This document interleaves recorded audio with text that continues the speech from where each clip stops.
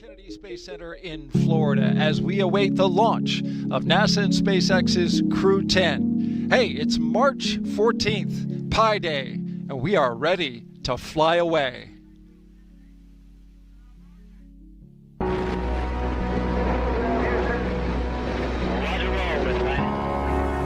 feel the liftoff. The clock has started.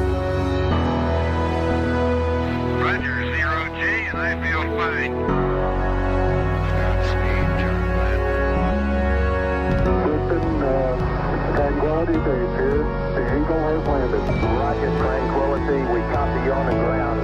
New possibilities are opening up for scientific cooperation between countries.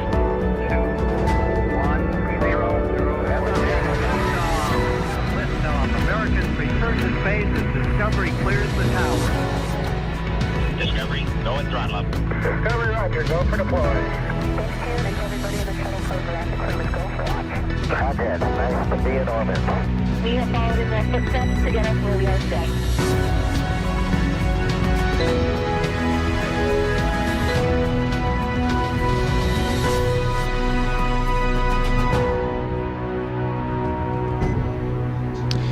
Good afternoon and welcome to America's Spaceport here in Florida. This is a live look at Launch Pad 39A at the Kennedy Space Center, where Crew-10 is in the process of suiting up for their mission. The second attempt, today's T0, is 7:03 p.m. Eastern Daylight Time. That's when a Dragon spacecraft sitting on top of a SpaceX Falcon rocket will launch them to the International Space Station. But as you can see now live on your screen, Crew-10 is getting suited up, ready to go, to continue their regular crewed flights from U.S. soil to station as part of NASA's Commercial Crew program. Hello and good afternoon. I'm NASA's Daryl Nail, and this is the official launch broadcast of Crew-10. And with me again on this second launch attempt to help commentate to what's happening this morning is NASA astronaut Jessica Meir. It is so good to have you back. Thank you, Daryl. It's a lot of fun. This is a nice second go after our dry run dress rehearsal the other day. So we're all excited to get this rocket off the ground today.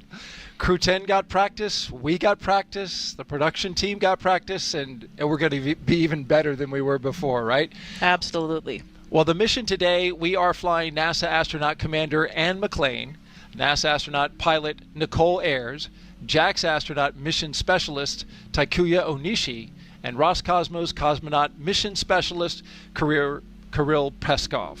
Today, the crew's ride to space is the Dragon Endurance spacecraft, its fourth flight to space, and all four previous, well, including this one, will have carried crews for NASA and one of your favorite spacecrafts, right? Yes, Endurance is one of my favorite Dragon names, and this is because of the affiliation with Shackleton's Imperial Trans-Antarctic Expedition. So Endurance was the ship that Ernst Shackleton used in that spectacular voyage. I love reliving these accounts of these early Antarctic explorers. Talk about some brave individuals. Oh. Endurance actually was trapped in the pack ice in the Weddell Sea, somewhere where I've actually done research. And that was in 1915. So a nice nod to those incredible explorers. Indeed, Endurance is a very fitting name for that ship and for the one that is flying today. As I mentioned, today is the second launch attempt for Crew-10. On Wednesday, a little background, NASA and SpaceX stood down from the first attempt after teams discovered a suspected pocket of air trapped inside the ground support hydraulic system used for the clamp arm that you can see there on your screen. It's at the very top of the rocket, holds it to the transporter erector. Yesterday, ground support teams successfully flushed that hydraulic system, and now it's ready to go for today's launch. And so astronauts took a little bit of a break while they did that procedure. Yeah, we were talking on the broadcast the other day, kind of wondering what they would do with this extra day off, and I was hoping they would have some good time for some R&R. You know, they were supposed to be in space, so essentially they'd done everything they needed to do. So they took a nice, I think they had a nice day relaxing and really accomplishing just that without that task list over their heads of all those last minute things you're trying to do before you go to space, hand over your phone, your email, and all of that. I remember that feeling well. So I think they had a good chance to relax yesterday. We hope so indeed, because it's needed. It's a long day getting to space, and they have a very long day ahead of them and a long trip to the ISS. So over the next 4.5 hours, we will walk you through this detailed pre-launch operation and show you all the action live as it's happening from the suit-up room through liftoff. But first, let's get some quick background on our wonderful co-host, Jessica Meir. In 2019, if you didn't know, she went on a spacewalk, and it was historic. It was the 221st spacewalk for Space Station Assembly and the first to be conducted entirely by women. Jessica Meir partnered with fellow astronaut Christina Cook to replace a battery-charged discharge unit. 2 years later, Jessica took on the role of astronaut support person for Crew-10, and there she is in jumpsuit number 38. She was responsible for helping the crew with anything they needed, including these documenting photos. She went all the way to the launch tower, in fact, as you see her there, as the astronauts went into their spacecraft. Meir has served as the assistant to the chief astronaut for the Commercial Crew program, but then also more recently, she rehearsed with the Artemis II crew, as you can see here, during an exercise at Kennedy simulating the crew's preparations on launch day for their mission to the moon.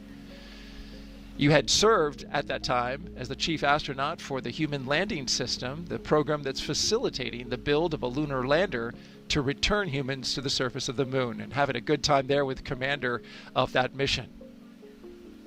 Yeah, that's one of the great things about this job, Daryl, is that we are always doing different things, ranging from helping our buddies that are about to fly to the moon to conducting our own missions. And it's such an exciting time to be an astronaut right now. I mean, as you can see, we have multiple programs. We're continuing on with this International Space Station program, continuous presence up there now for 25 years, getting ready to launch our first astronauts to the moon next year. So it is a great time where we have the opportunity to ride on many different vehicles.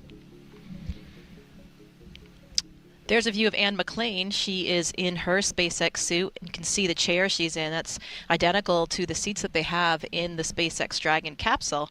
And they are probably getting ready now to conduct their leak checks. So we do this in all vehicles that we fly in, where we buckle into our seats, we get all hooked up like we would in the vehicle, and we pressurize the suits to make sure that they have good pressure integrity. So you can see Takuya Onishi there. Looks like his visor's already down. He's possibly already inflating, if not already up to full pressure there. So we're testing out all of these suits to make sure they have good integrity before we get in the vehicle. And let's talk a little bit about, there you see, that's fully pressurized, what the astronauts did in the time between we first attempted this liftoff on Wednesday to today's attempt. And you can see there, I hear that this beach house here at the Kennedy Space Center was part of the plan. Yeah, that is a beautiful view of the beach house. I've been fortunate enough to have been there a few times in my career as an astronaut, and it's really historic. It was actually built back in 1962, I think, acquired by NASA in 1963. At the time, there were other houses around, but those actually were relocated. I think you have some personal history with that, right? Yes, Darren? yes. One of them was relocated and came into possession by my aunt, who bequeathed it to our family. But yes, it was over on Ransom Road. It was sold by NASA to a family, or to a previous family member, or I should say somebody who sold it to a family member for $1,000. Oh, what and a it deal. cost $4,000 to move it. But look at that glorious shot right there. It is a spectacular location. My house was moved, but this one got to stay. Yeah, that's right. And the astronauts now use this regularly when they have any downtime for their missions. And we've been using it since the 60s. So a lot of history there. There's a lot of astronaut memorabilia in the house.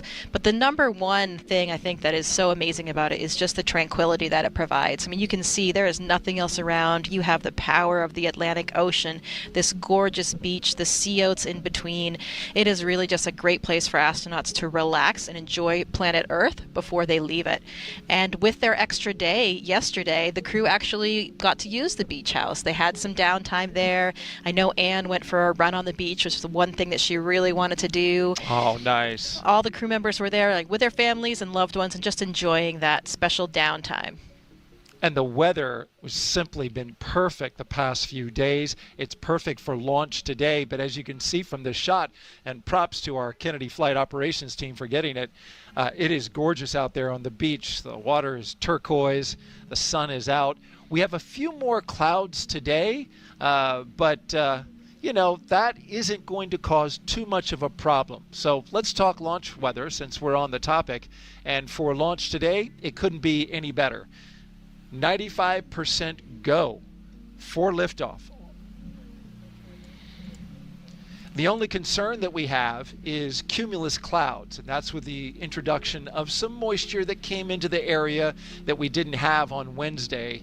A little bit of influence. We got some southeast flow, so it shouldn't be too much of a problem again by the fact that we are 95% go. Back into the suit-up room we are, as we see Anne completing her pressure check, and now she's up and on her feet. Before the astronauts got into the suit-up room, a number of things had to happen. They had to get their medical checks. They got a briefing from SpaceX and NASA before walking out here, but more importantly, they had to get breakfast, and I heard it was a delicious one. It was. Anne reported that they had French toast this morning, among some other items. I think we may even have a picture of that. We do there indeed. It is. There it is. So I think they had a very, very delicious breakfast prior to getting out here today. People are very curious about what the astronauts like to eat right before they get into a spacecraft, so thank you for getting us that crystal clear image. Yeah, and last night they had another ultimate dinner. We talked about the one on Wednesday. This one was, last night's was butter lemon chicken with mashed potatoes and green beans. Anne said it was very delicious.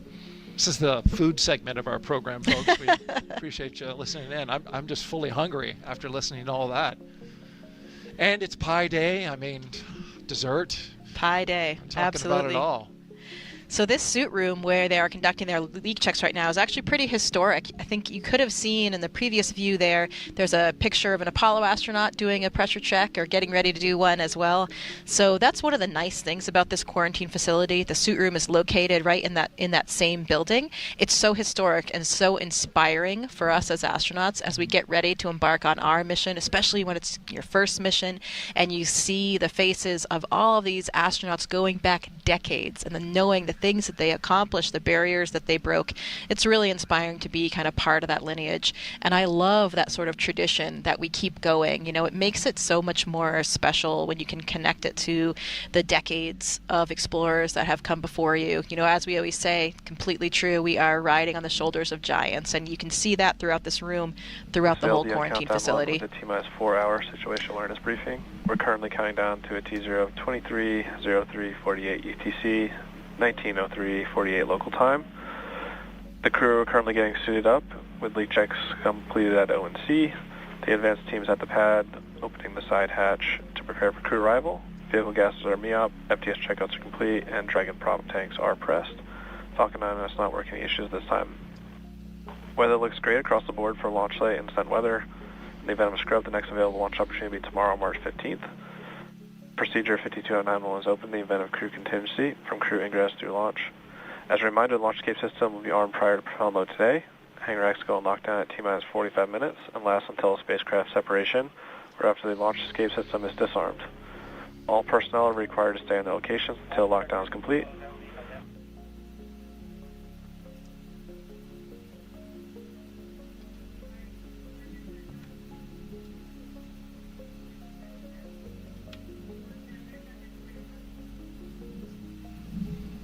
MD on countdown 1D and report on Dragon Health.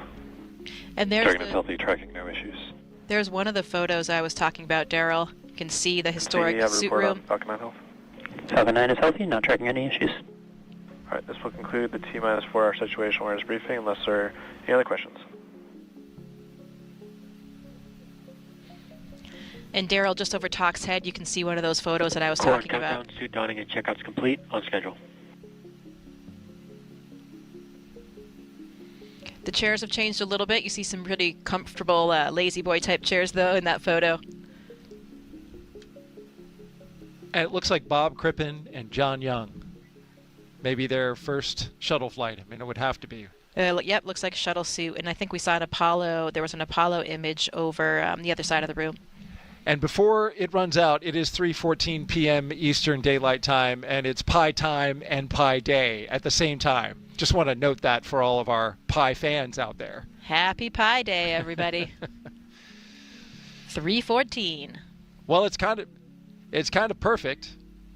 This is the image you were talking about.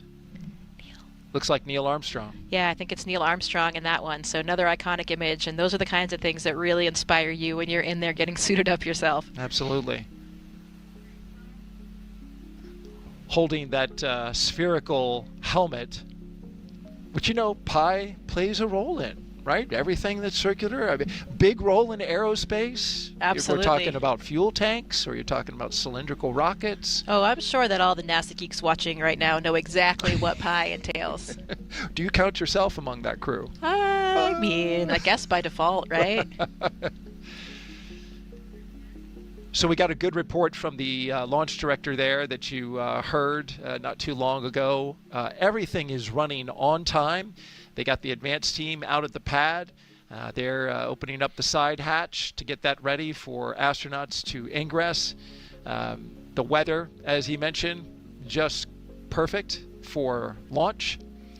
Weather is good also in the ascent corridor, an area that runs up the eastern coast along the Atlantic. Conditions are good as there in case the Dragon needed to come off the top of the rocket in the case of an emergency and then splash down along that ascent corridor trajectory.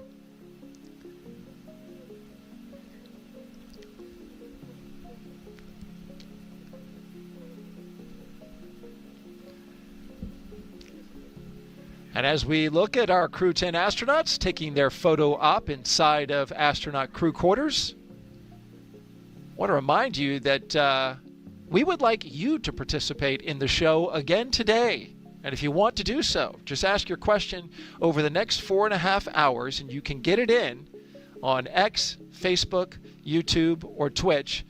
Send your question with the hashtag AskNASA. And we look forward to looking at all those questions and funneling them in to Jessica Meir, who has a rich experience in spaceflight, along with her current training as an astronaut.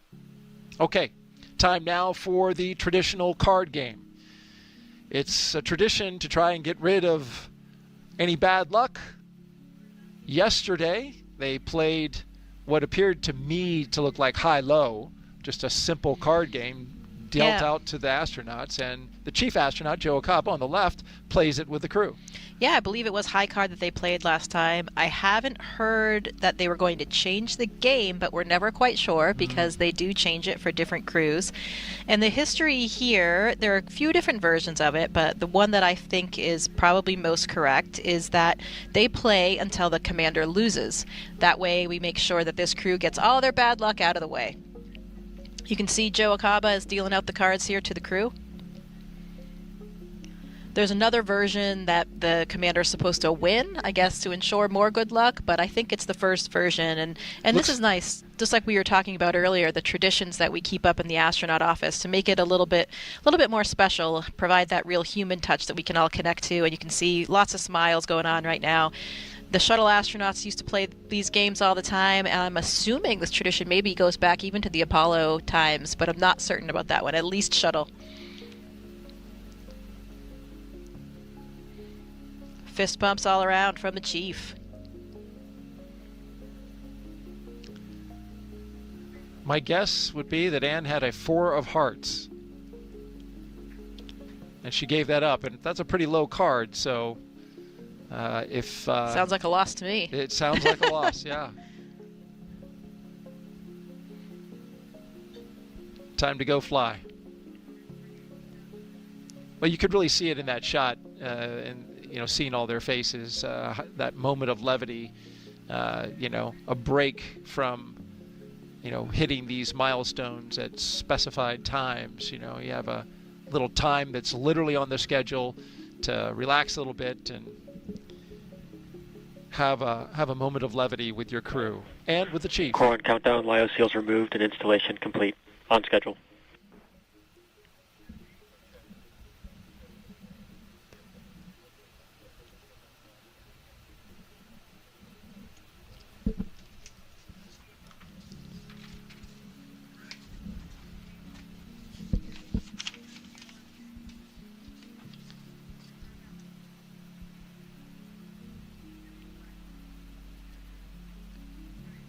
Coming up next for the astronauts, they will walk out of the crew suit-up room, but they will do so at the specified time. While we are out at the pad, I want to talk about something that is new for this mission. After the long-duration mission is complete for Crew-10, they will be the first NASA commercial crew mission to target a return splashdown in the Pacific Ocean. NASA and SpaceX have been working together toward the certification and readiness for Dragon recoveries on the West Coast. Since 2019, Dragon recoveries have primarily occurred off the Florida coast, as you see here. SpaceX is moving Dragon recovery operations to off the coast of California now to allow Dragon to complete its deorbit before safely jettisoning the trunk over the Pacific Ocean, comparable to the first 21 Dragon missions. Crew splashdown locations are on the map that you see here, near Los Angeles, Oceanside, and San Diego. The recovery vessel Shannon will be stationed in Long Beach, California, to support the new operations.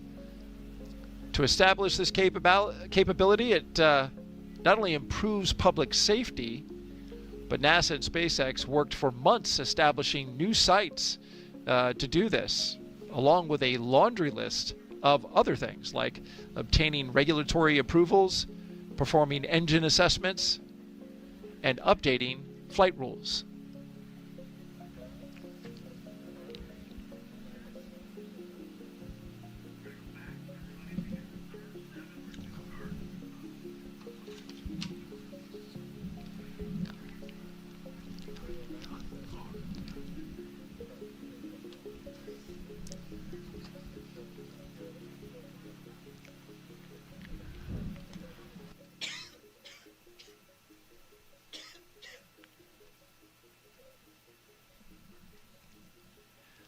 While we have a moment as we orbit Launch Complex 39A with the Falcon 9 rocket and Endurance spacecraft on top, let's take a closer look at today's crew.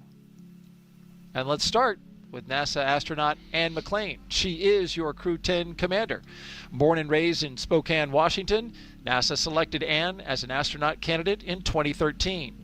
Crew-10 will be her second space flight after launching aboard the Soyuz MS-11 in 2018 and serving as flight engineer on the International Space Station for Expedition 58 and 59. In total, she spent 204 days in space and completed 2 spacewalks, totaling 13 hours and 8 minutes. Anne is a West Point graduate and colonel in the U.S. Army, a highly decorated Master Army aviator. Anne has more than 2,000 flight hours in 20 different aircraft. Anne is also an avid rugby player and former member of the USA Rugby Women's National Team. She currently lives in Houston, Texas, with the rest of the astronauts.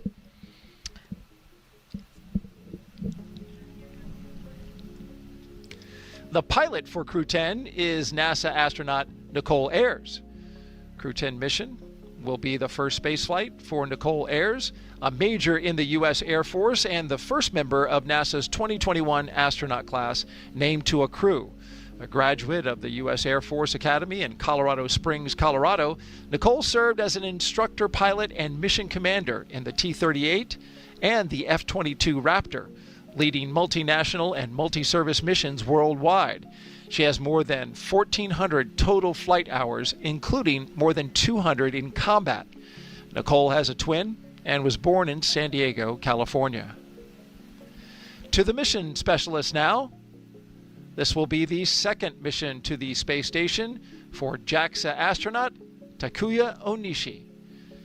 After launching aboard the Soyuz MS-01 mission in 2016 and spending 113 days in space as a flight engineer for Expeditions 48 and 49, Onishi received a Bachelor of Engineering degree in Aeronautical and Space Engineering from the University of Tokyo, and soon embarked on a career in aviation with All Nippon Airways in Tokyo. He was selected as an astronaut candidate by JAXA in 2009, and during his stay on the space station, he became the first Japanese astronaut to capture the Cygnus spacecraft in space. When he's not training, Onishi enjoys flying, playing the saxophone, movies, and hiking. And last but certainly not least, this is mission specialist and Roscosmos cosmonaut Kirill Peskov. It is his first trip to space. Before his selection as a cosmonaut in 2018, he was a co-pilot on the Boeing 757 and 767 aircraft for Russian Airlines. Assigned to a test cosmonaut in 2020, he has additional experience in skydiving, zero-gravity training, scuba diving, and wilderness survival.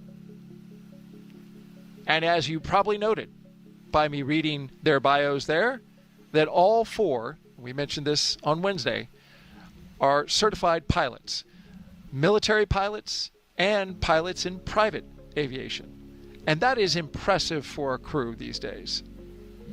Yeah, and it certainly is that we have all four pilots, and I like how you highlighted that. You know, we have 2 military pilots, 2 commercial pilots. It's something that the crew talks a lot about. I think it really helps them in their communications. You know, they all already speak the same language, and a lot of them, each of them have really remarked upon that. It kind of gives them this really synchronous way of communicating, and they're all in lockstep with each other. I think that helps them operate very efficiently together as a team. I know it has throughout their training, and I know that will carry over into their vehicle and on the International Space Station as well.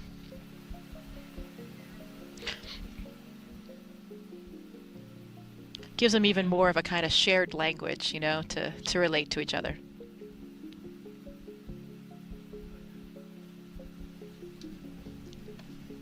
And so for these 4 pilots, how long have they trained together for launch, and how much training does that involve?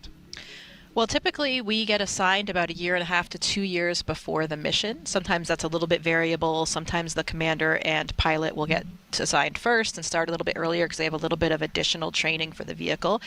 But about that amount of time, and that is when, you know, we're doing everything from vehicle to space station training.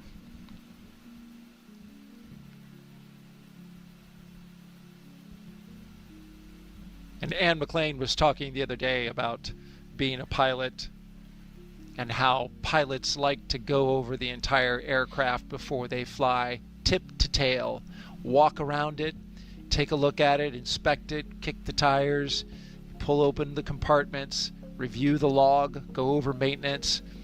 But that's not something that can be done by the NASA astronaut today. You guys rely on a support team, hundreds and hundreds of people, if not thousands, across NASA and SpaceX to get ready for this moment. Yeah, that's a huge part of the process, and it's something that we become accustomed to, where we get to know these teams on a personal level. We know the people, we get to know the hardware, and through this very intensive training regime that we have, we develop a lot of trust in both the hardware and the people, all the ground teams that are keeping us safe. We know that safety is NASA's and SpaceX's #1 priority, and so you develop this camaraderie with the people. You know that everyone is ensuring safety in everything that you do from launch day, and really watching every minute of the day on the space station to make sure things are operating correctly. So yeah, as Anne kind of mentioned, for these pilots it's a little bit different, where, you know, they have really put their eyes on every piece of hardware and checked it on their own. Now they're using that trust that they have. But thankfully, to the way that we operate, the incredible relationship that we have with the SpaceX team, we have that level of trust and integrity between both partners, and we know that they will be watching all those factors, and that's a good thing, because as an astronaut we have so many different things. We really have to compartmentalize our brains. We're switching back and forth between a spacewalk training and then doing a spacewalk, capturing a vehicle using the robotic arm, fixing the toilet on the space station, and then doing an experiment. So we're doing so many different things all the time. There's no way that we can be experts really at any one. And so you become this kind of dabbler, a dilettante on all of them. And what you do is rely on all the people on the ground to help you through that process and make sure that everything goes as smoothly as possible.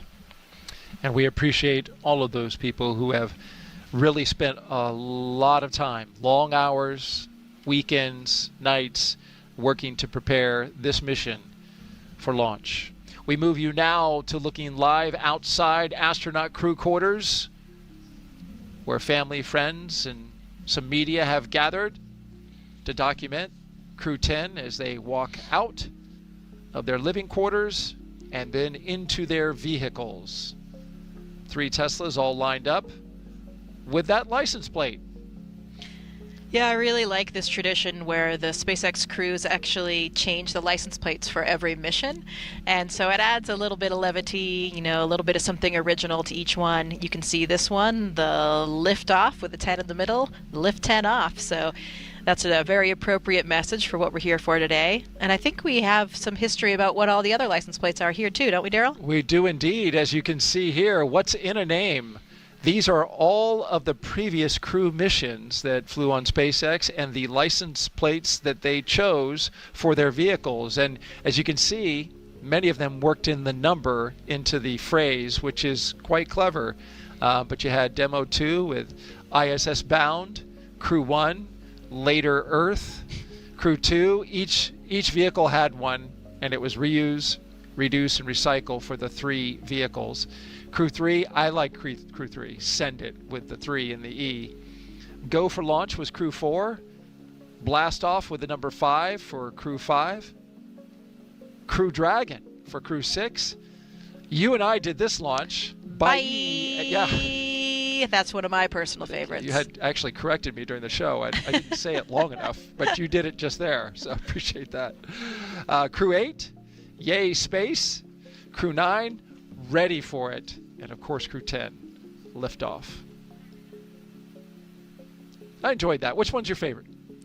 I would say I'm partial to Crew-2 because I was the astronaut support person for that one, and also I'm quite an environmentalist at heart, so the reduce, reuse, recycle was one of my favorites. But then the bye. Oh, yeah. Okay. Well, let us know what you folks think, what your favorite license plate is. And remember, you can also ask Jessica questions. Hashtag AskNASA. Send it into our platforms on Twitch, Facebook, YouTube, and X. And as a matter of fact, we have a question for you right now. So let's take it. Pablo Moisem asks, each astronaut must have a personal routine before a launch. Do scrubs make them rethink it, make little adjustments, order a different meal, alter the playlist, or do they faithfully stick to their pre-launch routine? Kind of a nod to I think of athletes and baseball players who have a very specific routine because many of them are, worried about things like that. You want to have the lucky charm, so to speak. Yeah, Pablo, I think that it really does depend on the individual, but I think probably more than likely most people stick to that tradition. As Daryl was just kind of mentioning, you get a little bit superstitious about that. I know that's something that I really did all through the last 12 years of training. I eat the same thing the night before I do training in the spacesuit. Really? Very recently, I guess I've become sort of old and crotchety, but I sometimes don't do it anymore, but I was always religious about it. So I think probably they're sticking to those traditions, probably not changing the playlist or anything like that, though as we did mention, they did have a different meal before. They had that butter lemon chicken last night, whereas before Wednesday's attempt they had fajitas. So steak fajitas, right? I think so. They think they might have a mixture. But yeah, so it depends on the individual. I'd say more than likely they're keeping most of the same traditions. Great question, and thank you for sending that, Pablo. We've got another one. And I'm going to apologize in advance if I get this name wrong. But Anne Modzalewski asks, I know that the astronauts are in excellent health, but has there ever been research done with someone who is in not perfect health to see how zero gravity affects different diseases? Yeah, good question. I mean, generally, we do need to be in good health. That's very important to the mission since we wouldn't have direct access to all the medical resources or a hospital, if something happened. Though we are very adequately staffed on the International Space Station in terms of supplies that we have for any medical emergency, and the fact that you're really not that far away from home. So you could be on Earth back in a few hours if you had a major medical situation. Of course, that won't be the the same when we go back to the moon and to Mars, and so that's when we need to think about being a little bit more autonomous. But about studying different diseases, that is something that we do all the time on the International Space Station. Not directly through an unhealthy astronaut or person, but with a whole suite of biological, physiological, and medical experiments that is designed precisely to understand more about disease states back on Earth. For example, there are a lot of parallels with osteoporosis or muscle wasting diseases on Earth with processes that happen in space. And really what happens, space is kind of like an accelerated aging model. So we can study bone cells, we can study muscle cells, we can study our cardiovascular physiology on board and get that data to use not only just for the future of astronauts in space, but also with all of these disease applications that are really direct in many cases back to help improve the lives of patients back down on Earth. Well, I was excited to go to space until you said it accelerates aging. But I had heard that, and I thought that was interesting. Temporarily, yeah. It depends on the system, and it depends on the effect. But, for example, one of the experiments that I participated in when I was there it was called vascular echo, and there's a follow-on vascular aging, and it's looking at blood vessels in the human body. We use the ultrasound on board the station to look at what's happening in these blood vessels. And what was found on some of these previous studies is that the blood vessels actually get thicker and stiffer, the walls of the blood vessels, equivalent to about 10 to 20 years of aging in only a 6-month time period. So really important that we understand these kinds of things and start unraveling the mechanism behind it so that we can keep astronauts healthy. But then, as we just mentioned, a lot of corollaries to aging back down on Earth as well. You're looking live now down the hallway towards astronaut crew quarters in the suit-up room where the astronauts will turn the corner, walk that hallway, get into an elevator, go down to the ground floor and pop out those doors before walking to their vehicles and having a few minutes of time to spend with the people who have gathered there. Special guests, VIPs, family members, loved ones, and the press. And we can see in the middle of the screen, I do believe we have our acting administrator, Janet Petro, there. Yeah, I see Vanessa Weish as well. She was very recently the director of the Johnson Space Center, and now she's the deputy for the administrator. Yes, there is Vanessa on the right side of the screen. And Janet Petro, currently blocked by the fellow there in the blue suit. But Kelvin Manning, I see him in his Crew-10 shirt, or Crew-10 cap, rather. Yeah, and he's acting director of KSC right That's now, right. Where we are. Kelvin, great guy, interacts with us as crew members quite regularly whenever we're out here.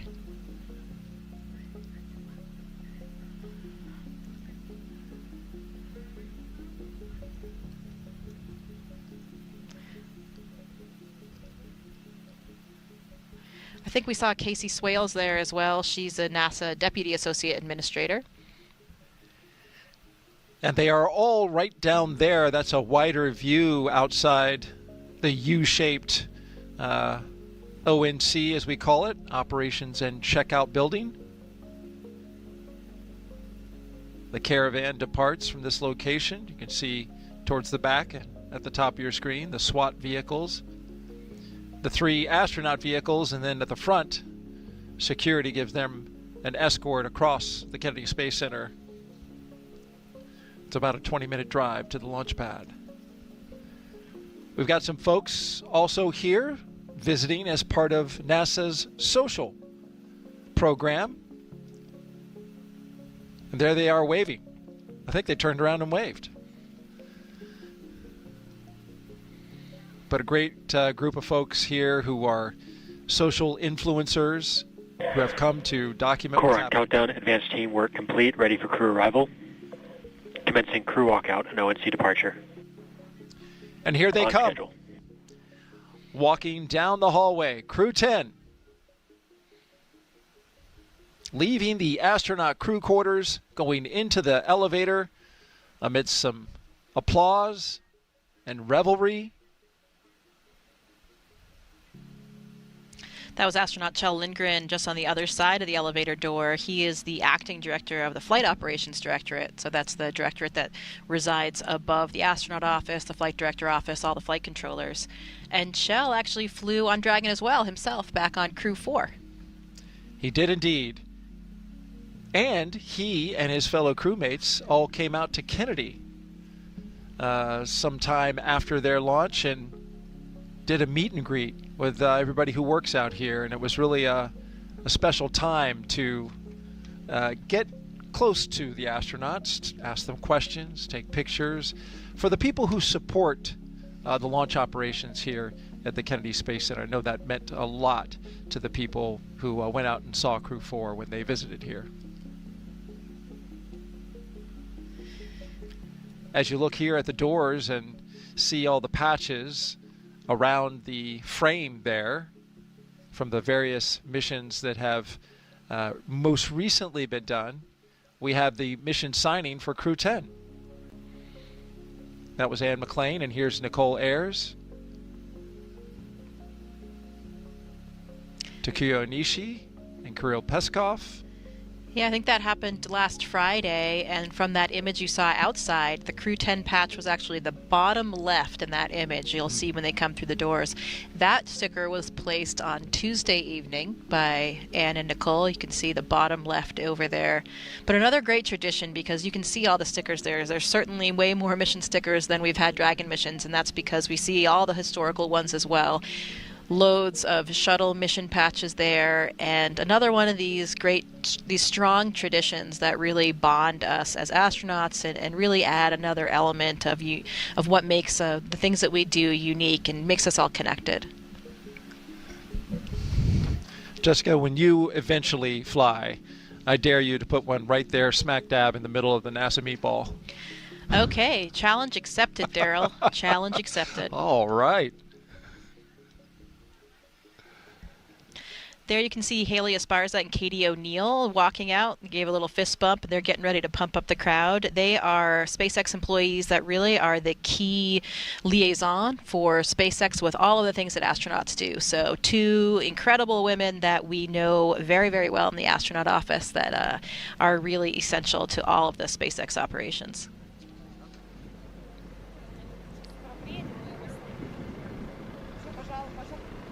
And we are getting close, less than 90 seconds before walkout. Officially happens at T-minus 3 hours and 20 minutes. So among the crowd, we mentioned some of the VIPs earlier, and then we have a few loved ones there as well to see the crew off. So that last moment to wave to your spouse, to your kids, to whomever you have there supporting with you. And another special moment right before you get into those vehicles and make your way to the launch pad. And here they come. Crew-10 taking their first steps outside as they prepare for their journey to the International Space Station. From left to right, Kirill Peskov, Nichole Ayers, Anne McClain, and Takuya Onishi.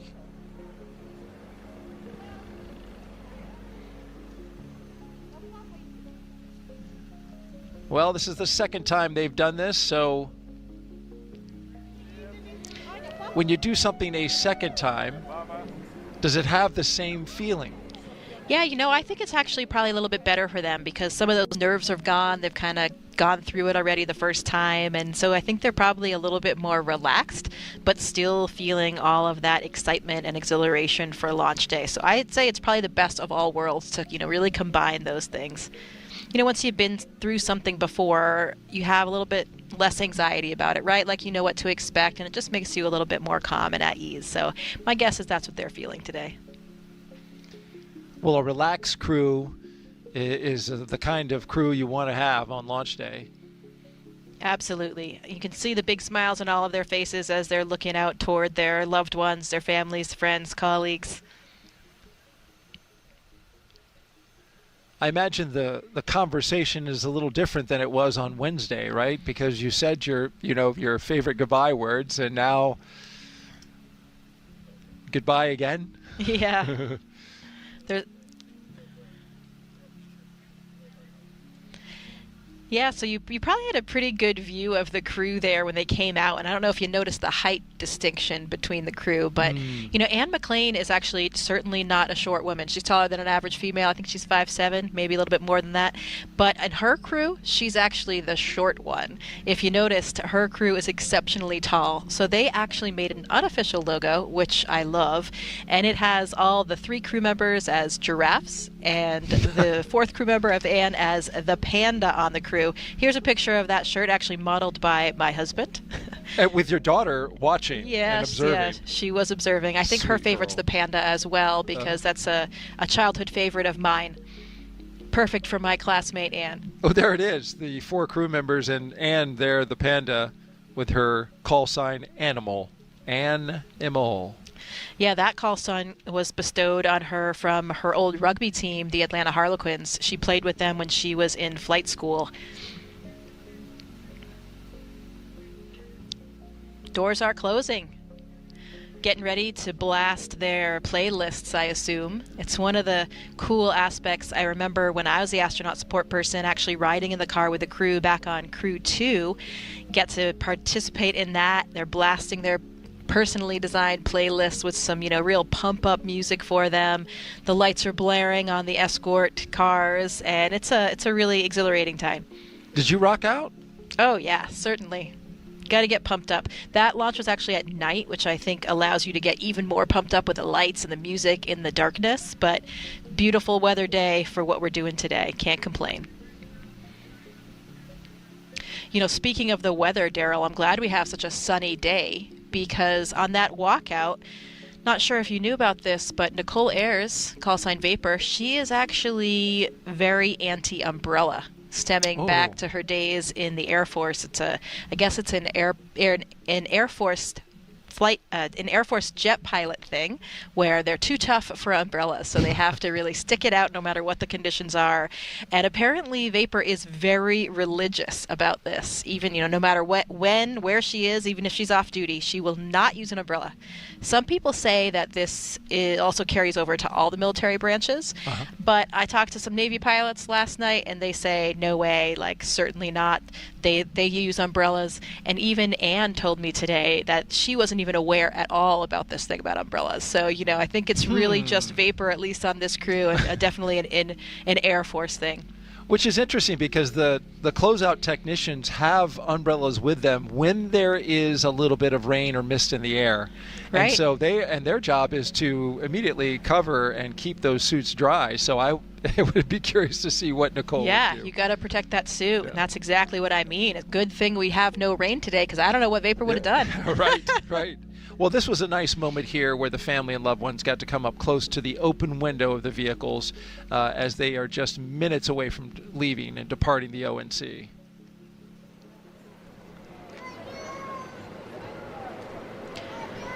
In the first vehicle, you've got the closeout lead and 2 suit technicians.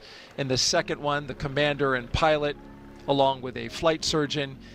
And in the third, the 2 mission specialists. They're getting a wave out the window as they drive off.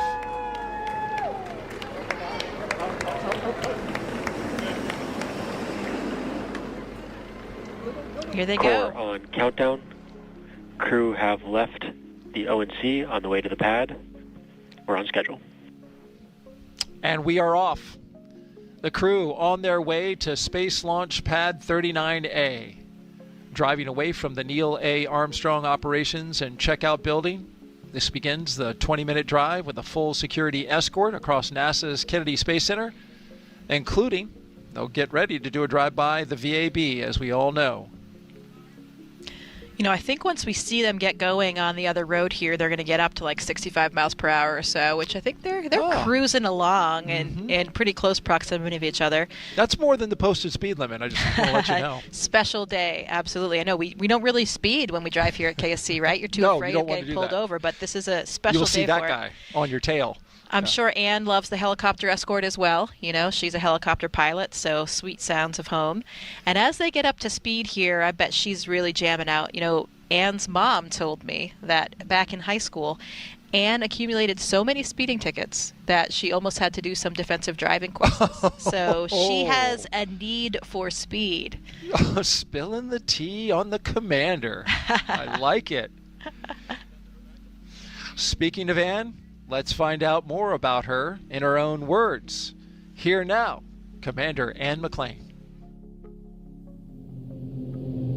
When I get asked why we explore, oftentimes I think, what would our society look like if we didn't explore? What would our society look like if we didn't ask what was over the next hill, what was across that ocean, and for us now, what's beyond our planet? My name is Colonel Anne McClain, and I'm the commander of NASA's SpaceX Crew-10 mission to the International Space Station. I was 3 years old when I first told my family that I wanted to become an astronaut, and I'm fortunate that no one of my family told me that it was impossible to do. They all said, that's going to be a lot of work, and they were right.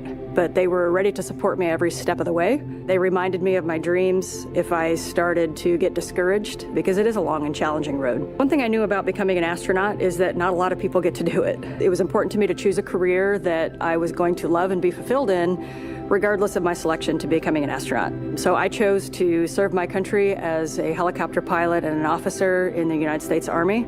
I still am an active duty officer in the Army. It's something that brings me a lot of meaning to be able to serve the American people in that manner. And it's something that I would be doing still every day if I was not fortunate enough to wear this blue suit. This is my second flight to the International Space Station. I think on your first flight, there's a lot of unknowns, right? You don't know how it's going to feel to go to space. You're very focused on making sure that you know your stuff. On this flight, as the commander, I'm really focused on building a cohesive crew. So over the last year and a half, I've had the pleasure of working with my crewmates on Crew-10, Tak, Nichole, and Kirill. We've shared a lot of meals together, we've traveled together, we've done some tough sims together, and they are three very special people to me. And now we get to go launch to space and do this incredible mission with our good friends. The International Space Station is a proving ground for a lot of technologies for deep space exploration, but it is also a national orbiting laboratory where the U.S. can work with universities, research labs, other countries to develop things that benefit us on Earth, everywhere from cancer research, Parkinson's research, materials research, and at the same time, we're looking at the things that we're going to use on Mars and future moon missions. In my career at NASA, and especially on my first space flight, there were certain moments that I had, like when I came out of the hatch on my first spacewalk, where I realized we are operating at the edge of what humans are capable of. And that is such a special moment. I think it's that intersection of the magical and the technical, where I can look across the amazing beauty of the Earth, but I can see also this amazing creation, the International Space Station. And it doesn't belong to me or to NASA anymore, that it belongs to every single human on Earth. It's our platform to figure out how we got here, where we're going in the future, and the context in which we live. Our goal is to be a beacon of hope for all of humankind, so that people can look and say, this is what we can accomplish when we work together. The next member of Crew-10 we'd like to hear from now is pilot Nichole Ayers. Space exploration is so important for humanity. You know, we learn so much as we get further away from Earth. Every time that we make a further step, we learn something and we learn how to adapt, and that is so important to humanity. We are explorers, each and every single one of us. My name is Major Nichole Vapor Ayers, and I am the pilot on NASA's SpaceX Crew-10 mission to the International Space Station. As a little kid, I always wanted to be an astronaut from the time that I was about knee-high. Growing up in Colorado really inspired me to go explore. I loved exploring in the mountains and learning how to camp and hike and live in a weird and exciting environment. Growing up as a twin is probably my favorite part of growing up. You have this built-in best friend to get in trouble with, to go exploring with. We grew up right there in Colorado Springs. We got to see the Thunderbirds fly over the Air Force Academy every year, which really inspired me to become a pilot in the Air Force. I always had an affinity for the sky and for space. Being next to the Air Force Academy kind of was the natural path for me. So I was a very serious little kid who set my goals really high and worked really hard and never got bumped off that path. I got my wings in August of 2014, and then I flew F-22s in Alaska, got to do some great flying up there in the mountains. I had a no-notice 6.5-month deployment. From there is when I moved down to Houston to start my job as an NASA astronaut. Crew-10 is a group of pilots who are going to space together to execute science and maintenance. We are about to launch to the International Space Station for a 6-month rotation aboard the orbiting laboratory. We've got a great group of humans who are funny and caring and kind and also wicked smart and capable and efficient. Our major goal is to get to the space station, execute the mission as well as we possibly can, and then come home still funny, kind, and caring about each other. Doing science in space is so important because here on Earth, there's gravity and it's a force that holds things down, and in space we can remove that force. And so we get a glimpse into processes and forces and structures that are too small or too weak and they can't actually flourish here on Earth. Long duration spaceflight is so important for human research to figure out how humans adapt and what happens to your body in microgravity. We get to learn how hardware and plants react in space, and we get to put them in this environment that's pretty harsh. You know, we're outside of the atmosphere, and now we don't have the protection of the atmosphere. What happens to those things, and how do we fix them, and how do we better prepare our people, our hardware, our food, our water systems for that deep space exploration?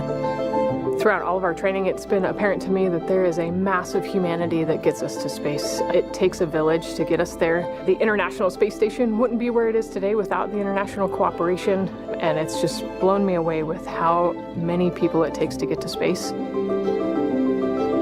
From Crew-10, we just want to say thank you.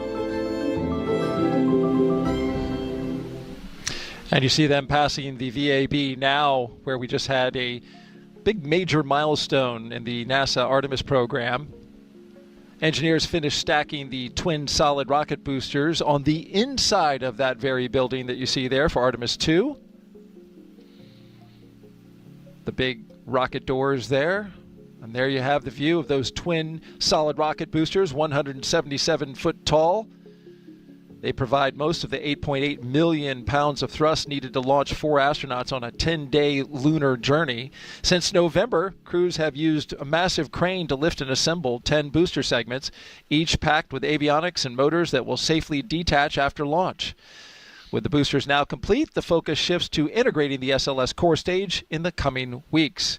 Artemis 2 will carry NASA astronauts Reed Wiseman, Victor Glover, and Christina Cook, along with Canadian astronaut Jeremy Hansen, on a mission around the moon.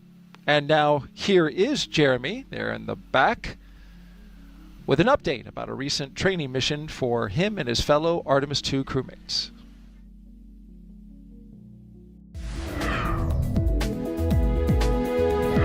Hey everyone, I'm Canadian Space Agency astronaut Colonel Jeremy Hansen, mission specialist for the Artemis 2 mission. I'm here at the Johnson Space Center here in Houston, Texas, where we normally do most of our training. But every once in a while, we like to change it up a bit. Reed, Victor, Christine, and I recently spent several days in Iceland trading in our spacesuits for hiking gear to study its geology and surroundings. Why Iceland? Well, as you can see, it has a similar landscape and terrain to the moon, with various volcanic rocks like basalts and breccias, and has limited to no vegetation. The Nordic island has been a lunar training site for NASA astronauts since the days of the Apollo missions. My crewmates and I teamed up with scientists and geology experts to explore the huge boulders, formations, and volcanic craters across the lava fields. During our journey, we stopped at various spots to discuss what we observed. Some of the really fine material is compacting into what's like the glue holding this together. And even tested different types of tools to collect rock samples. Although we won't be landing on the moon during our mission, this field work and navigation practice will allow us to make informed observations when passing the lunar surface and pave the way for future Artemis crew training. And that's your Artemis Moon Minute. For more Artemis updates, scan the QR code on your screen that you see right here. There it is. Scan that QR code or visit nasa.gov/Artemis2 to get the latest updates as we get escorted across the Kennedy Space Center. Security leading the way. There they go. They're up to top speed now, I bet. You got a little construction they're coming up on, but and it's a two-way road, but there's no problem there. They've already pre-cleared it for them to go by. Another interesting note that we get to see when we have a daylight launch is those crawler tracks that you see just to the top of the screen. You know, those two rock-bedded crawler tracks, that's where the SLS rocket and Orion spacecraft will slowly march its way out to the launch pad, the giant crawler transporter. There's river rock down there, just a massive track of river rock that allows, there's a great shot of it, that allows the crawler transporter to carry many, many millions of pounds of Artemis hardware out to the pad. Special rock, too. I think it's from Tennessee or something. It is. Yeah. It is. Riverbed of Tennessee. It's known for its qualities of low friction. So it doesn't spark or build up heat as much as some other rock. So it was chosen for that very reason. Nice job. Luckily, no alligators out on the road today, because that does happen from time to time. It does indeed. Alligators, wild boar. And this is always my favorite. You have a rocket in your front windshield. Say, hey, I'm getting ready to fly on that. There it is. There it is, guys. There's our ride. Yeah, definitely an exhilarating feeling right now as they're coming up that incline in view of their rocket. It's getting real right now, Daryl. Yep. It's getting real again. Again. You know, like you said, more clouds today, but they're really gorgeous in that image that we just had there, aren't they? Make for some spectacular photos, I think, of a liftoff. Absolutely. And we have lots of press out here, very talented photographers who document the launch and the Core liftoff. on countdown. Crew have arrived at the pad on schedule. I'm always amazed at how they're able to incorporate the environment around the rocket as it's flying, whether it be a moon or a cloud. They do a great job, and we enjoy their imagery. Let's pick back up with finding out our crew and learning about them firsthand. Up next is JAXA astronaut and mission specialist Takuya Onishi. He is one of the Crew-10 mission specialists. When people are born, they naturally want to explore their environment. That's how we expand our world, and that's how we find something new, advance our technology and civilization. My name is Takuya Onishi, and I am a mission specialist for NASA's SpaceX Crew-10 mission to the International Space Station. I was born in Tokyo, in Japan, and I grew up mostly in the west part of Japan. My family moved our locations so often, so that experience actually helped me to get used to a new environment quickly and comfortably. I have always been interested in space since my childhood, but I never thought I would actually become an astronaut. I chose to become a pilot. I think I was very lucky because the experiences as a pilot of a commercial airplane really helped me to go through astronaut selection process. Space is hard, very challenging, sometimes unpredictable, and there is no 100% guarantee of success. And that's why I think cooperation is the key to success. Each country, each crew member, each agency, each company brings its own expertise and its strengths in order to be able to cooperate as a team. And I hope our Crew-10 mission becomes one of the best models of that cooperation.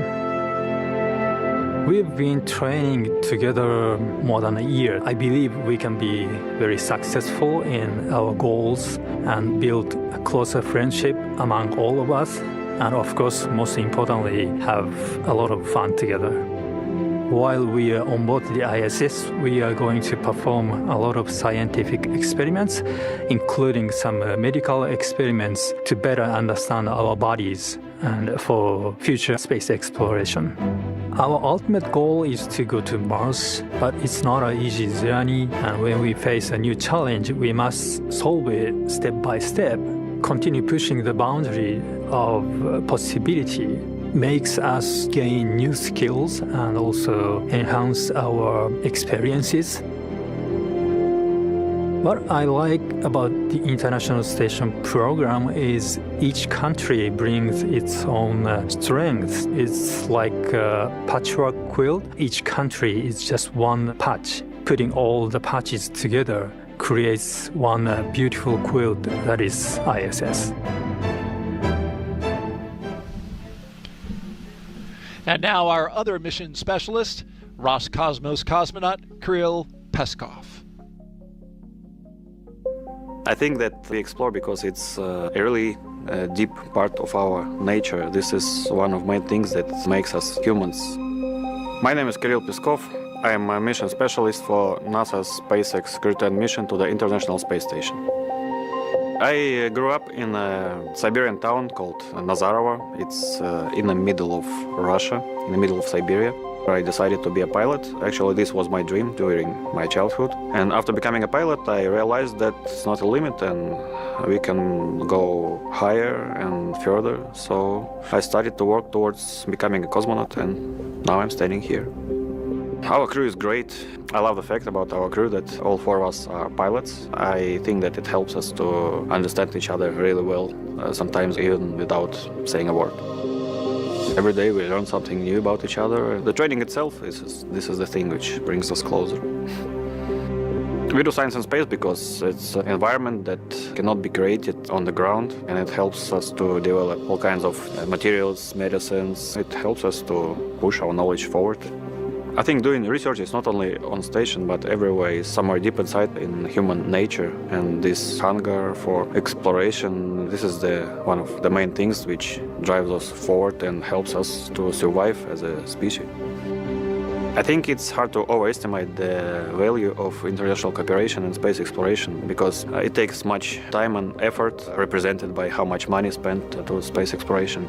So like more people and more ideas we have, faster the exploration goes and safer and better our life on Earth becomes. I love the space exploration because it's the endless process.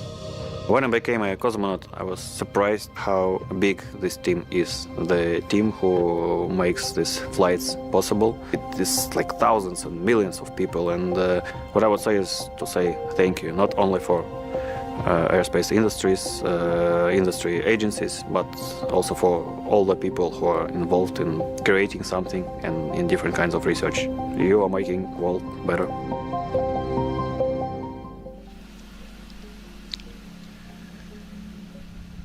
Back live now at the launch pad as your commander and pilot walk towards the elevator after taking a look at their rocket for the second time. Heading up the launch tower.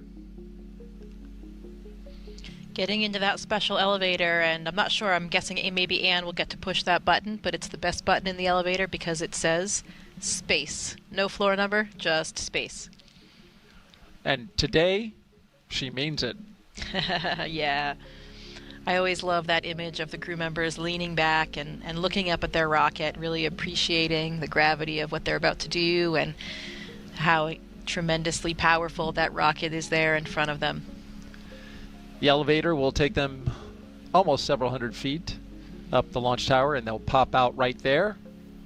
And then they'll have to walk a couple flights of stairs to get to the very top where the crew access arm. Of course, this is historic hardware here, this launch infrastructure, as the elevator doors open. That was a fast ride. There they are. A little wave from Anne McClain. Almost at the rocket. Still some stairs to climb. That's right. The last climb.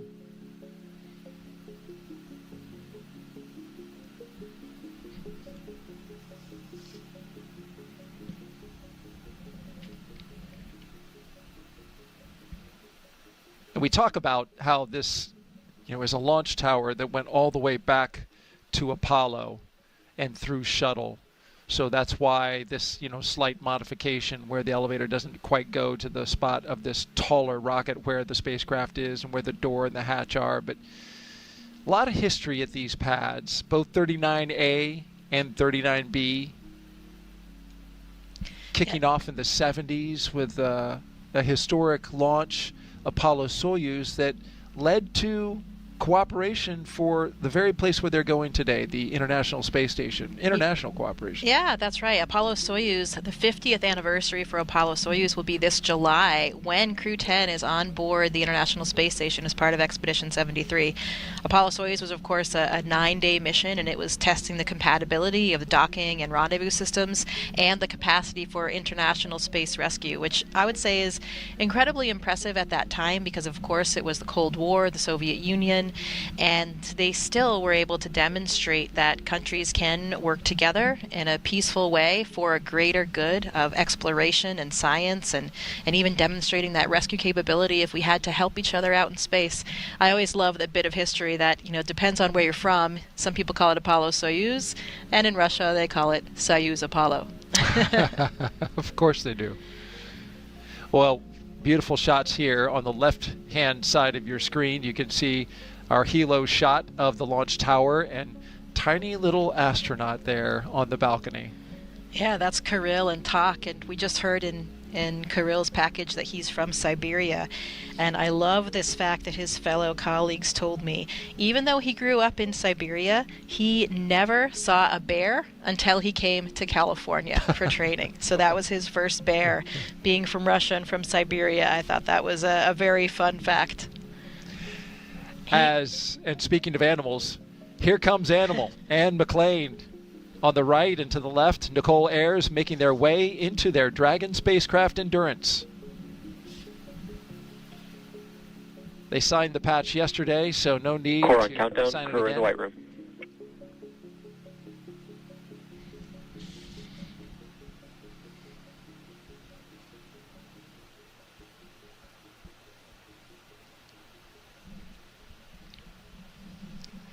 Our 2 mission specialists now ascending the stairs, right behind the commander and pilot. And another commander coming up the stairs, since Tak will be the commander of the International Space Station once they arrive up there. So excellent experience for an experienced crew member like Tak to be in charge of the space station. And it's a really nice transfer of controls from Anne McClain being the commander of the vehicle and then handing over to Tak, really giving both of those experienced astronauts a chance for leadership and a commandership. And how can you not do what they're doing right now? Take in that view. Look out over the railing and just see what a beautiful Florida day it is. It's an incredible view from up there. Usually a little bit windy, but man, every time I've been up there looking out, you can see the whole coastline, all the other launch pads, the VAB, really the entire Space Center, and it is simply gorgeous. Maybe that wind is why one of them is standing a little off from the rail. Yeah. Kirill is actually no stranger to the U.S. either. He actually he was an exchange student in high school in Texas, actually. And there was a great story there. He went to the Johnson Space Center when he was here in high school, and he had some photos, some memorabilia from JSC that he had hanging up in his room when he was a high school student. And his host family in Texas is actually, I think they're still here. I know they were here on Wednesday for the launch. I'm assuming they stayed as well. So really cool connection for him. That is very cool. Core on countdown, crew ingress started, on schedule. And they'll ingress the crew one at a time, being very careful when they step over that seal that surrounds the hatch. Very important to keep the environment inside. And here come our mission specialists down the crew access arm. Takuya Onishi and Kirill Peskov.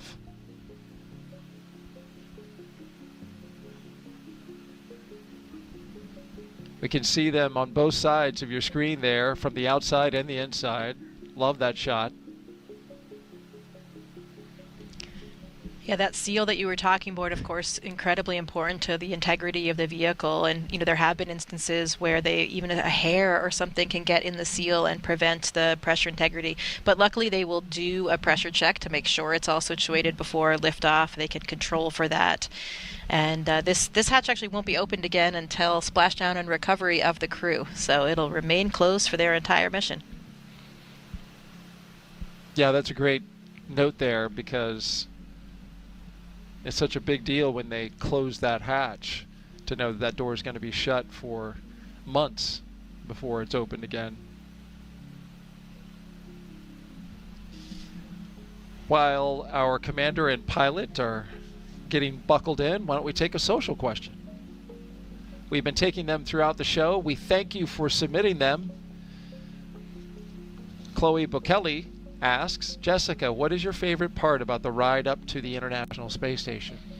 Well, it is an incredibly dynamic ride. As you are launching in any rocket, I launched on the Soyuz rocket and the Soyuz capsule, so different than what we're seeing here today. But all of those launches involve, the accumulation of the G-forces. You especially feel that kind of kick in the pants when the different stages of the rocket detach. But I think my favorite part was, only about 8 minutes, then you're in space. Everything in the capsule starts kind of lifting up, even anything that was on the floor, little bits of dust or anything that was dropped. Your pencil, your arms start lifting up, and everything is weightless. And I remember looking over at my crew. Oleg Skripochka, my commander, he had flown before, so it was familiar for him.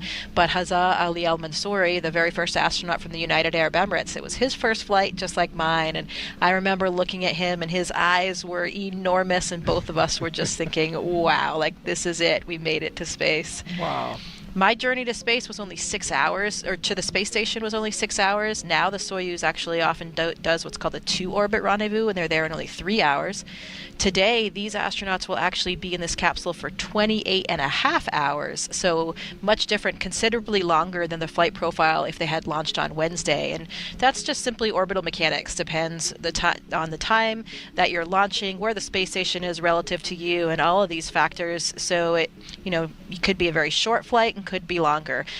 Really, that just kind of showing they'll have quite a bit more time to acclimatize to weightlessness. They'll probably have some really incredible views to look at, whereas, for me, it was all very, very fast. I never even got out of my seat. How about that? But they'll actually have a sleep period up there. They'll get out of their seats and suits pretty soon after they're in space. They'll go to bed for a while, and then they'll try to, get some rest and then wake up refreshed for the next day when they will be docking to the space station. Yeah, I imagine that is something to really, there's something challenging about getting some sleep after you just launched to space in a spacecraft. Yeah, for sure. I haven't had to do that yet, but I do remember when I got to the space station, you were pretty exhausted. It's a very long day, but your head is just going through so much. You have this whole new mapping of new neural networks as you're starting to navigate in a three-dimensional volumetric way of space, and it is very, very stimulating. I think my memories of those first few days are a little bit hazy just because of that. So it'll be interesting to see. I know we talked about that a little bit on Wednesday with Anne and Tak, both experienced astronauts. Generally we see the veteran astronauts emerge and they look a little bit more graceful. I think because they've already had those neural networks formed.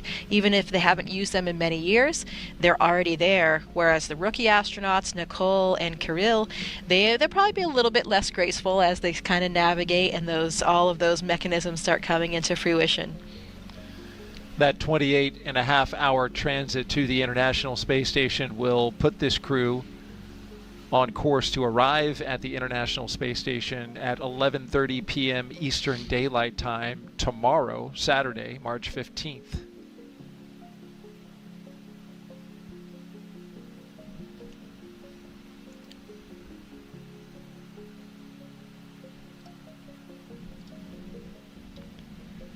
Let's take another social question now, Jessica, as we have all 4 crew members inside the Dragon Endurance now as they're getting settled in.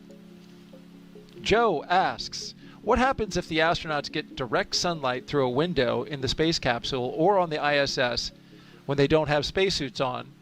regarding radiation exposure.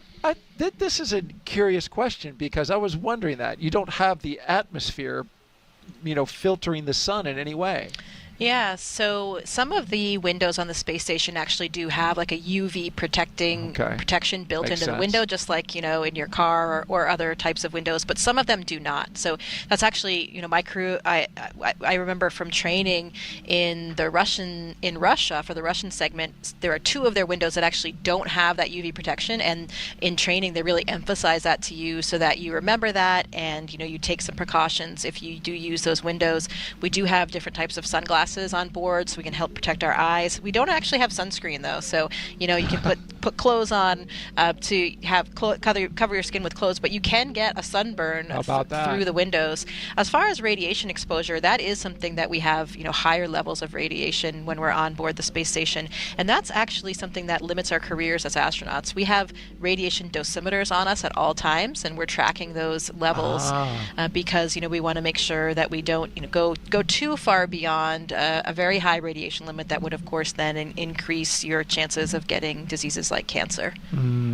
That makes sense, and they use, I think, a metric, comparatively speaking, for how much radiation you get for like how many dental x-rays you could get in a lifetime. Like it's a fair amount of radiation, so that's why they keep track of it. Yeah, and the limit basically just is a certain threshold beyond which your chances of getting cancer are increased by a certain % over the general population. So it's pretty conservative, but it is something that we track regularly because it is a concern. Of course, it'll be a much larger concern when we go back to the moon and eventually onto Mars. There we will be experiencing, on those journeys, we'll have much higher radiation levels than we do have in the low Earth orbit of the space station. So that is a very big topic of research in terms of human health and physiology and how to protect the astronauts. So, engineers are looking at what type of materials can you use to protect astronauts. Things like lead are the best protection, but of course launching lead would be sort of prohibitive.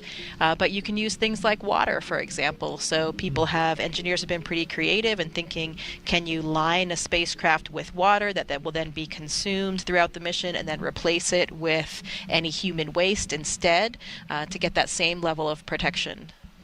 Definitely a big concern for those exploration missions further in the future. That's pretty interesting.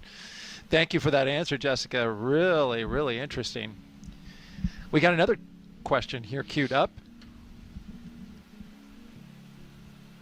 MKO asks, what happens if a crew member gets sick at the ISS? I'm sure it's happened. Yeah, we talked a little bit about that earlier. So we actually have pretty extensive medical supplies on the International Space Station, a lot of different medicines that we would need in any type of unanticipated situation. We have a defibrillator, and if anyone needed that in terms of if we had to do CPR, jumpstart somebody's heart. And, we don't always fly with a medical doctor. So, for example, no medical doctors on this crew right here. They will actually be joined by a medical doctor for Expedition 73. Johnny Kim will be a part of the Soyuz launch on April 8th, and he is a medical doctor.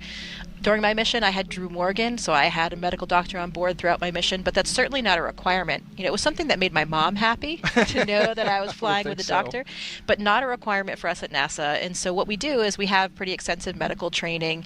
We have CMOs, crew medical officers, at least one, but usually several on board throughout the mission, and we're trained for a medical emergency type situation so that we would know what to do. We would have a lot of support from the ground if we had anything happen. We would have flight surgeons on the ground that would be talking us through everything.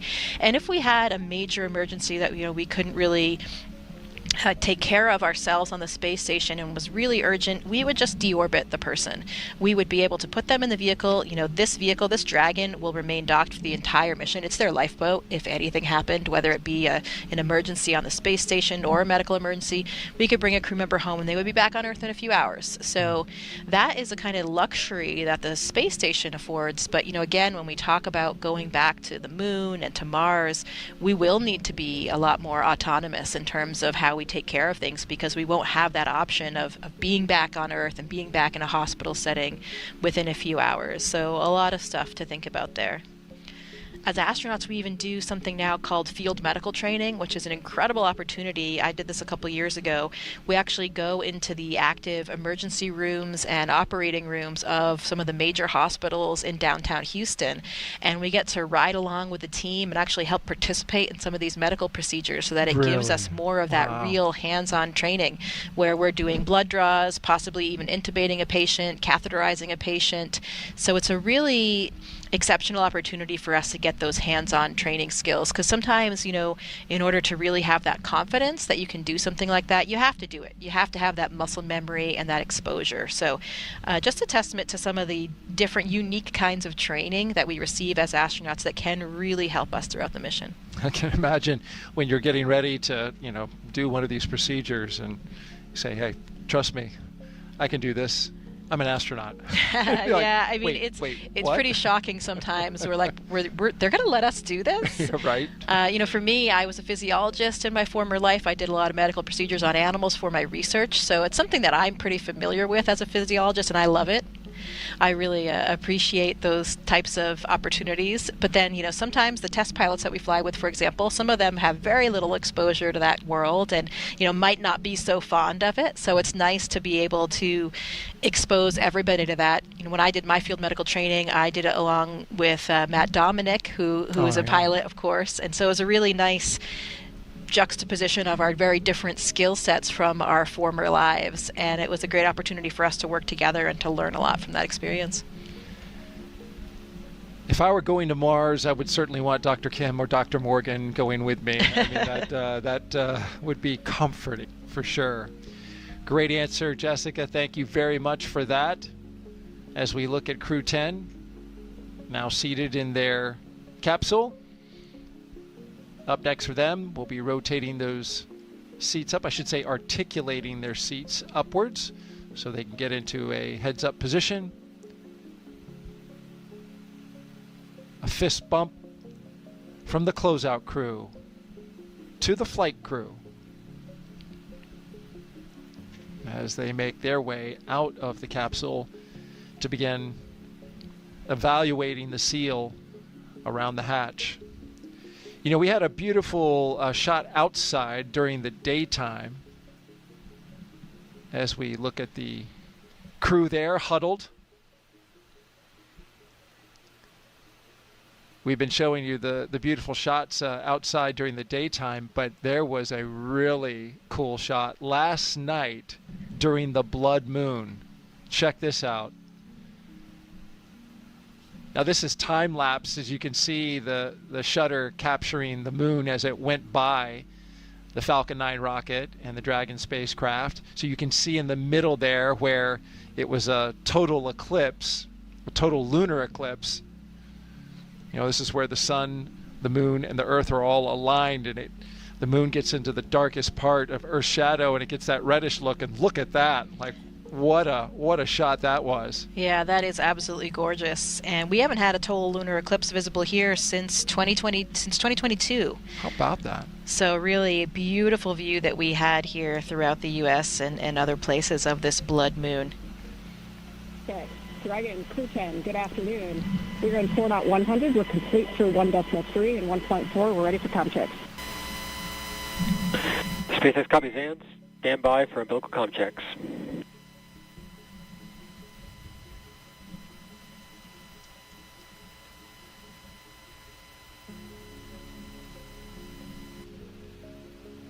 Each one of the crew members will now do a series of communication checks with the ground team.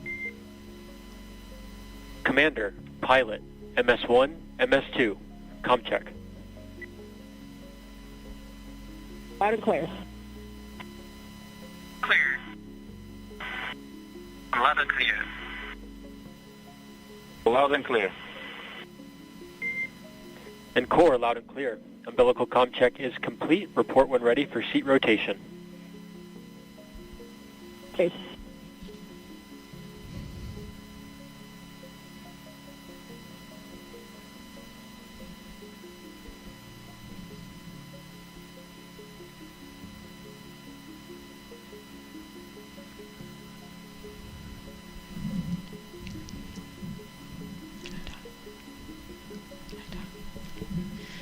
So you can see Nichole Ayers is reaching up there to the displays above her, and once their seats rotate back... Dragon, step 1.7, ready for seat rotation. SpaceX copies will report when initiating.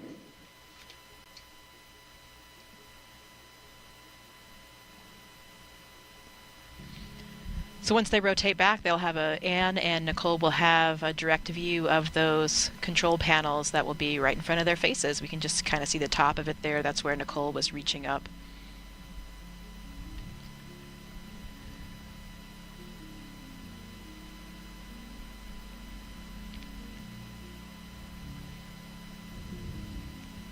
So they're all strapped in there with their seat belts and their 5-point harnesses, and even their boots have a little, kind of like a guide that they can slide onto. Slot. Yeah, it's a little slot, exactly. It slides onto the corresponding part on the little footrest.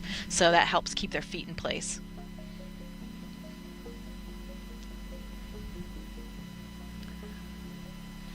They have what's...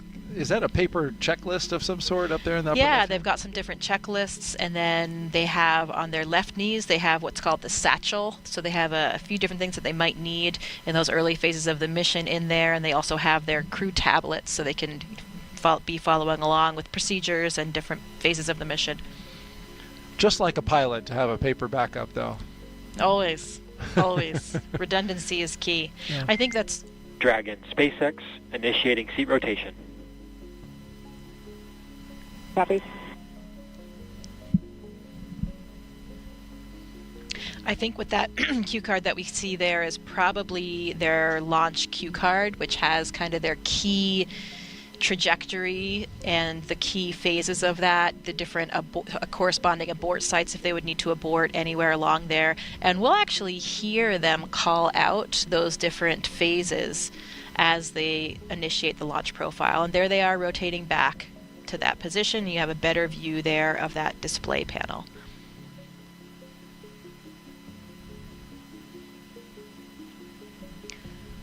Three sets of giraffe legs coming up there and one set of panda legs. Good view. It's quite stark in this particular camera view. Black and white, just like a panda.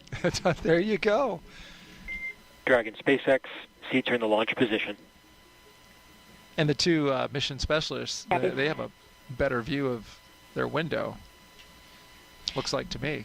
Yeah, that's one of the big differences. So, as I mentioned, I flew on a Soyuz, and the Soyuz has a fairing covering it for liftoff. So the windows essentially are covered until you jettison that fairing. Dragon does not have that. So these astronauts will actually be able to see their ascent away from the launch pad. And I've heard that that is incredibly beautiful, a very cool thing to see as you're lifting off. There's a little bit of what their view will look like, clearing the launch tower, perhaps seeing a bit of coastline along the way, depending on which way their windows will be facing.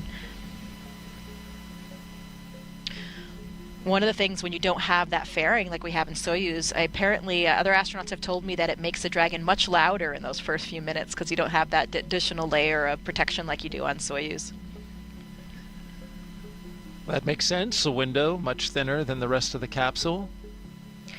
The astronauts also use those Dragon windows sometimes for photography and aurora viewing when they're on ISS. So you have, more windows to do exactly what astronauts like to do best when they're in space, is to look back at Earth, the incredible view of the Earth below them. It's really spectacular and never gets old. Dragon, SpaceX, go for Section 2, suit leak check preparation. Something every photographer can appreciate, having multiple different angles to take photos. Yeah, and just the way that the windows on the space station are lined up, the angle that you get from those Dragon windows is really great for the aurora because you can see them coming from hundreds of miles away and get your cameras ready better than you can from some of the other windows. So, we've seen a lot of incredible photography, especially lately with astronaut Don Pettit on board. Yeah, he does a great job. Exceptional photographer. Definitely recommend checking out some of his imagery and that of other astronauts on social media or on the NASA website.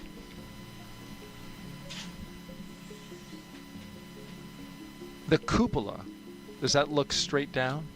It does, generally. In the attitude that we generally fly in on the space station, the cupola is facing directly down, and there's some other windows that are facing directly down as well. And then there are some that are kind of looking out at the sides, the ones that are in the Japanese module. So you get a few different vantage points.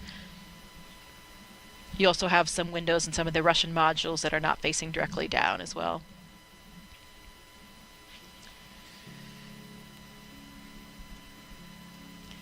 Taking photographs in space is not easy, though, so extra props for Don's incredible photos. Matt Dominic also took a lot of exceptional photos. Really, most astronauts do, but those two really kind of stood out. But it is difficult, especially because of the lighting. The lighting is changing all the time when you're in your orbit, going around the Earth every 90 minutes, 16 sunrises and sunsets every day. Changing quickly. Yeah, changing all the time. So you think you have your settings perfect, and then suddenly the light changes.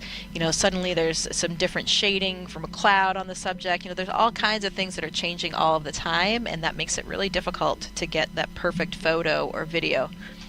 I had never thought about that. Of course, on Earth, when you're trying to shoot photos in the dusk or dawn time and that light is changing quickly, it's a challenging time.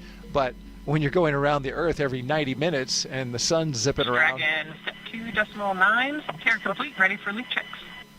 That can really be challenging. So we got leak checks coming up right on time. SpaceX copies. Your go for Section 3, suit leak check. Please go for Section 3, suit leak check.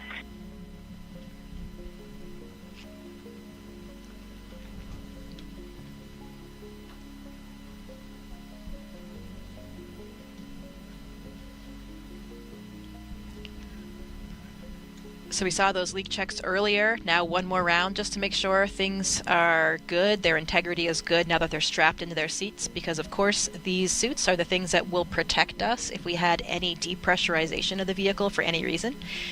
Throughout most of the mission, you're comfortably unpressurized in this suit, but the only reason why we wear the suits is, of course, to protect for that contingency case. If we did have an emergency, these suits would provide you with the pressurization you need in order to stay alive. So pretty important through all phases of the launch profile and also for landing. And why they check it a second time, as you mentioned, because they did disconnect since doing that first test with their checkout at the astronaut crew quarters, and now they're plugged into the system in the capsule. Right, in a different system. The system, of course, they used was just one in the building. This is their actual vehicle. Right.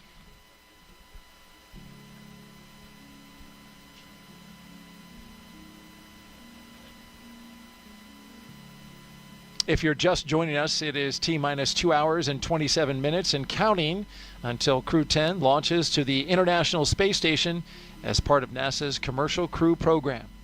As you can see there, Crew-10 is strapped into their seats inside Dragon Endurance, waiting for their seats to lift off and take them spaceward.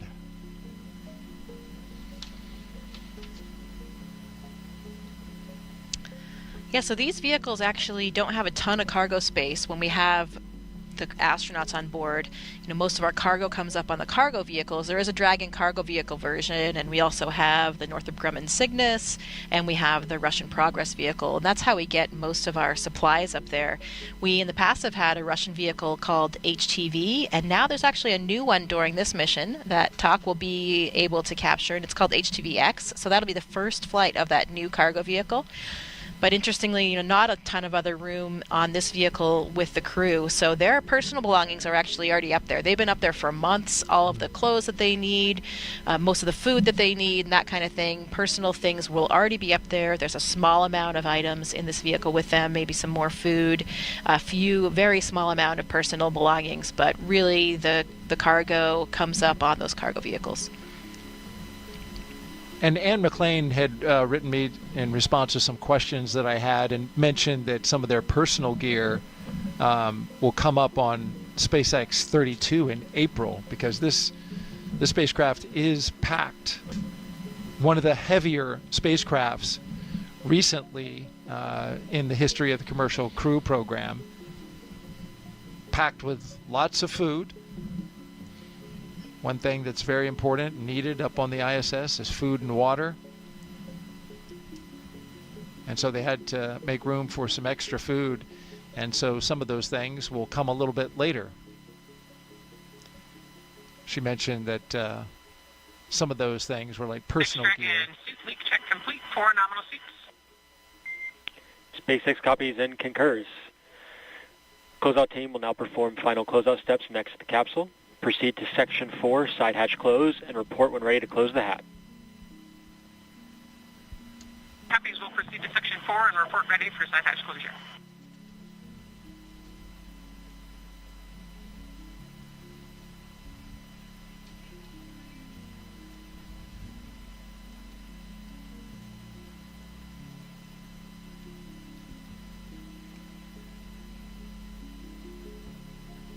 Anne McClain said that she packed some shirts from sports teams. Dragon SpaceX, we got a question for MS2. Would Seat 4 like their Valsalva installed for launch?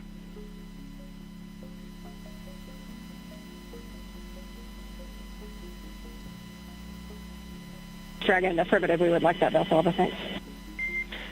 Copy the affirmative. Stand by 1. So that Valsalva that they're talking about is a small device or small really block of foam that they will put into the helmet, and that just helps you if you can't clear your ears when you're changing pressures in the suit. Sometimes you can do that. Like I can just do that by swallowing, for example. Kind of like when you're scuba diving, you know, sometimes you have to do a Valsalva maneuver where you plug your nose and create a little bit of pressure in order to clear your ears. So that's what they're talking about in spacesuits. In all types of pressure suits and spacesuits, we often have these Valsalva devices. So you can lean your nose up against that device in order to block it and then get that pressurization that you might need to clear your ears. Ah, interesting.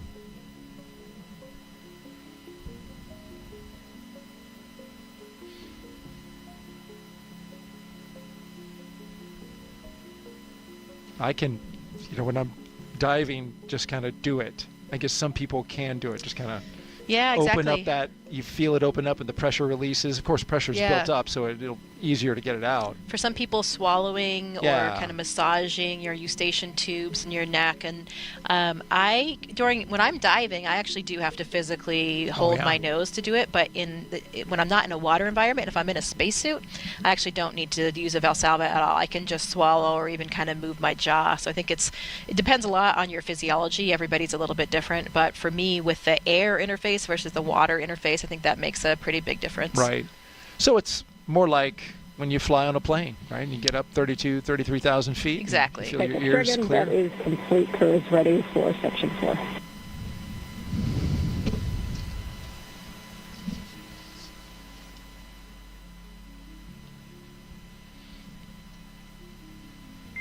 Core copies will be with you in Section 4.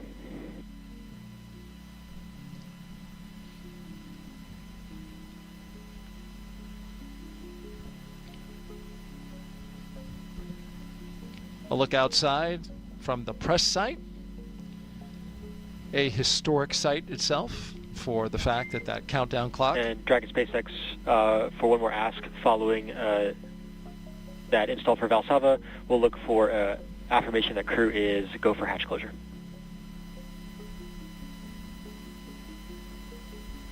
Dragon crew is go for hatch closure. SpaceX copies. The closeout team is taking final steps in preparation for side hatch closure. Stand by for some state transitions before we get into pad hatch closed. A reminder at this time, ensure all items remain secure from now through launch. Copy.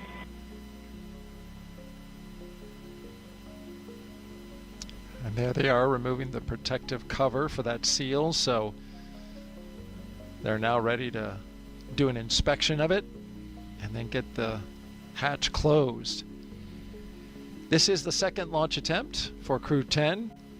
There was a launch opportunity on Wednesday, but we stood down from that one due to some ground equipment. In the interim, though, between that attempt and this attempt, the astronauts had some extra time on their hands, and we were talking earlier about them going out to the beach house and, of course, having a variety of experiences for the crew. It's a time to relax, maybe a time to tell a few stories about their time in space between the two veterans, Anne McClain and Yeah, I think Takuya? one of the biggest things is really just appreciating and enjoying the elements on Earth. And it may be something that Anne and Tak thought more about than Nichole and Kirill, because sometimes you don't really think about it until you've experienced it. But, you know, in space, one of the things that you miss the most is just the feeling of the breeze on your cheeks, the sound of the wind as it rustles through the leaves, the feeling of the warm sun on your skin. Those kinds of things you don't experience with like you do down here on Earth, and you suddenly realize how much you miss them. Mhm. So hopefully out there yesterday at the beach house, they were taking that time. Certainly was a beautiful sunny day, and it was breezy on the beach as well. Yes. So hopefully they were thinking about that. You know, it's not something that really occurs to you until you don't have it anymore. I remember from my mission, or even from when I used to do research in the Antarctic, when I would come home, there's also this very distinct smell of life on Earth. And of course, it's not something that we notice every day because it's always there. So it's just part of all the background. But suddenly when you don't have it, and then you come back to it, it becomes very, very strong. So I remember coming back from the Antarctic, the plane would touch down, and, you know, in the Antarctic, it's this cold, austere environment with no natural things growing outside. So when you land again in New Zealand, there's this really powerful smell. And it's just the smell of life. I think it's like the smell of the humidity in the air and all forms of life that are growing that you don't notice until you have it removed. And then it lasts only for a few minutes, so you really have to appreciate it. Like somebody will point it out to you. You appreciate, because then it's gone, and it's just full in the background again, and you don't notice it anymore. I had that experience coming back from the Antarctic, like I mentioned, also when I did a caving expedition with the European Space Agency in Italy. The same kind of thing. You didn't have any of those smells in the cave, and you come out, you're overwhelmed by it. Your sense of smell is just overwhelmed by it, and it's so fleeting, and it's gone. And the same thing coming back from space, where you're suddenly back, you land, the capsule door opens, and it's this overwhelming smell, once again, of just life. How about that? For all the excitement of going to space, it's oftentimes these things here on Earth that just give you such a feeling of nostalgia once you come back into it. And that smell of life that you're talking about, that is fascinating. There's really, as we know it right now, no place like Earth. Yeah, I mean, you don't know what you have until it's gone, right? That's right.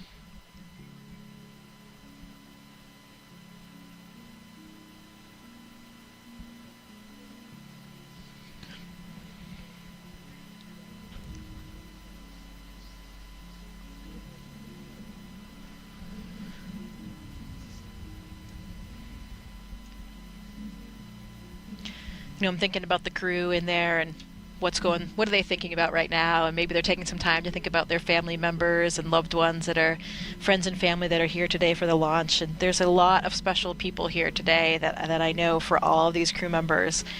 I've been able to spend quite a bit of time with Anne's family, and she has a lot of friends here as well.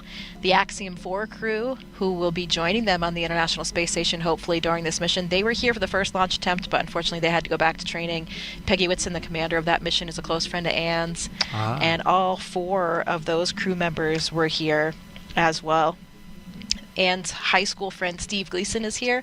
If you're not familiar with that name, he was a safety for the New Orleans Saints, and then unfortunately came down with ALS, Lou Gehrig's disease, but has become quite a notable figure and on behalf of ALS and research and support for that disease.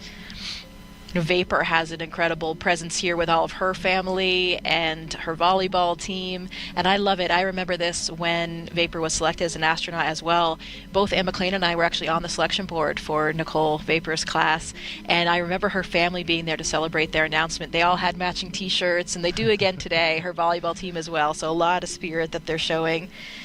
Kirill, I mentioned he has his host family from when he was a high school student in Texas, as well as friends and family members here from Russia. Dragon, SpaceX side hatch is closed, and we have begun the side hatch leak check. Copy. And Tak has a lot of friends from school and his previous jobs back in Japan, so everybody has an incredible representation of family and friends here to support them. And I bet the crew members are thinking about them a little bit It's interesting. It's something we've talked a lot about as astronauts that, that this launch day is the hardest for the loved ones, for those friends and family members. As crew members, we are so well trained in every little step along the way that, we don't really have any surprises. We know what to expect, and we're pretty calm because you're just doing your job. You're doing what you're trained to do.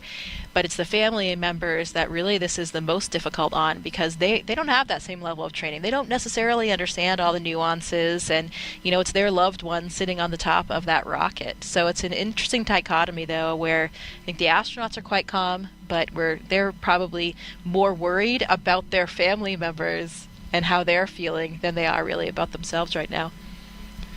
And to draw the connection between you and Anne McClain, you two were in the same astronaut class, and that's how you became close friends. Yeah, we were selected as part of the 8 Pauls class back in 2013. So 11 and a half years we've been astronauts together, and we have become incredibly close. So this is a very special launch for me to see Anne embark on this second mission, especially because it's just watching her exactly where she should be. Anne is one of those natural born leaders. She just has this aptitude and ability to relate to and lead people in such a powerful way. So seeing her today as the commander of this crew, knowing that her crew is in such good hands, it is a really wonderful thing to see. Those leadership attributes come out even in the broadcast, as I've observed her just checking in on her teammates, seeing how they're doing. And when she answers questions in press conferences, she has a strong command of how to communicate, and she communicates really well. And that's a key to being a good leader, is to be able to have strong communication skills. Yeah, she absolutely does. And when we talk about the crew maybe thinking about their family members, I bet Anne right now is thinking about her 3 other crew members and making sure that they are comfortable and safe and have everything that they need. I have seen her do that all throughout the training profile and throughout her time here at KSC leading up to launch as well. She's really taking care of that crew.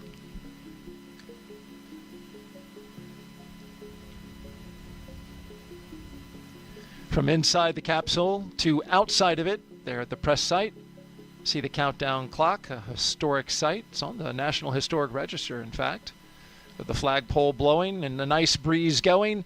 Weather conditions for liftoff today, they're fabulous. There's your forecast.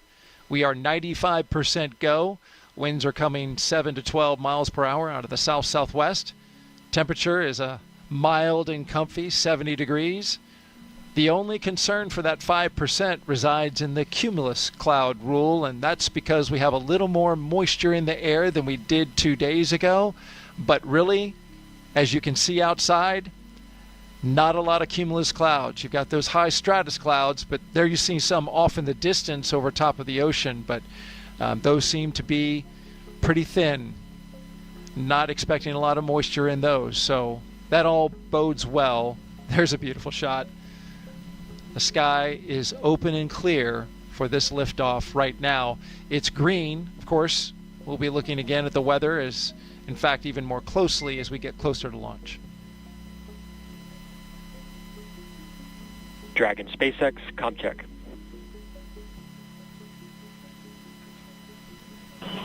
SpaceX Dragon, loud and clear. Core, loud and clear. TDRS comm check complete. Stand by for comm checks with DC, MD, and LD in the launch configuration.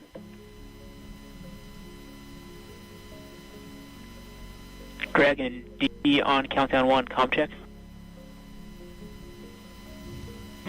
DC Dragon, loud and clear.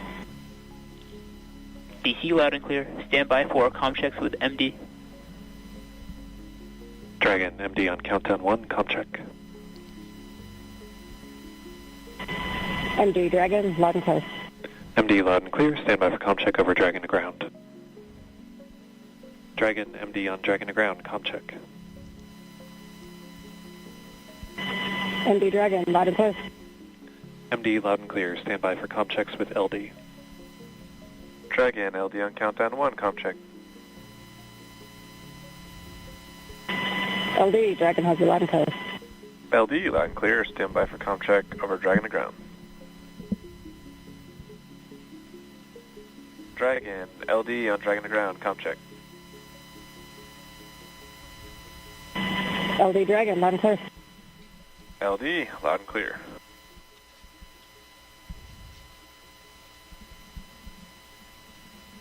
Dragon SpaceX, launch configuration, comm checks complete.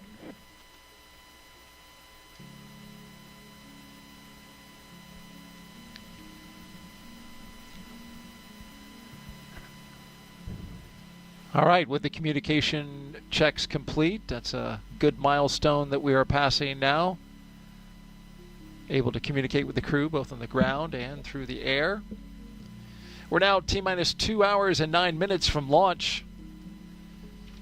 The ISS is an incredible orbiting lab and, of course, Crew-10's final destination. Here's a closer look now at how we're getting help here on Earth from all of that revolutionary science research being done up in low Earth orbit. The International Space Station isn't just a symbol. It's a powerhouse of cutting-edge science, constantly revealing secrets that defy Earth's limitations and drive us farther into the cosmos. Our mission is research and science. We have experiments mounted on the outside of the station that are looking at Earth. We study our own bodies and how they react to space, to weightlessness, to radiation, and that helps not only us go on further in future missions, but also helps for medical research back home. And then we study lots of different things as well, like materials, combustion, all sorts of things that help us understand life back on Earth. Yeah!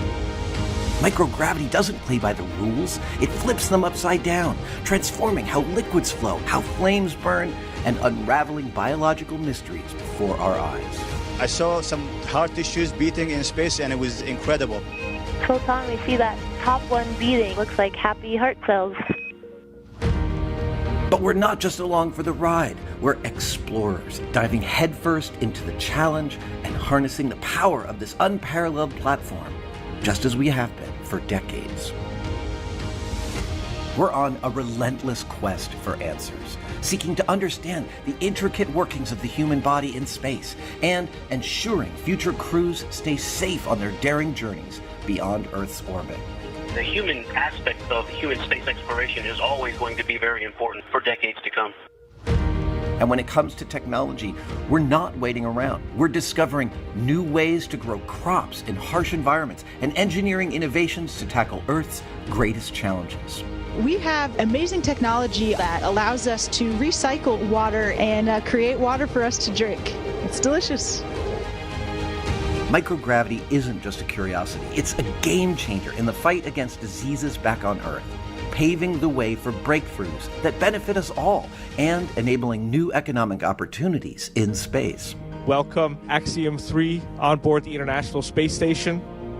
From our vantage point more than 200 miles above Earth, we are not just spectators. We're gaining unprecedented insights into the world we call home, and we're sharing our findings openly. We're not just achieving results today. We're sparking inspiration in future generations of explorers and embracing the power of global collaboration as we reach for the stars. What was your favorite experiment on the International Space Station? Toby, great question. My favorite experiment was the one that I got to eat. It was us growing hatch chili peppers in our plant habitat. Station Huntsville on 2, we have video in Node 1. Look at those chili peppers. And as we soar through space at 17,500 miles per hour, each moment is a step closer to unlocking the mysteries of our Earth, our universe, and propelling our pioneering spirit even farther into space. So come along for the ride aboard the International Space Station.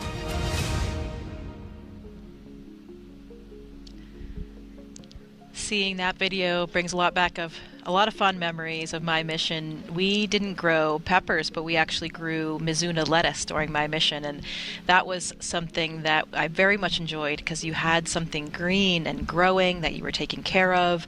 You were giving it water every day and monitoring the growth. And then the best part was at the end of the experiment, we processed the lettuce, and some of it, of course, had to go back down for science, but then we were able to enjoy a fresh salad. So that was a big moment for me. And we have so much incredible science going on the International Space Station during all increments. And there are some specific experiments I can highlight today for what this crew specifically will be doing. There are kind of two areas. We're actually gotten into the time now where we even do some science on board the Dragon before the crew docks to the International Space Station. Some of those experiments that they'll be doing in Dragon, they have an experiment called Space Health, which is a Canadian Space Agency experiment. It's a biomonitoring wearable technology garment, and it's looking primarily at things like the cardiovascular system in terms of understanding more about how that system responds to microgravity to make sure that we can monitor these aspects of astronauts and keep them safe on orbit. There's an experiment called Thigh Cuff that they'll be doing in Dragon as well, and this is really a small kind of restraint that they put around their thighs, and this can help prevent and counteract some of the fluid shift that we experience in microgravity. So in microgravity, we have this upward fluid shift of our blood volume where it really leaves our legs, because here on Earth, gravity is pulling, of course, all that blood down to your feet. So in space, you have this upward fluid shift where the blood goes upward into the torso area and in the face. Sometimes you can see that in some of the astronauts, especially as they start adjusting to the microgravity environment. And some of these fluid shifts may be actually contributing to some of the problems that astronauts are experiencing in space. There's one example, the spaceflight associated neuroocular syndrome, and this has some different hallmark features, but basically it is causing some vision deficits in some astronauts when they come back, and actually changes to the anatomy of the eye, the back of the eye, the retina, and the choroid layer, which has the blood supply for the retina. Some astronauts have an optic disc edema, so a swelling of the optic disc, and also even a flattening of the eyeball. So a flattening of the back of the eyeball actually changes the refraction and changes your vision. This was something that I actually experienced during my mission. I had a pretty severe case of SANS. Luckily, everything is kind of back to normal now, but the one lasting symptom that I have is that I have perfect vision now. When I launched to space, I actually did wear glasses and contacts, and because of that globe flattening, I now have 2015 vision that has persisted for the last 5 years. So, most expensive corrective surgery I think possible. Thank you, taxpayers. When you mentioned that on Wednesday, it really kind of surprised me that it fixed it. But then I thought about it, and for most people who know, I wear glasses. For people who also wear glasses or contacts, you can have an astigmatism, which is an irregular shaped eyeball. And I was wondering since then if that's what ends up happening. Does it then take that irregular shaped eyeball, which is more like a football, and kind of make it more into a basketball when you go to in terms of your case and getting not better? Not necessarily. In terms of my case, it's not like it's causing an astigmatism, and I didn't have an astigmatism. No, but I'm saying reversing it. Yeah, well, I didn't have an astigmatism to begin with. I That's see. Different than just being nearsighted or farsighted. Okay. So I'm not sure actually if we have any data on people that experience SANS that have an astigmatism. That's an interesting question on how it would affect that overall shape. This is kind of just a flattening of the back of the eyeball that's normally round, so it changes that refraction, which of course changes your prescription and changes your vision there. This crew on board Dragon will also participate in an experiment called Immunity Assay, and this is a new way to monitor health and immune function with a blood sample. So most of the time, historically in space, we take blood samples and we have to send them back down on Earth to be studied by scientists to evaluate them for all these different parameters, for example, immune system parameters. This is actually an in-flight assay that would allow the data to be collected in flight without going back down to the ground. So could be really important in terms of physiology and medical research, and also direct health of the astronauts as well. Yeah, because when the blood comes back down to Earth, instantly gravity is then a factor. So studying it in that microgravity environment while it's up there. Yeah, right? The blood sample itself, the parameters that they're looking at, they won't be changing anymore because it's not in the human body anymore. But you're right, now, we are keeping the experiment a little bit more clean since we're never exposing anything back to that 1G environment. when the crew is on the space station, a few of the experiments they'll be participating in, one is the CIPHER study, which is a really large, comprehensive physiological study that has been kicked off in recent years here at NASA, and it's really a multidisciplinary study looking at both physiology and psychological components, and it's comparing different duration missions as well, and will be really important for that comprehensive physiology. For example, applications to SANS, like we talked about. There's an experiment called Drain Brain 2.0 that's really looking at blood flow between the heart and the brain in space and how that changes with microgravity. It involves a special neck collar that the astronauts will wear. And there are some particular flammability experiments, combustion experiments, one called Sophie Mist that the astronauts will be participating in. This is something that we do quite frequently, combustion experiments in space, because if you think about it, of course, even flames burn differently when we don't have this natural air motion and convection caused by gravity. This particular experiment is looking at different models for flammability that can be used on future space missions and has terrestrial applications for combustion models as well. So lots of different types of science, really engaging and really important, not just for the future of astronauts and future space exploration, but direct applications to disease states and other factors back down here on Earth. The burning stuff in space sounds like fun. It is fun. Don't worry. It's very well contained. Oh, you're just not taking a match. We have, yeah, definitely. We have a special facility where it's a very contained environment in a glove box where we do these types of experiments, so we can make sure that we keep the astronauts on the space station safe. Oh, that's important. We are at T-minus 1 hour and 59 minutes and counting from liftoff of the Falcon 9 rocket and Endurance Dragon spacecraft from Launch Pad 39A here at the Kennedy Space Center. Crew-10, as you can see here, currently inside Dragon. So far, Crew-10 has completed their comm checks to make sure they can communicate with the teams here on the ground. Their seats have rotated from their upright to their reclined launch position, which allows them to see and access their display panels. They have also completed their suit leak checks to make sure that their spacesuits are working properly. We also heard verification that we have a good side hatch leak check, so that's good.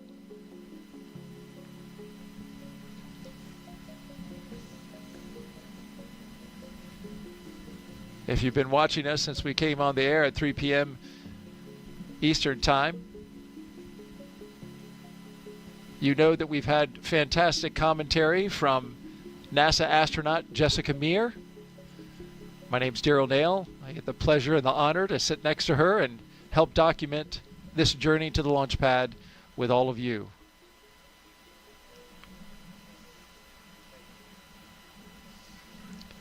Let's go over the crew so you have a sense of a little bit about the folks who are inside the capsule today. We'll start with our crew commander, Anne McClain.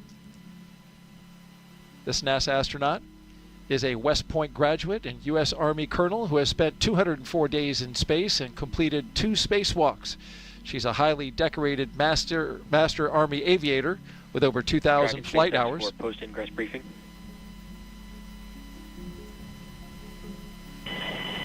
SpaceX Dragon, go ahead. Good news. At this time, we are tracking no issues with Dragon or Falcon proceeding with launch today at this time.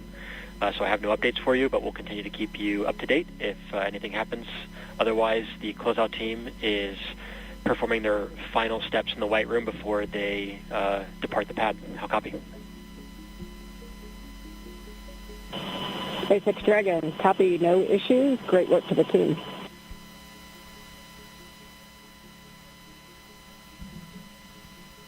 That's a great update. Working no major issues. The launch vehicle, the spacecraft, ground systems, all good as we watch the closeout crew continue to do their work before leaving the launch complex. And just to wrap up on Anne, she's a former rugby player and a pretty good one from what I hear. She got the nickname Animal. Yeah, she is pretty tough. We talked earlier about her need for speed, and I think that leads into the story we told on Wednesday that I have to retell about how she has a particular inclination to operate vehicles in complex situations. And this one goes back to high school, where she apparently ordered a pizza so large it could not be transported in the car. So she and her friend got in the car, they put the pizza on top of the car, and Anne, as the driver, natural commander seat of course, had her left arm up on top of the car to hold the edge of the pizza box and her right hand on the steering wheel, and her friend had her right hand up on the other side from the passenger seat. So Anne is really ready for anything, I would say, in terms of transportation and complicated vehicle setups. And where in the world is it that you can order a pizza that's as big as the roof of a car? Spokane, Washington, apparently. Apparently so, right? Wow. Colossal something, I guess they were called. Okay. Well, it's a good thing it didn't come off the roof because it sounds like it would cover an entire windshield. So good job, Anne. Hey, let's talk about our Crew-10 pilot now, NASA astronaut Nichole Ayers. She's a U.S. Air Force major and graduate of the Air Force Academy. Nichole has flown the T-38 and the F-22 Raptor, logging over 1,400 flight hours, including 200 in combat. This will be her first space flight, making history as the first astronaut from NASA's 2021 class to fly. And she has said that that is very special to her. She feels humbled by it, and she's flying stuff up into space for her fellow classmates in honor of her being able to go first. You know where she got her call sign, Vapor? I do not. It's an interesting story as well. You know, she's an F-22 pilot, and apparently is one of her early flights, and I think she had a formation flight with her colonel or something as her on-wing, so big deal flight. She got ready to start the aircraft, and suddenly as she was doing so, there was some kind of smoke building in the cockpit. So her training kicked in, and she was abort, quick, ready to leap into action and abort that engine start. And turns out it was just condensation.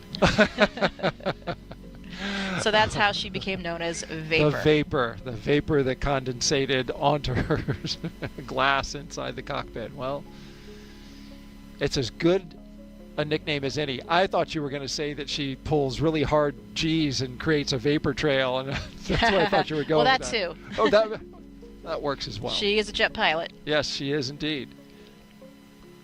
Let's move on to our mission specialist now, Takuya Onishi. He's our JAXA astronaut on board. He's returning to space for his second mission. A former commercial pilot, he spent 113 days aboard the space station in 2016 and then became the first Japanese astronaut to capture the Cygnus spacecraft. When he's not training as an astronaut, he enjoys flying, hiking, movies, and playing the saxophone. Also serving as a flight director. He, after his second flight, got certified as a flight director and was actually acting as a flight director on the ground in the Mission Control Center in Japan for even up during his training flow until his last trip to Japan. So really exceptional experience for him, because it really gives you that kind of perspective that's so vital as an astronaut, to understand the ground really intimately. A lot of us as astronauts work as Capcoms in the Mission Control Center, talking to the astronauts from the Mission Control Center, and that affords that as well. But being a flight director is even more impressive. So well done for Tak for keeping that up. He even has an asteroid named after him. You mentioned that before, and I'm still very curious at how that came about. We'll have to dig that one up. Yeah. But, you mentioned his qualifications, which flows into his upcoming assignment as ISS Station Commander. Those are some great qualifications, the fact that he has seen it from both sides, both in space and on the ground. The second mission specialist is Roscosmos cosmonaut Kirill Peskov, a former airline co-pilot. This will be his first trip to the International Space Station. Trained in skydiving, zero gravity, scuba diving, and wilderness survival, he's ready for the challenges of space. Not a man of very many words, but when he does speak, he's very succinct, very clear. Kirill, we talked about the fact that he had never seen a bear until he went to California, even though he grew up in Siberia. But another great fact that I came across from his colleagues was that, in this region in Siberia, it's very close to the Mongolian border, which is an incredible part of the world, where I actually had the opportunity to go to do some research to study bar-headed geese in Mongolia, and it is a very special area. But one of the things that's special about that area is that they do a lot of throat singing. It's this old traditional form of singing that's really deep and guttural from the back of the throat. I won't even try to do it because I can't, but if you've never heard it, you should definitely Google it and see. But apparently Kirill does throat sing. He can do it? He can. So I wonder if he's doing any of that for them in the capsule. I've heard this, just so happened to have heard it, and I was fascinated by the sound that they make with their throat in this singing. It's really pretty cool. At first I was like, oh, whoa. But there was a very popular commercial on TV in which they had some of that throat singing, and that's where I first heard it, so I had to go look it up. It is very cool. That very is pretty cool, yeah.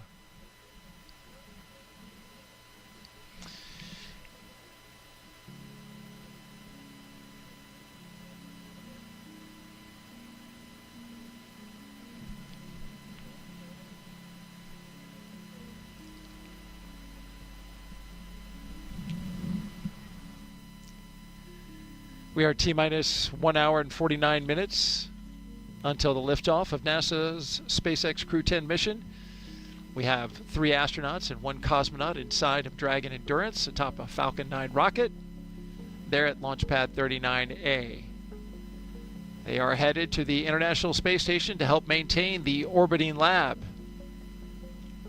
Once on board the International Space Station, Crew-10 will become members very briefly of Expedition 72 for a few days, and there you see the members they'll be joining, Crew-9,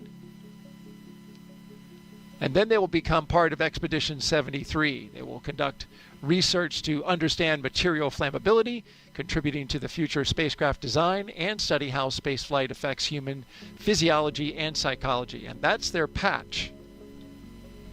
Yeah, this is an interesting one, Daryl. The Expedition 73 patch was designed to honor the science and scientists that make space exploration possible. And if you look at some of the elements on the patch here, the number 73 is a prime number and a binary palindrome. There's a good one for Pi Day for all the NASA geeks watching today. And that's represented at the base of the patch. 73 is also a star number, represented by the hexagonal shape of the patch, accented by white stars, and symbolize the crew's dedication to space exploration. The grid lines illustrate our earthly perspective from the cosmos, and finally the ISS, the International Space Station, symbolizing humanity's continued collaboration across space and time. Those grid lines to me look like something out of an 80s video game. Yeah, or the Matrix. You know, I believe Johnny Kim was the mastermind behind this mission. I believe we talked about it on Wednesday, but the way that we start a new expedition on board the International Space Station, it actually rotates not with the Dragon flights, but with the Soyuz flights. So Expedition 73 will begin on April 8th with the launch of that Soyuz mission. Sergei Ryzhikov, Alexei Zubritsky, and NASA astronaut Johnny Kim for his first flight.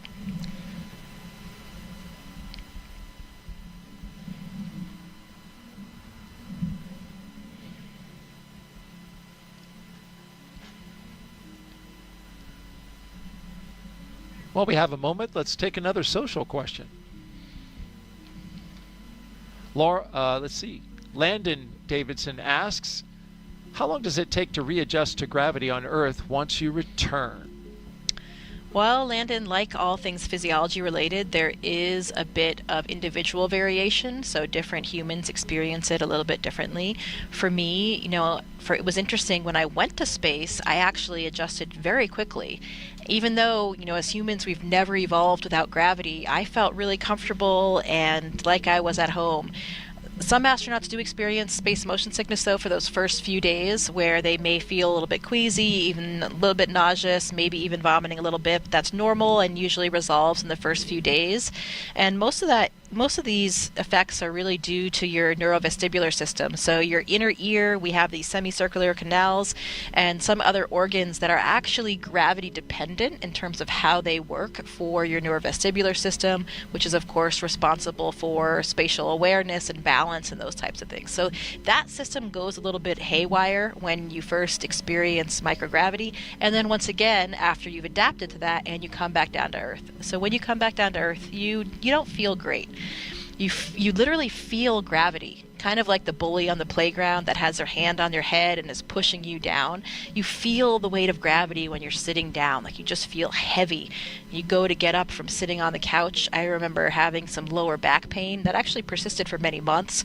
I just felt really stiff, like I was suddenly 80 or 90 years old and I couldn't, quite straighten out my back. But overall, astronauts generally adjust pretty quickly. In those first few minutes and even hours, you're a little bit like a drunken sailor when that neurovestibular system is really kind of readjusting. Some people have a little bit of motion sickness in those first few days. I didn't really have that. I was pretty fortunate.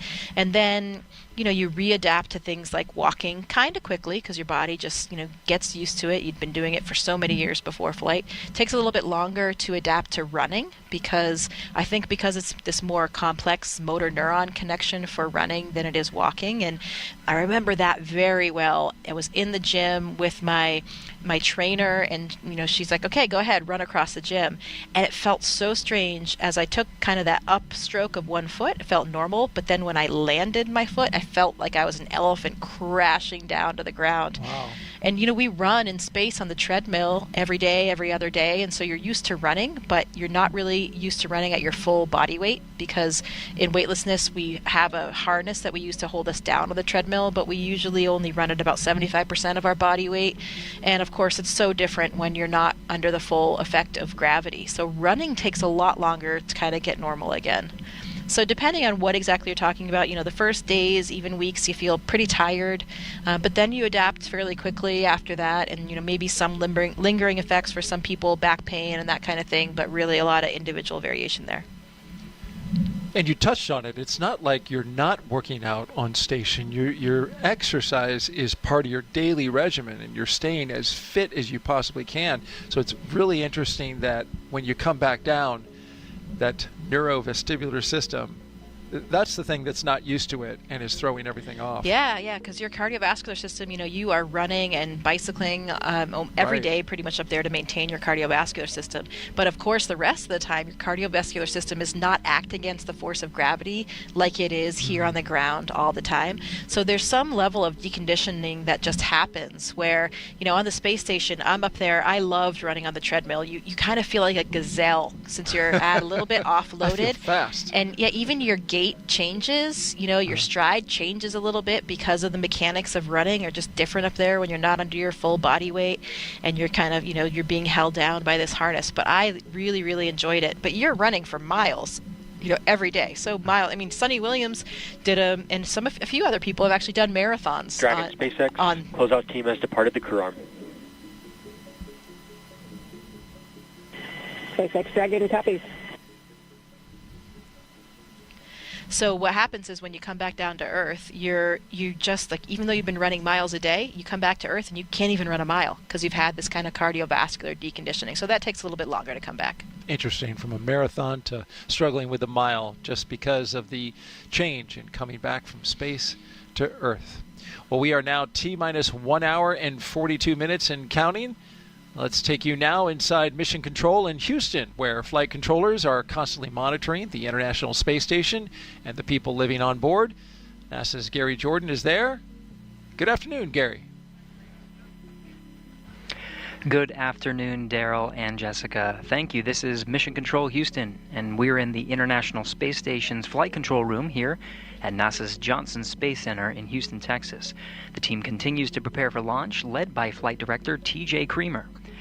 Today we'll be, of course, launching the 10th rotational crew mission to the International Space Station under the agency's Commercial Crew Program. Following Crew-10's arrival, the space station will have a total of 11 crew members aboard for just a few days. 4 of those 11 crew members include the Crew-9 cadre, with NASA astronauts Nick Hague, Butch Wilmore, and Sonny Williams, alongside Roscosmos cosmonaut Alexander Gorbanov. During the next few days, Crew-10 will go over handover procedures with the off-going Crew-9, including a safety briefing and orientation. Then the new crew will jump right in to help advance scientific knowledge and demonstrate new technologies.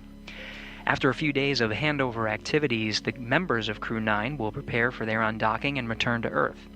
Direct handovers between crews allow for continuity of the activities and helps to ensure a continuous U.S. presence on the space station, which is now at 24 years and counting. Ahead of Crew-9's return, NASA astronaut Sonny Williams turned over command of the space station to Roscosmos cosmonaut Alexei Ovchinin. In just a few weeks, NASA astronaut Johnny Kim and Roscosmos cosmonauts Sergei Ryzhikov and Alexei Zubritsky will join the on-orbit crew. Shortly after the departure of the Soyuz MS-26 with NASA astronaut Don Pettit coming home will mark the commencement of Expedition 73 led by the new commander, JAXA astronaut Takuya Onishi. All of this, of course, coming up after today's launch. We continue with the countdown, and with under 2 hours before launch, we'll send it back to Kennedy. Daryl?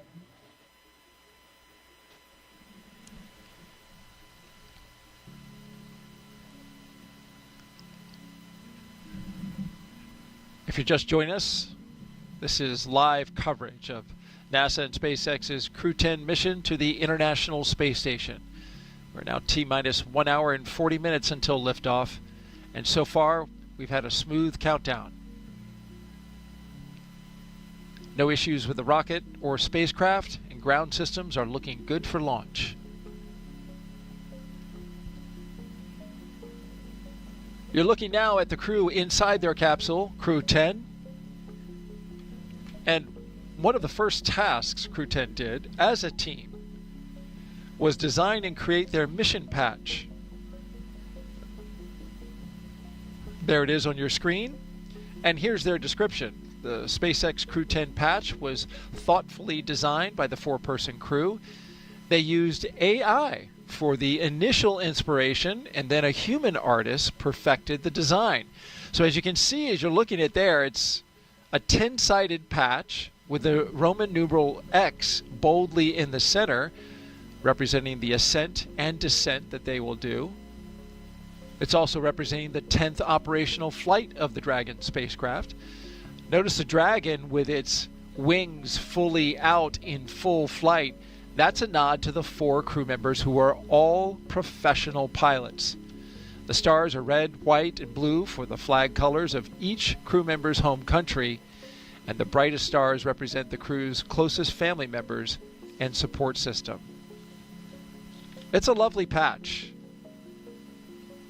And it was interesting, Nichole Ayers was asked about it. She said she kicked off the design of the patch when she and her husband initially used the AI image generator to come up with some ideas, but it was really just to kind of kick off some ideas, and she took those then to the human artist, who then was able to artfully design that Crew-10 patch. And I really like that X in the middle and how it's got them ascending into space and then returning to space. It's a good one, and you can see it there represented on the flagpole just below the American flag.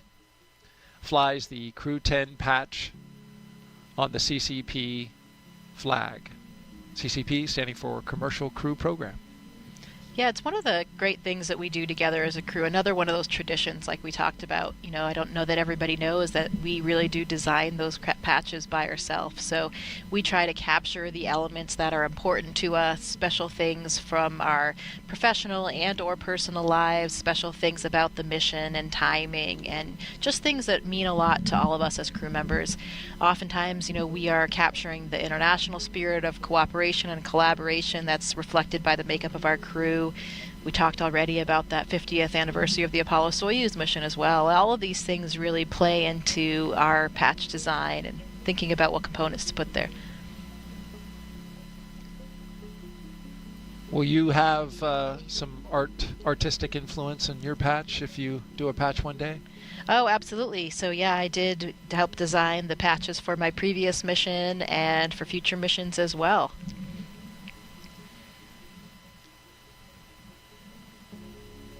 Crew-10 is also allowed to have some personal items, as you well know, Jessica Meir, astronaut with NASA, joined us here on the broadcast. They get to take them with them for their extended stay in space. And for this crew, here's a few things that they will be taking up. Anne McClain, her and her crew were able to pack some personal gear to meet them on the ISS. It's going up on SpaceX 32 in April. She packed some sports team shirts, and those are from the schools she attended, along with some holiday gifts for the crew. Commander McClain said, most importantly, she was able to pack a memento for multiple people who worked on this flight to support her either personally or the mission as a whole. Those items will be returned to their owners after flight, and they include things like pins, necklaces, and rings. It's neat to have some jewelry that's flown in space. Takuya Onishi, he's having a lot of pictures of his family, friends, and colleagues sent up. He's also flying some banners from elementary schools he participated in when he was a small kid. Yeah, it's always fun to bring a few of those personal affects from home. You know, one of the things as astronauts that's so important to us is being able to share this mission. You know, and this is not just for us as individuals or even just for us as a crew. This is really a mission for everybody. Everybody at NASA and all of our partner agencies, all of the people of our countries, really all of the citizens of the world. So we try to bring up things to represent that, whether they're from, you know, universities that we attended, different organizations we belong to, things that really represent all of the different people who helped us get where we were and where we currently are on the International Space Station, and to really bring it back to them, to tie it to them as well, to share the mission and remind everyone that this is truly for them and for all of humanity. And just add a note about Nichole. She said she's taking items from alma maters and the Air Force volleyball team, which you mentioned. Some of them are here today. Yeah, they are. She's also taken a bunch of pictures of her friends and family so she can keep them close. And since she's the first person from her astronaut class to go to space, she's also taking up something for her classmates, the Flies, of course, Group 23. But she didn't want to say what it was. She wants it to be a surprise. But she's said that she's getting nothing but love and support from her classmates. Yeah, absolutely. I know that they are all so proud of her today. So excited for her. I never forget that first moment when you see your first classmate launch. It really does feel different. You know, you get to know all of the other astronauts and cosmonauts that are flying, and every launch, of course, is very special when it's one of your friends or colleagues. But it's a little bit different when you see your own classmate, because it just makes it more real for you. You know, your classmates are like your friends and family, and they started at the same time as you, and it just gives this extra dose of reality of, you know, wow, I didn't just become an astronaut. We actually are going to have the chance to go to space now. So very exciting day, I know, for all of the Flies. And a relaxing one for Kirill Peskov, who's on the left side of your screen, who looks to be taking advantage of some relaxing time before liftoff. Absolutely. Maybe he's getting ready for some throat singing. You know, maybe this is part of the process. He just heard me. He woke up. Yeah, he's going to let me clear my throat. Well, as Crew-10 launches, that means that Crew-9 will return home soon. Crew-9 launched from Pad 40 at Cape Canaveral Space Force Station back on September 28th, 2024. And that was a unique flight because it was only 2 crew members in order to make room for Butch Wilmore and Sonny Williams, who, of course, flew up on a Boeing Starliner test flight, but are now coming down in those 2 open seats with Crew-9. That capsule is on station right now. Wilmore and Williams have been living and working on the space station now for over 9 months. The other 2 for a little over 5 months. Once Crew-10 arrives, there will be what's called a direct handover for 4 days, which is going to be shorter than usual. And then, of course, Crew-9 will undock and come back home. And so that's going to be a quick handover period that they're going to have, a little different than the longer week or so that they have. Yeah, it depends on what's going on, you know, with comings and goings of different spacecraft. So those handover periods can be variable, also because, you know, we never know exactly when the Dragon's going to leave because we have to have good weather prediction for landing. So you never know exactly how long they'll be, but we do have to plan for something. This one is called a 2+2 handover. So we'll have 2 days of dedicated handover activities where the crew members that are up there, the experienced crew members, will be handing over all the important information, how they do things. You know, of course, this new crew is well trained on all the systems and everything up there, but there is just something to understanding exactly the lay of the land when you see it in person. Little nuances that you can really only get from the crew members that are up there, you can't necessarily get from the ground teams. So we take that time to really hand over all of that really important information. That will be, especially for the new astronauts that have never been on board, but even for Anne and Tak, who are experienced and have been on ISS before, things have changed. It's been years since their mission, so there's different hardware on board, different systems. Some things are running a little bit differently, so really important time. The other component of 2 from that 2+2 is 1 arrival day and then 1 departure day. We will be extremely happy to have Sunny and Butch back down here on Earth. They've been up there for longer than expected, but they were up there in space doing their mission, doing what we do as astronauts, the moment we all wait for as astronauts. So they've had a very productive mission. I love that we saw that image of Sunny running on the treadmill. We talked about how she ran a marathon in a previous missions. I'm not sure if she did it again on this one or not, but I'll have to ask her about that. It'll be great to have them back, and they are coming back with another one of my 8-ball classmates, Nick Hague. So. Indeed. And a lot has been made about the return of Sunny and Butch, as we know, in the media and the reporting that's been happening about that. What's your sense of it inside the astronaut office that so much attention has been given to their return? Yeah, definitely a lot of attention. But as I was saying, they are up there doing what astronauts are supposed to do. That is what we live for, and that's really our main intent of being astronauts, is to go to space and to do science and to do maintenance and do all the work that you do on the International Space Station. So it's really no big deal that Butch and Sunny are up there, again, longer than expected, but they're contributing to all the science and all the maintenance on board, just like every other crew member. And it's just something as astronauts that we know we always have to be ready for. We always have to be flexible. You know that there's a plan for your mission. That plan can always change. As you've seen in recent years, there are so many different things that can happen, not just with vehicles, but all different aspects of the space station program. And so, we accept the mission, knowing what the plan is, but knowing full well that there's a very good chance that it can change. And that's just something that, a lot of us are used to from our previous careers as well, that flexibility and adaptability. And I think it's one of our most important skills as an astronaut. And that's what Sunny and Butch have been doing. You're absolutely right. They went up on a test flight that was supposed to last 8 days, but they were ready to become part of the team up at the International Space Station, working, maintaining. They did spacewalks. Mm-hmm. They have done it all. Yeah, they're both very experienced astronauts. They've done International Space Station missions before, so it's not something foreign to them, and they were incredibly productive during their time. All right, quick social question. We want to get another one up. We had a question come in from Swamp Smoke, who asks, what's one thing about living in space that no amount of training on Earth can fully prepare you for? Yeah, that one, we get asked that one quite a lot. And what I usually answer, I think, is true. We have so much extensive training that we've talked about today. We know all of these things. We have all this muscle memory for the spacesuit and all the things that we do up there. But what nothing can train you for is how it feels to live and work in microgravity all the time. Just the simple things, like the fact that you can't put your drink down on the table, you can't put your pen down. We've got Velcro on everything, and it's this really, if you see the photos and video of the International Space Station, there's stuff everywhere, on all the walls, on the ceiling, on the floor, cables everywhere.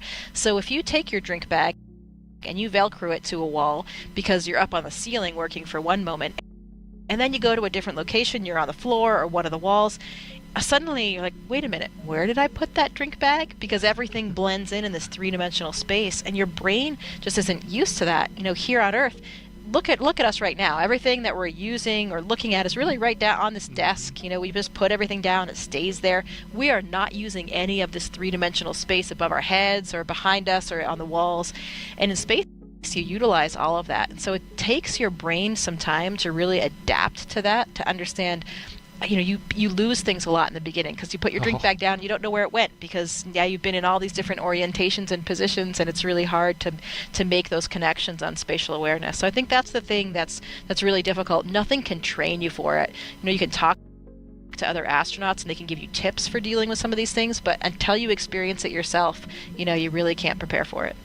I lose a lot of stuff on the ground. I can only imagine what I would lose in space. Thank goodness that My wife helps me track it down, along with these little Bluetooth reminders of where my keys and my wallet are. All right, T-minus 1 hour and 26 minutes and counting.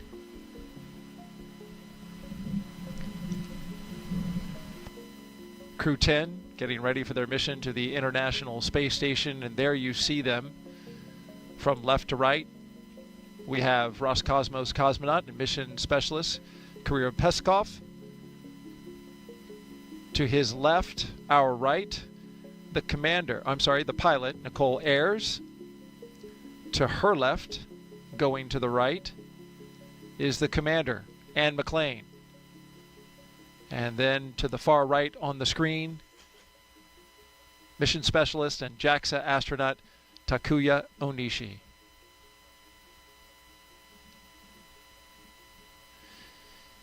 Up next,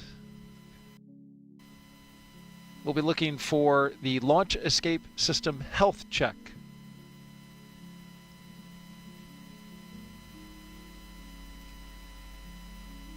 It's been a beautiful day so far here on the Space Coast, ahead of liftoff. Currently at 7:03 p.m. Eastern Daylight Time and 48 seconds. For those who like to know the detail.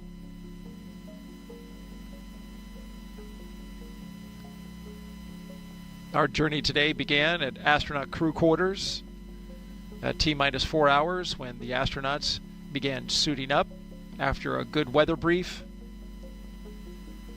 some breakfast, and health checks.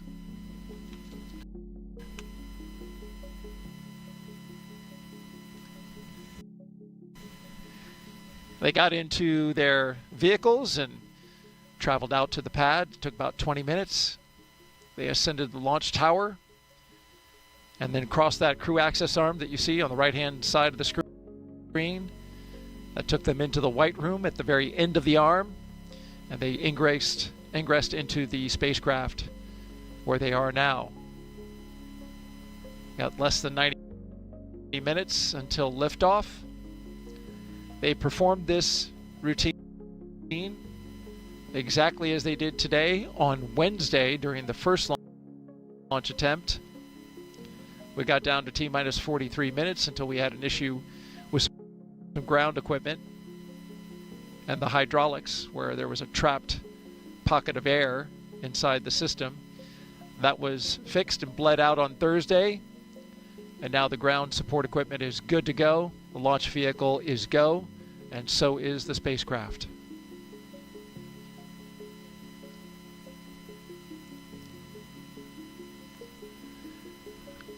More recently, the umbilicals, you can see those attached. They're across the back of the rocket, actually, and into the transporter erector. They provided some comm checks through those. We did some suit leak checks for the astronauts inside the capsule. We also did some comm checks, completed those. And the closeout team closed and sealed the hatch right after they got a leak check of its own inside the capsule to make sure that nothing would leak out. There you see it there.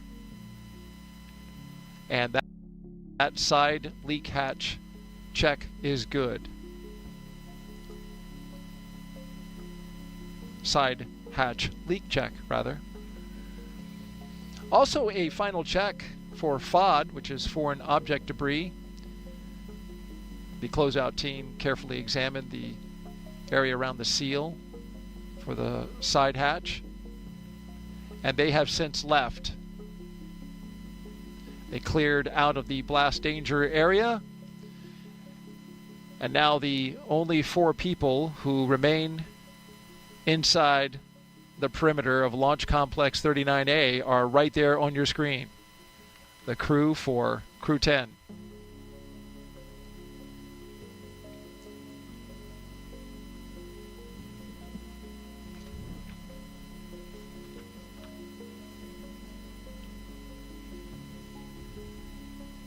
This Dragon Endurance spacecraft is a special one for NASA. It's also special to Jessica, as you noted so well, and talking about the name of Endurance, and a historic ship that helped Shackleton cross the Antarctic. The Dragon spacecraft Endurance will take Crew-10 to space today in its fourth spaceflight. Since its first flight in 2021 for Crew-3, SpaceX's Endurance Dragon has been a workhorse for NASA's Commercial Crew program, flying mission after mission. It has safely carried astronauts to the International Space Station. With Crew-7, Endurance proved its reliability yet again, marking its third journey to orbit. In all, Endurance has flown 10 astronauts and 2 cosmonauts to and from the International Space Station. And it's supported international crews from NASA, ESA, JAXA, and Roscosmos.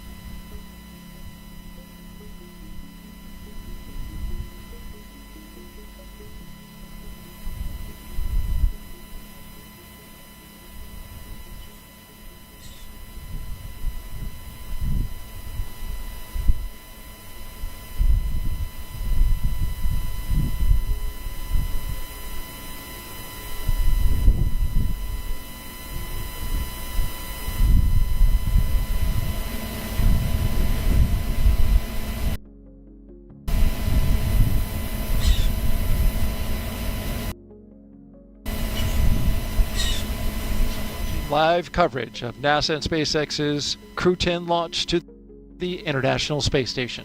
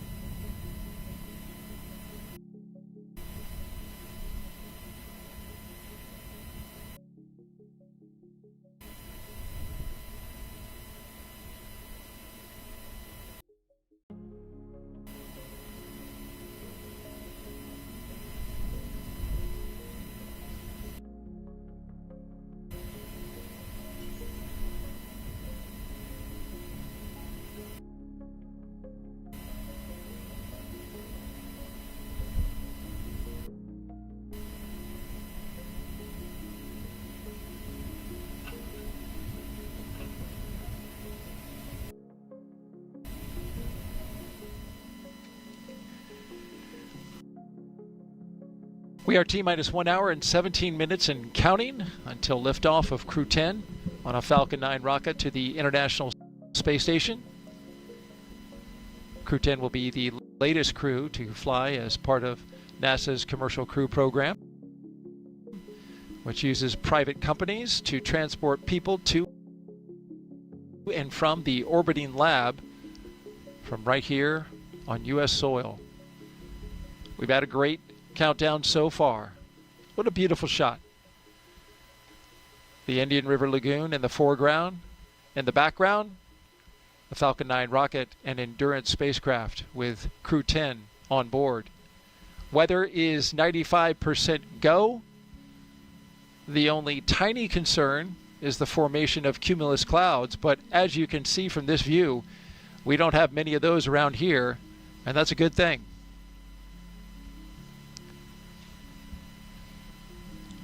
Excitement is starting to pick up as we get closer and closer to liftoff, and Jessica, it's been a good day so far. Yeah, absolutely. The weather looks perfect, and much to Vapor and other Air Force jet pilots' delight, no need for umbrellas today. That's right.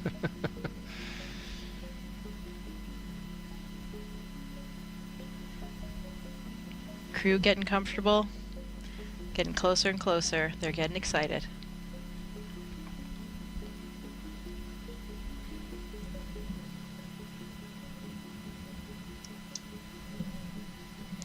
You know, Daryl, it's been 5 years since the Demo 2 mission, which was the first crewed mission of SpaceX, and that was an interesting timing.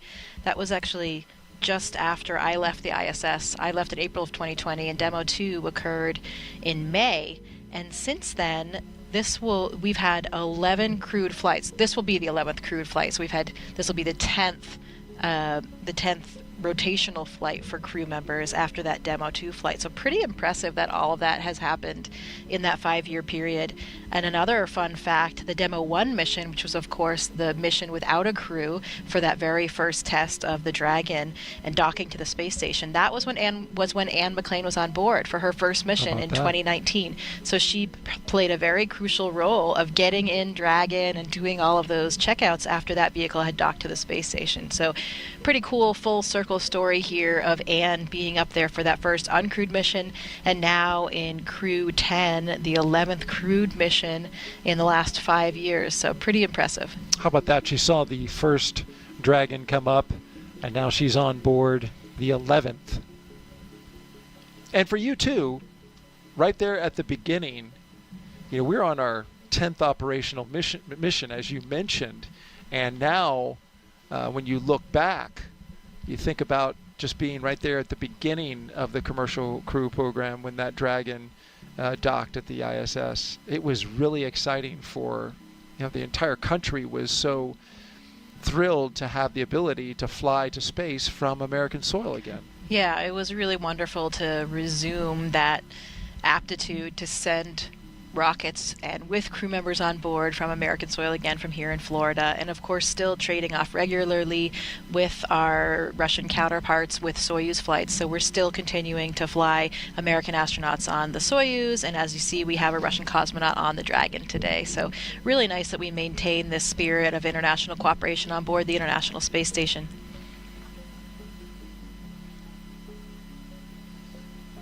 Especially, as we said, with that 50th anniversary of Apollo-Soyuz coming up in July. Another spectacular view. I think it's going to be a very beautiful launch day for all the people on the ground here in Florida.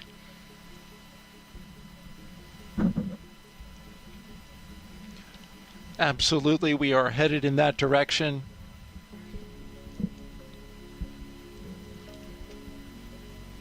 And hopefully so with the weather, because the weather gets a little iffy once we get into the weekend. So this is a prime opportunity to go. Just like that prime number 73 for Expedition 73. That's right. Let's grab another quick social question, Jessica. We're with Jessica Meir, NASA astronaut. Mohammed Therick asks, apologies if I didn't get your name correctly, What lessons from the Crew-10 mission will influence future astronaut rescue and contingency planning for the ISS and beyond? You know, I think for that one, there isn't really And this is Launch something... Control on countdown for crew awareness. We'll be commencing with fuel bleed in approximately 2 minutes. Expect some pressing and venting from the vehicle. And we can see the venting and that fuel bleed that's happening right now as it comes off the transporter erector. Sorry, go ahead. Yeah, so we talked a little bit earlier about how whatever vehicle you launch on, that vehicle remains docked to the International Space Station as your lifeboat, essentially as your rescue vehicle. Even though you launch and you're not going to land for 6 months or more, you have that vehicle there at all times in case anything happens on the space station, anything happens to a crew member that we needed to get the crew home safely. So we always have that rescue capability. From time to time, as you've seen in the last few years, we do have various situations emerge. If there's a technical issue on a certain vehicle, for example. And so we do what we do best here at NASA, and that is adapt and reevaluate and replan. And to me, that has always been the most impressive thing of working at NASA. When I am most impressed about NASA, it's when we have these challenges, because you see NASA rise to the occasion and do what we do best. Readapt and be flexible, and that's the same thing for all of these rescue missions. We will replan and do whatever we need to do.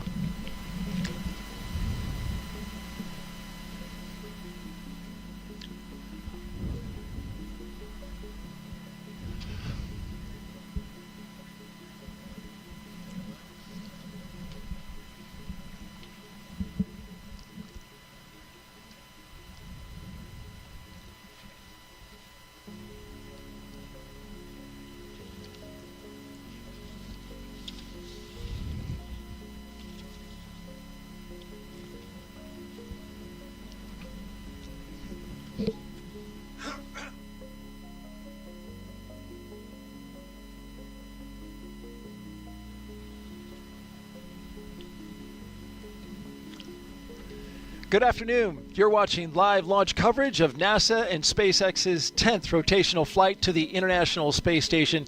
I'm NASA's Daryl Nail, and with us again today is NASA astronaut Jessica Meir. It's great to have you back again.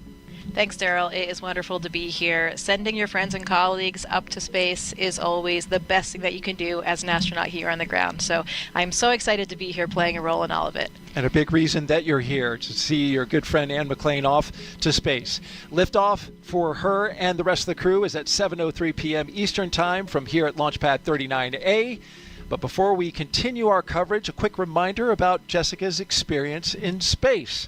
Take a look back to 2019. Jessica Meir and Christina Cook made history with the first all-women spacewalk, the 221st for space station assembly. 2 years later, Jessica served as astronaut support person for Crew-10, or Crew-2 rather. There you see her, number 38, helping the team all the way to the pad. Then she went over to pad 39B, where she rehearsed with the Artemis II crew. A great time with the astronauts was had, but this time, this crew was practicing to go to the moon. I really like this video because it shows the enthusiasm that we all bring to the roles, whether it's a support role or whether it's a crew itself. There is nothing better than sending your friends off to space, as I just said. So one of the most interesting things about our job as astronauts is doing different things all the time. It is an incredible time to be an astronaut right now, where we have so many different vehicles we can launch on. The Soyuz, like I launched on, the SpaceX Dragon that you're watching here today. Soon, hopefully, coming up next year, the Artemis II vehicle will launch and send our first astronauts to an orbit around the moon. So it's a very exciting time for us. We certainly have a lot to look forward here on the Space Coast and for the United States space program. Some background, though, on today's launch attempt. It is the second launch attempt for Crew-10. On Wednesday, NASA and SpaceX stood down from the first attempt after teams discovered a suspected pocket of air trapped in the ground support hydraulic system used for the clamp arm that you can see there on your screen. It is wrapped around the Falcon 9 rocket and holds it to the launch arm.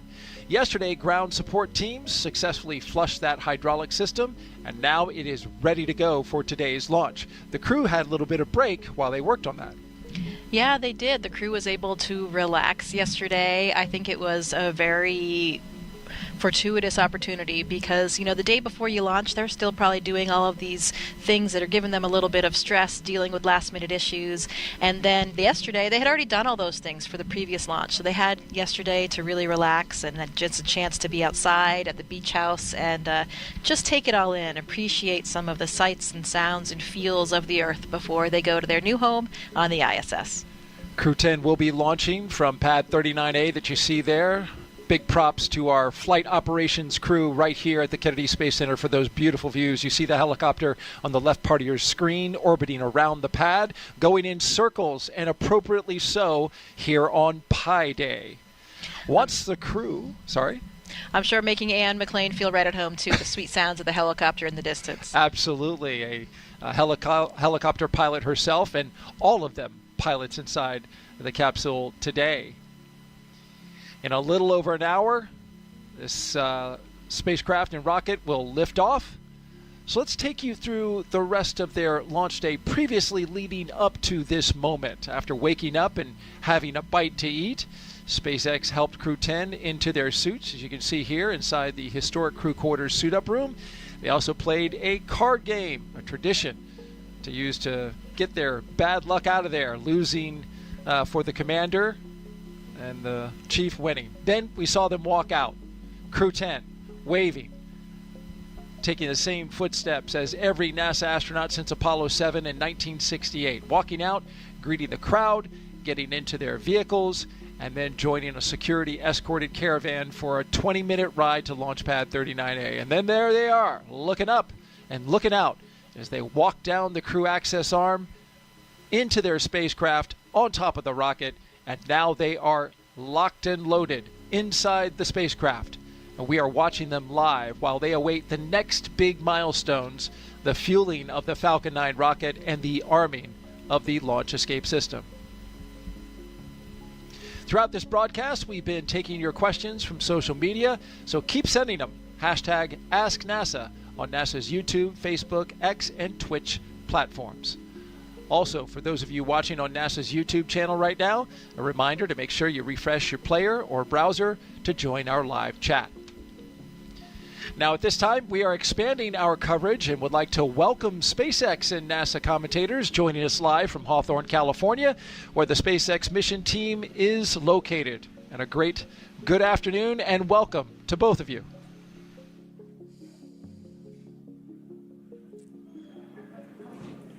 Thanks, Daryl. I'm Jessie Anderson, a Senior Production Engineering Manager here at SpaceX. And I'm Anna Schneider with NASA Communications. We are excited to be joining you once again from Mission Control here in Hawthorne as we count down to liftoff of Crew-10 just over an hour from now. Of course, Crew-10 is our 10th operational mission with SpaceX, flying astronauts for long-duration missions to the International Space Station. Crew-10 will have 2 first-time flyers on board, as well as a veteran NASA astronaut and a veteran Japan Aerospace Exploration Agency, or JAXA astronaut. And the multinational crew represents 3 different space agencies, with NASA, JAXA, and Roscosmos all represented. Today's crew will fly aboard the Dragon spacecraft named Endurance, which previously flew the Crew-3, Crew-5, and Crew-7 missions. Overall, this will be Dragon's 46th visit to the space station and its 14th human spaceflight mission to the orbiting lab, which includes NASA's Commercial Crew Program missions and private astronaut missions with Axiom Space. We're also celebrating the 23rd anniversary of the founding of SpaceX today on March 14th, which also is Pi Day, a celebration of the mathematical constant pi. Now, over the last 3+ hours, Crew-10 has been going through the detailed process of getting ready for their mission to the International Space Station. So let's go ahead and take a moment to introduce you to the crew. In the commander's seat is NASA astronaut Anne McClain. She's making her second trip to low Earth orbit. The Spokane, Washington native and U.S. Army colonel was selected by NASA as an astronaut in 2013 and has spent a total of 204 days in space, completing 2 spacewalks totaling 13 hours and 8 minutes outside of the orbiting laboratory. Next to McClain in the pilot seat is Nichole Ayers, who was selected as a NASA astronaut in 2021. The Colorado native graduated from the Air Force Academy in Colorado Springs and is a major in the U.S. Air Force, and this will be the first spaceflight for Ayers. Serving as a mission specialist is JAXA astronaut Takuya Onishi, and today's flight will mark Onishi's second trip to the space station. He was selected as an astronaut by JAXA in 2009 and has logged 113 days in space previously. To round it all out, the final mission specialist is Roscosmos cosmonaut Kirill Peskov, and he was selected as a cosmonaut in 2018 and will also be making his first spaceflight today. Once on board the International Space Station, Crew-10 will briefly become members of Expedition 72 and then Expedition 73 in April. They will conduct space station maintenance and scientific research to understand material flammability, contributing to future spacecraft design and study how spaceflight affects human physiology and psychology. The crew will also engage with students worldwide via ham radio and use its existing hardware with newly integrated software to test a backup lunar navigation solution. To date, SpaceX has flown 56 crew members to space since the Demo 2 mission in May of 2020, which was almost 5 years ago. Coming up here at T-minus 45 minutes, we'll be listening in for the team to report their readiness for propellant load with a final go, no-go poll. And so far, today continues to be a smooth countdown, and we're looking good for an on-time liftoff at 7:03 p.m. Eastern Time from Launch Complex 39A in Florida. Now here on the ground, the teams will be staffed around the clock in mission control just behind us to monitor Dragon and the mission, and not just for today, but throughout the entire mission, from liftoff to the Crew-10's arrival at the space station, all the way through splashdown when the astronauts return back home. And on console or headset in mission control, which you can see there on your screen, there are 6 key positions. The mission director is in charge of the room and tasked with making real-time decisions to ensure mission success. The person that you may hear talking to the astronauts is the crew operations and resources engineer. You'll hear us refer to them as the core throughout the broadcast. And there are 4 additional team members focused on vehicle systems, including avionics, navigation and control, software, propulsion, life support, and communication with ground support teams.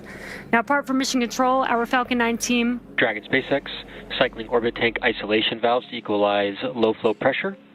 Additionally, I can give you a go to step into Section 5. When ready, report go for launch.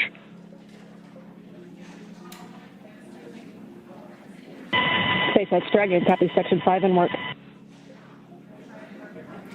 Just pausing for some comms between the core and Crew-10. Now, apart from mission control, our Falcon 9 team is currently located in the Launch and Landing Control Center at Hangar X. And we are now less than an hour until launch, and they are settling in for final checkouts, propellant loading, and getting ready for launch itself. Yep, and NASA has its very own set of team members at NASA's Mission Control Center in Houston, Texas, who have been preparing the International Space Station for Dragon's arrival. The teams in Mission Control Houston recently gave their go for launch, confirming that the station is ready to receive Dragon and the new crew. Following liftoff, today's flight to the space station will take about 28 hours, with Dragon flying autonomously the entire way. Docking is targeted for 11:30 p.m. Eastern, 8:30 p.m. Pacific, tomorrow, March 15th. And just like autopilot on a commercial aircraft, the crew always has the ability to take manual control of the spacecraft if needed. And before all of that happens, as the booster returns to the launch site and slows down from supersonic speeds, people in the immediate area may hear a brief double clap of a thunder-like sound known as a sonic boom. Similar sonic booms like this were heard during the return and landing of the space shuttle, and sonic booms like these are one of the hallmarks of reusable systems like Falcon. Here's what some of these booster returns have looked and sounded like on previous missions. I know a lot of people will be excited when they hear the sonic boom. And these are going to provide quite a show, because you're going to hear the sonic booms.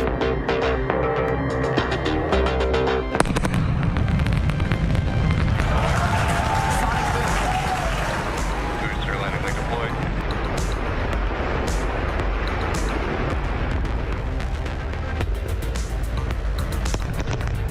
That sonic boom is great for us. That thunderclap broke the sound barrier.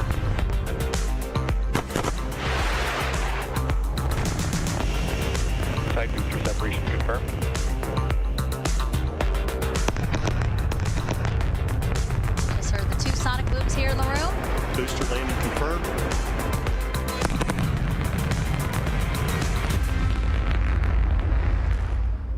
We are now at T-minus 57 minutes and counting to today's launch. While we wait, let's check in with NASA's Gary Jordan at Johnson Space Center to see how things are shaping up at Mission Control in Houston. Gary, how's it going? Hey, Jesse. Hey, Anna. Thanks for having me. Welcome again to Mission Control here in the Johnson Space Center in Houston, Texas. We're the hub of human spaceflight at NASA, and the team here is poised for launch and preparing for the crew to lift off and begin their journey to the orbiting laboratory. In the home stretch of rendezvous, NASA and SpaceX flight controllers will enter into what's called integrated operations. Both flight control teams will conduct a series of go, no-go polls for Dragon Endurance's docking to the International Space Station. Rotation missions like Crew-10 help NASA continue to maximize the important research and technology demonstrations made possible only in the International Space Station's unique microgravity environment. The space station is critical for NASA to prepare for future commercial low Earth orbit destinations and to understand and overcome the challenges of long-duration spaceflight necessary for a long-term presence on the Moon and crewed missions deeper into the solar system, including Mars. Now here's a closer look at the mission and what Crew-10 will have to look forward to during their stay aboard the International Space Station. The Crew-10 mission is going to be a rotational mission to the International Space Station. So we will launch aboard the SpaceX Dragon capsule and the Falcon 9 rocket. I'm just enjoying the way towards the launch. Of course, I'm looking forward for the day of launch. And we are going to stay there about a half a year. So the first goal of Crew-10 is to continue learning about the Dragon and the Falcon 9 rocket that we're going to be flying on to enable SpaceX to continue their development of rockets and even private astronaut missions in the future. The other mission is to get us safely to the International Space Station so that we can crew this incredible national orbiting laboratory that we have and continue the science experiments that we have ongoing there. One of the unique characteristics of the International Space Station is microgravity. We get to learn how humans and plants and other types of hardware react in the space environment and the microgravity environment. And it helps us to develop all kinds of new materials, medicines, and it helps us to push our knowledge forward. The discoveries that we make on board the International Space Station then inform what we do on Earth, and it allows us to further both humankind here on Earth and get to further places in the universe. So I've often been asked why we explore, and I think it's different for everybody. When people are born, they naturally want to explore their environment, first as babies, and then as kids, and finally as adults. That's how we expand our world, and that's how we find something new. Every time that we make a further step, we learn something and we learn how to adapt, and that is so important to humanity. This is probably the main things which drives us forward and helps us to survive as a species.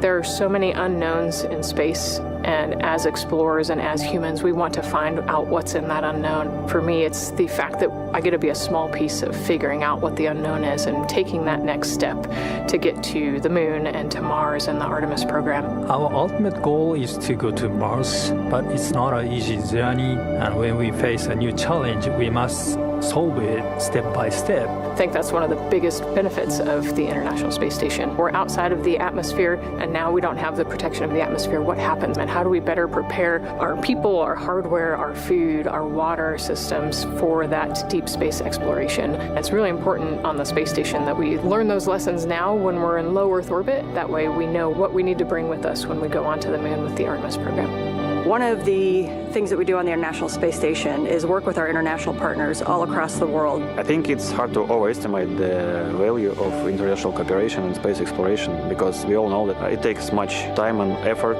Space is hard, it's very challenging, and it's sometimes unpredictable, and that's why I think cooperation is the key to success. The International Space Station wouldn't be international without all of our partners. And our goal is to be a beacon of hope for all of humankind so that people can look and say, this is what we can accomplish when we work together. T-minus 52 minutes and counting. We just pulled go for NASA and SpaceX to begin propellant load at T-minus 35 minutes. A great update there to our milestones. We now have NASA's Megan Cruz live from a nearby launch viewing location here at Kennedy Space Center. Megan.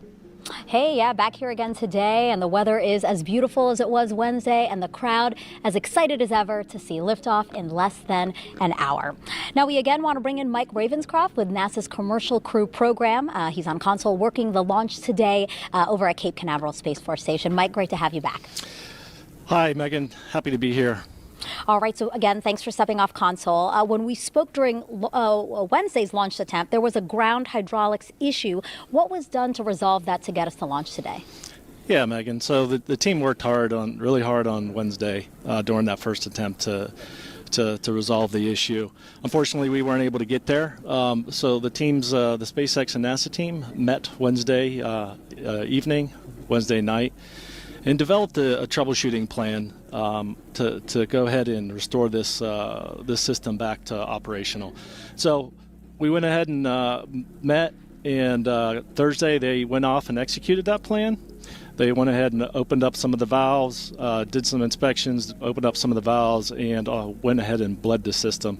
And then they did perform checkouts and performed the checkouts, and the system was nominal at that point. So we got back here today on launch countdown, and did some additional checkouts, normal checkouts that are performed on day of launch, and everything's checking out good. That's wonderful to hear, and it's always great to see teams coming together to resolve issues to get us to launch. Now, as CCP's Launch Vehicle Systems Office Manager, you were also part of keeping an eye on today's booster, correct?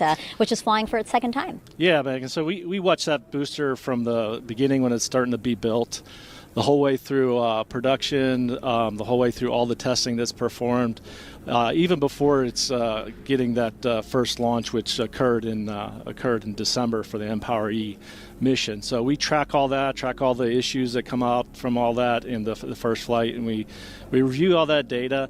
And then when it goes into maintenance for our flight, we are tracking all that work along with SpaceX and ensuring that the vehicle is ready for day of launch and a safe flight for the crew to the ISS. And Mike, last question for you. How do you feel just being a part of NASA's Commercial Crew program? This is awesome. I can't imagine myself anywhere else. This program, I've been here for quite a while, and this is a family. You get to work with folks from all over the country, from California to Texas to Alabama to here in Florida, and it's just a family, and that's how we feel about each other. We work hard. We get to work with a lot of great contractors, and so day in and day out, you get to show up for work and enjoy what you do.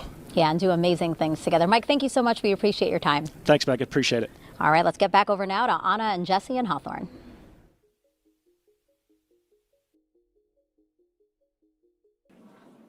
Thanks, Megan. Falcon 9 is the first orbital-class rocket capable of reflight. Together, Falcon 9 and Falcon Heavy have completed more than 450 launches and over 380 reflights. And today, the booster will be attempting to land at Landing Zone 1, which is just down the coast from the Kennedy Space Center in Florida. This will be the second flight of the first stage booster supporting the Crew-10 mission. Rapid reusability drastically reduces launch costs, helps increase launch frequency, and enables a wide array of new government, commercial, and scientific opportunities in space. Lowering the cost of access to space is helping take humanity's next steps into the solar system, whether in low Earth orbit, interplanetary, or even deep space. And when costs are lower, government and commercial customers can launch more missions, which helps accelerate development. This also helps commercial satellite and private research customers afford to launch more projects to space, which helps stimulate innovation here on Earth. All of this to say, reusability is the key innovation that is making space more accessible for the industry as a whole. And just like the first stage of Falcon 9, Dragon is also reusable. The reusable Dragon spacecraft has flown people to the International Space Station 13 times. And as we mentioned earlier, today's crew will fly aboard the same Dragon that previously flew the Crew-3, Crew-5, and Crew-7 missions. But back to today's mission. We are coming up on T-minus 48 minutes to launch, and our teams are carefully moving through the pre-flight process. Now, a lot of preparations have brought us to this point, including a dry dress rehearsal, static fire on Sunday, and an initial launch attempt on Wednesday. Now, we did stand down from that attempt due to a hydraulic system issue, but the teams completed inspections of the ground support hydraulic system used for the clamp arm supporting the Falcon 9 rocket and successfully flushed a suspected pocket of trapped air in the system. Now, all of that hard work brings us to today's launch, and next up in our The team has pulled go for LES arm, propellant load, and launch.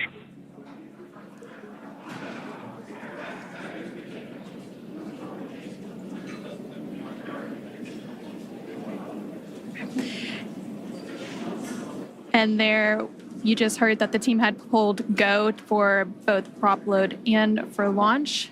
So that was the next step in the countdown that we were waiting for, and that was from the SpaceX launch director, and they were calling up to the crew to let them know that we had received that go to continue with that prop load. And then, as we mentioned earlier, the Dragon launch team, as well as key NASA launch members, are in the Launch and Landing Control Center at SpaceX's Hangar X in Florida. And the launch director will also check in with the Dragon mission director, referred to as the MD, and the NASA launch manager to make sure everyone is on the same page and everyone is ready to move forward. Again, there's a lot of teams and a lot of moving parts to getting a launch off the ground. And so leading up to the final stages of launch today, you will hear various check-ins on that process. So right now, there on your screen, you can see Crew-10. They are on board Dragon, waiting to get the green light to stow the crew arm for the launch and arm the launch escape system. And we did just hear that go, so we should start getting a good view of that access arm moving away from the spacecraft pretty soon. Now, on the range side of things, the range continues to be go for launch, monitoring the clearance area surrounding our launch pad, as well as the air and sea space along the flight corridor. And as you can see in your on the left-hand corner of your screen, the weather is looking great for today's launch. Overall, weather is trending in the right direction, and we currently have less than a 5% chance of violation at our target liftoff time today, which is great.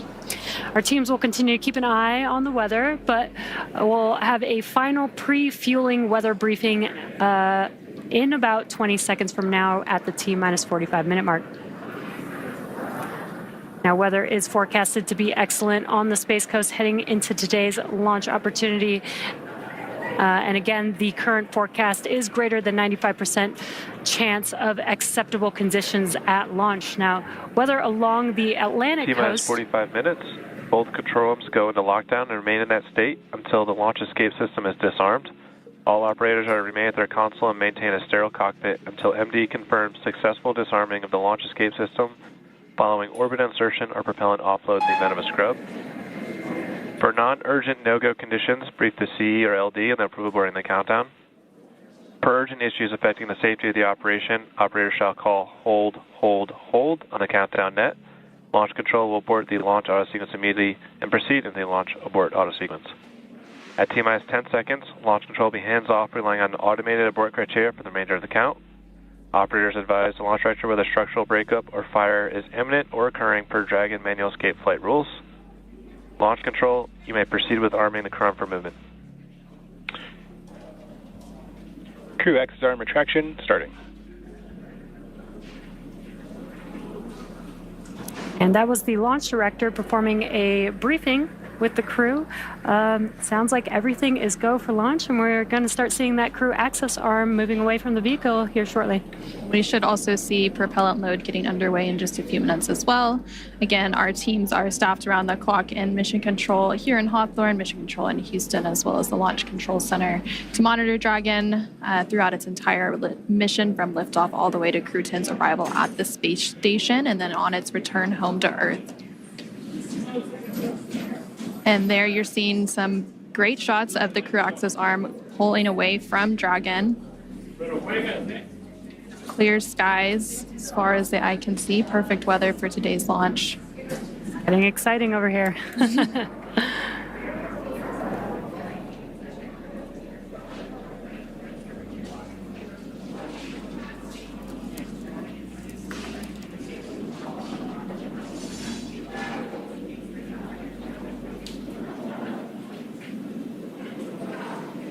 Yeah, weather looks amazing over there at pad 39A.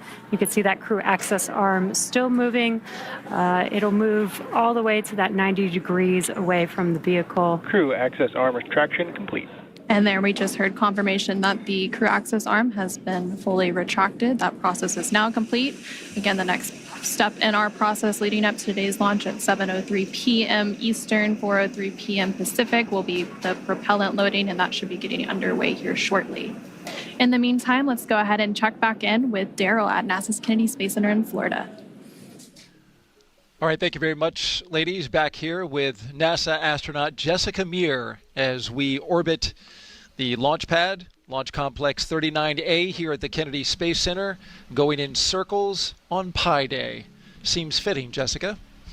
Absolutely, it does. This is the day for it. We've got a few milestones coming up here in the next few minutes. We're going to close our visors at T-minus 39 minutes and then start the process of getting that launch escape system armed. As we just saw, the crew access arm has moved away, so if there were to be an emergency, going through the crew access arm is one option up until the point in which the launch escape system is armed, and then it's off the top of the rocket. Yeah, that's right. That launch escape arm could actually swing back in just about 30 seconds, and during that time, the crew would actually be unbuckling their seat belts and getting ready to egress, so that timing would work out. Visors closed, arming the launch escape system. Copy, Dragon. You are go for 6.6 arm launch escape.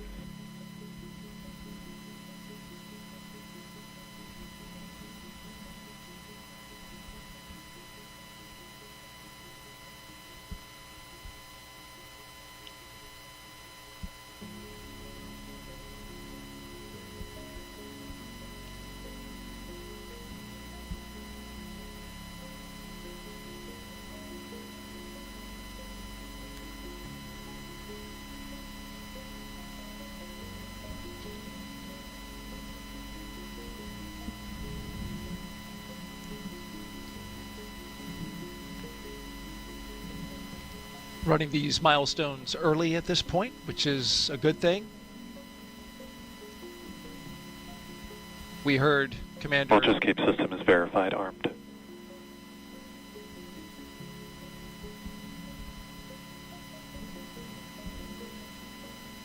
There we have the verification that the launch escape system is armed.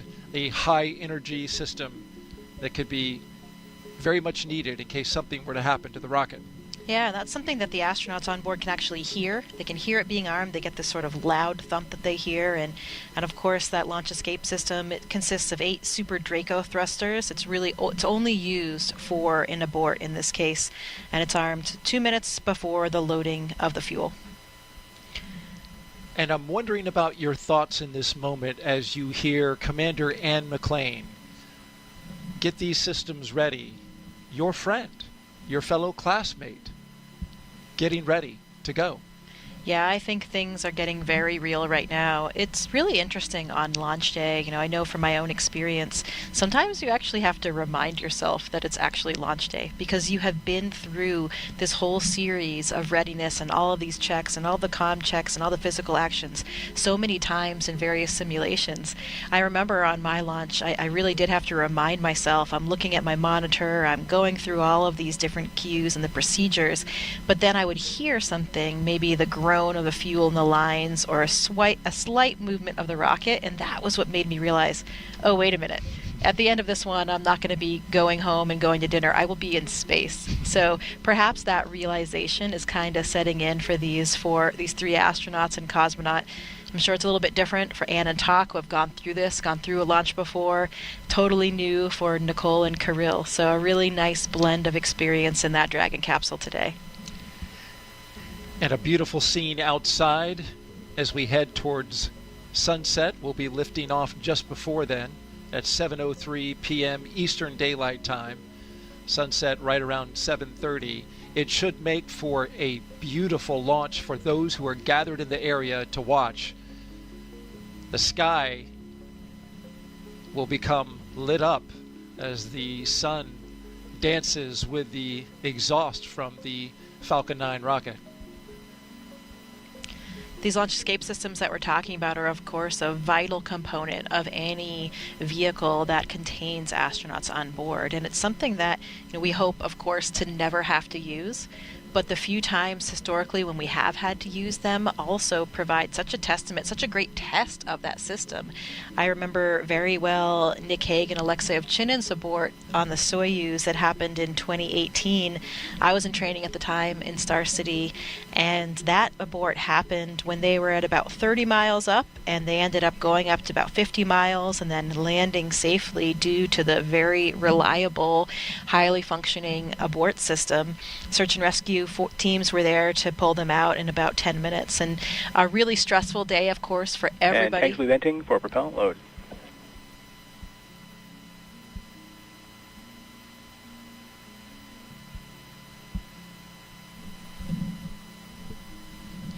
That was a stressful day for everybody on board and everybody on the ground, but again, a really nice test to see that these systems are in place for a reason and they do work. Nick Hague went to space that day and came right back. And fortunately, everything went well, and he was able to return to the ISS, and he's up there now. Yeah, he's up there right now waiting for this mission to join him. I know that he's very much looking forward to giving Anne and her crew a big high five, especially for those 8-ball classmates, but really for everybody on board. We joke in our class that, Nick launched 2.5 times so far for his 2 missions to space, but he's got a little bit of extra experience. We have learned so much during your time here, Jessica, spending it with us, giving us your insight and talking about your experiences in space flight. We appreciate it deeply. Also, the audience appreciates it as they continue to ask questions on NASA's social media channels, #AskNASA, Twitch, Facebook, YouTube, and X. Dolores Kiefer asks now, can the ground crew talk to the astronauts during fueling? Yeah, they can. We just heard a call go, and those comm loops are open. Of course, we can talk to the crew if in case of any type of emergency or any type of information that they need. We have those comm loops open. Interestingly, speaking about that, the crew can actually hear the fueling process. So they can hear the valves, they can hear the flow of the fuel as well. So interesting for them to be following along with the process. Can hear it, see it, and feel it. Just a few seconds now before we start propellant load for the Falcon 9 rocket.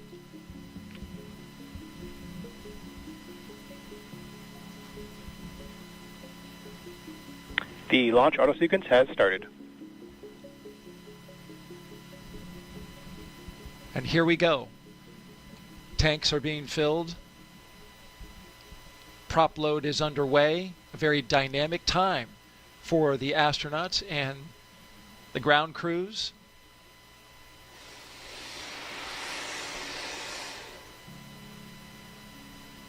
For this countdown today, we got a little further and have gone further than our attempt on Wednesday, which stopped at T-minus 43 minutes. We are now T-minus 34 minutes, and everything is looking good.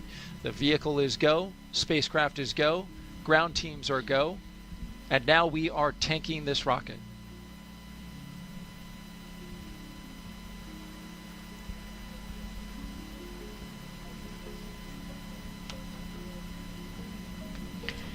So this crew is hearing those sounds. As we mentioned, they can hear the fuel flowing through the valves and flowing through the pipelines. And this is a rocket-grade kerosene called RP1 and also liquid oxygen. That is the fuel for this powerful Falcon 9 rocket today.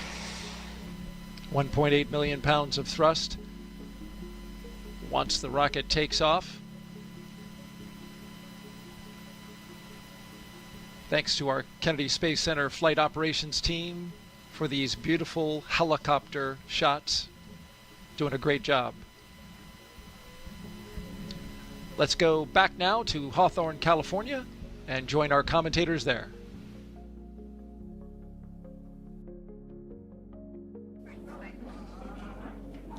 We are at T-minus 33 minutes from launch and getting closer and closer to launching Crew-10 into space.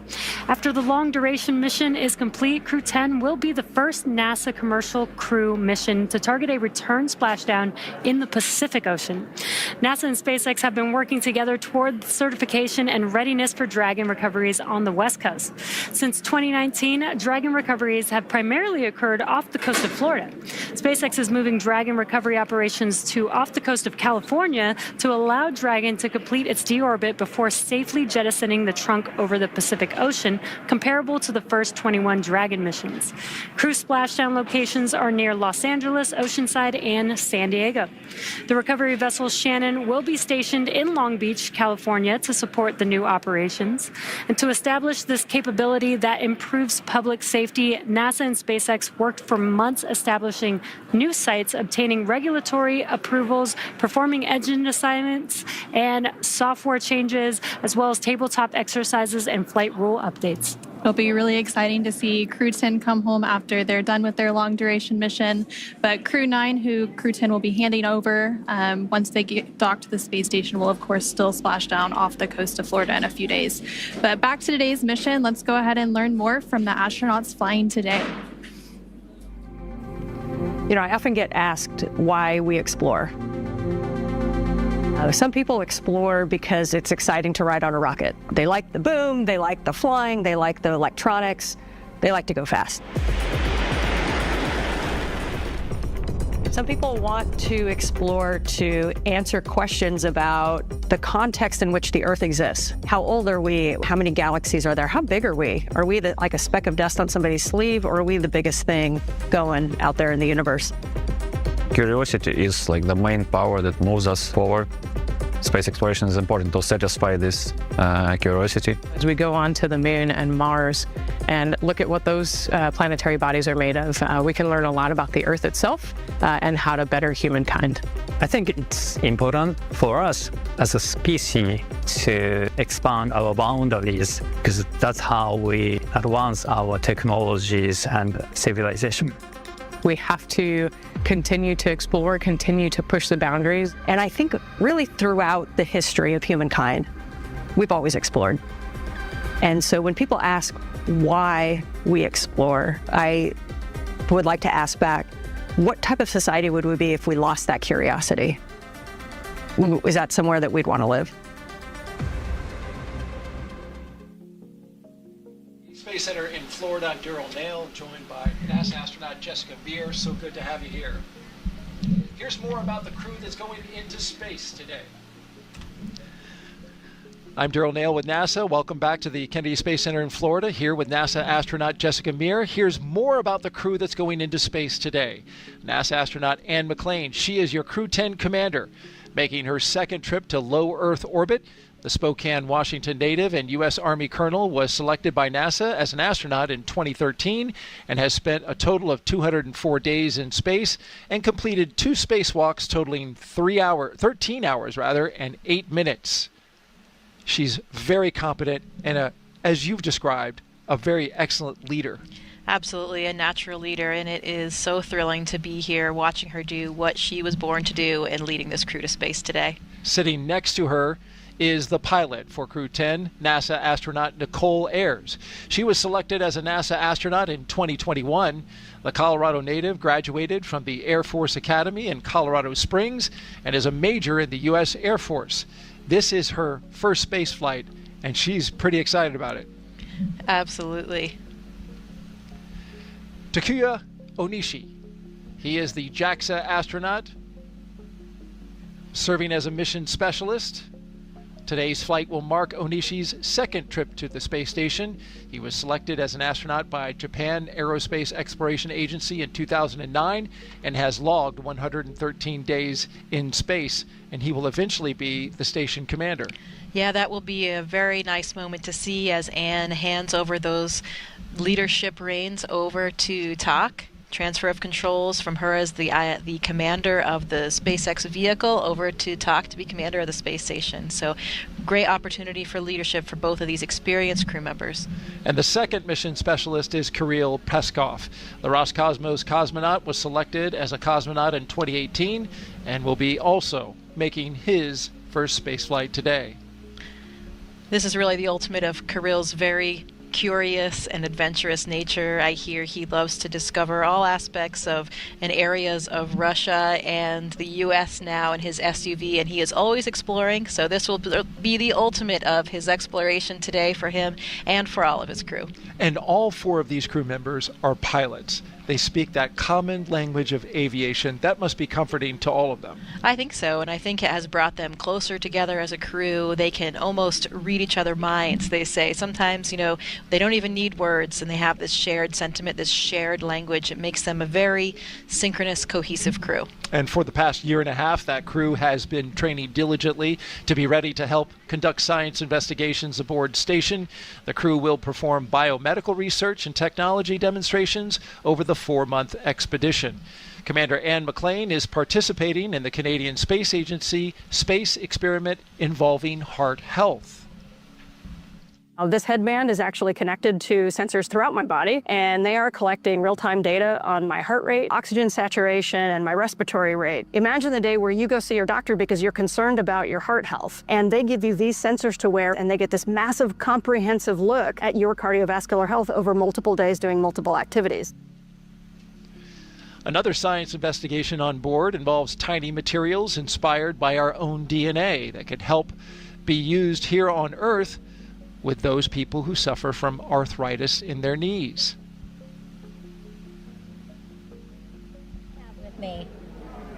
Let's go back now to Megan Cruz, who is standing by with NASA Acting Administrator Janet Petro. Yeah, that's right. Acting administrator since January. And then, of course, before that, center director here at Kennedy since 2021. And how does it feel to be back here to watch another crew launch? Oh, my God. I can't, Megan, tell you how excited I am to be here. And I was here the whole week. We had unfortunately had the scrub on Wednesday. But I cannot explain the feeling of coming back home. Oh. I love this center. I love this workforce. I love the mission that we have here at the center. So it was very exciting. In D.C., it's not my normal job jar down here at the Kennedy Space Center being center director where, I had the workforce and the mission. So I'm super excited to be back here and to be able to witness this launch later tonight. Yes, absolutely. Launch is going to happen here shortly. And, I know we've been talking about this a lot in the broadcast that every single member of Crew-10 is a pilonaut. Yes, actually. A pilot, as are you. Did you get to talk to the crew? I see that they've signed your hat. I absolutely did. So I got to see them a couple times. So when they landed at the landing facility here, I got to see them and greet them. And that's where they gave me this hat, which is so cool. I've never gotten a present from a crew before. So Crew-10, hats off to them for giving me, and they did sign it. And then on Tuesday, we got to go what's called Behind the Glass tour and talk to them. They're behind a glass because they're in quarantine, and we got to talk to them and ask them questions and talk to them and just see how they were doing. And so that's pretty special. So I got to talk to all of them, all of those pilots there, and they are super excited, ready to go. Yeah, and speaking of excited, we have NASA astronauts Sunny Williams, Butch Wilmore, Nick Hague, plus Roscosmos cosmonaut Alexander Gorbanov. They're going to come back shortly after Crew-10 arrives on station. During a live press conference from station recently, Butch and Sunny said they're going to miss space. Absolutely, because you got to think about the astronauts. And by the way, last week from Johnson Space Center's Mission Control, I did get to talk to Butch, Sunny, Nick, and a little bit to Don Pettit there. So I got to talk to them as well. But you got to figure they, to be selected and trained and the passion that they have to go to space, for them, it's got to be, this is what they do for a living. Mm-hmm. This is what they're going to do. And in fact, I would bet they might have some mixed emotions, for leaving, because, every time you get to go to space, which is what all astronauts want to do, you never know. It might be your last time because you might not be selected for another mission or whatever. So I bet they have mixed emotions leaving their colleagues up there at the space station. I'm sure they're anxious to get home and put their feet on Earth and spend time with their family, but I think that they have enjoyed their time in space. When I said behind the glass to Butch and Sunny a while ago, I asked them, and they had told me that they hope they get to stay a little bit longer than 8 days in space. That was at their behind the glass. Now, I don't know if they meant to stay as long as they got to, but I know that they are a valued member of this expedition crew, and they've done amazing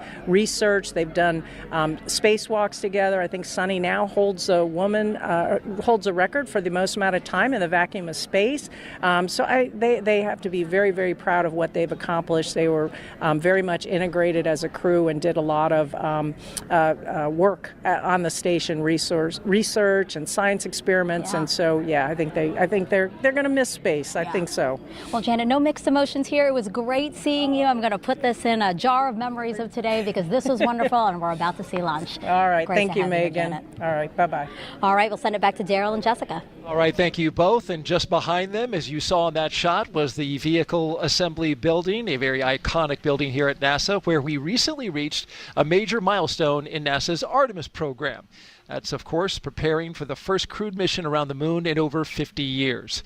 Engineers finished stacking the twin solid rocket boosters for Artemis 2. These 177-foot tall boosters will provide most of the 8.8 million pounds of thrust needed to launch 4 astronauts on a 10-day lunar journey. There's a shot of the core stage, which they're starting to work on now. Since November, crews have used a massive crane to lift and assemble those booster segments. They're each packed with avionics and motors that will safely detach after launch. Now, with the completion of that, they're going to focus on the SLS. Artemis 2 will carry NASA astronauts Reed Wiseman, Victor Glover, and Christina Cook, along with Canadian astronaut Jeremy Hansen, on a mission around the moon. So here's Jeremy now with a little more about that.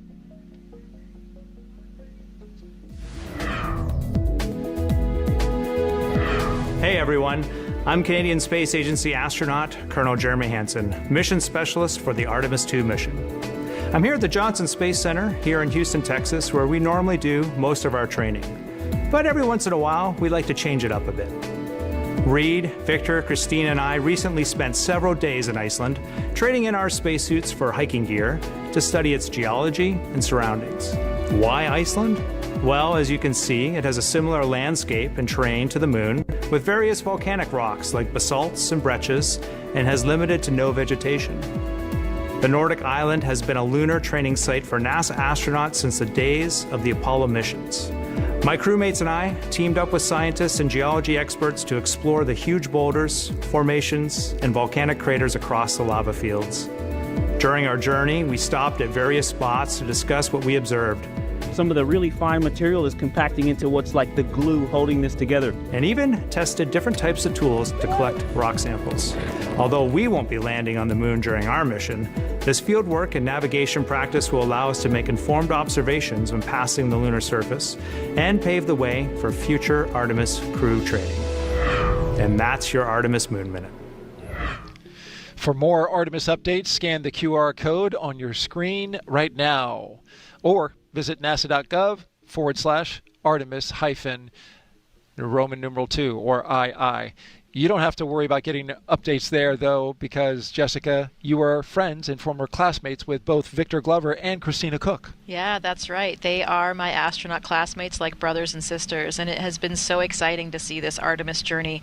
I was here for the Artemis 1 launch, and that just made it all so real. We saw the hardware, we saw the vehicle, we saw the launch, and we knew that the next time that vehicle launched, it would be with my friends and colleagues on board. So it was an incredibly exciting moment for all of us as astronauts. That launch coming in February of 2025, currently scheduled on the calendar. Let's go back now to SpaceX in Hawthorne, California.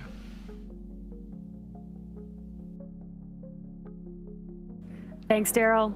As we continue to count down, let's take a closer look at the vehicles that will be taking Crew-10 to the International Space Station today. Falcon 9 is a two-stage rocket developed and manufactured by SpaceX, known for its safe, reliable, and cost-effective access to space. It's also the first orbital-class rocket capable of reflight. And sitting at the top of Falcon 9, Dragon and its trunk stand over 26 feet tall. There are 2 windows on the spacecraft, plus one underneath the nose cone. The nose cone opens shortly after launch to expose the forward bulkhead thrusters and docking mechanism that will connect with the space station.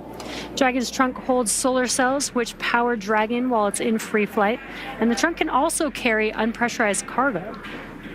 Now, Dragon has played a significant role in advancing our future in space by safely transporting crew to and from the space station. There are currently 4 Dragon spacecraft supporting human spaceflight missions that have docked to the station. There you can see them on your screen. That is Endeavour, Resilience, Endurance, and Freedom. Now, designed to be the safest spacecraft ever flown, Dragon is capable of carrying up to 7 passengers to and from Earth orbit and beyond. And Dragon has 16 Draco thrusters that can be used in space to help navigate the spacecraft to its destination, each providing 90 pounds of force. That doesn't include the 8 Super Draco thrusters used for an abort, which are no longer active once the crew is in orbit.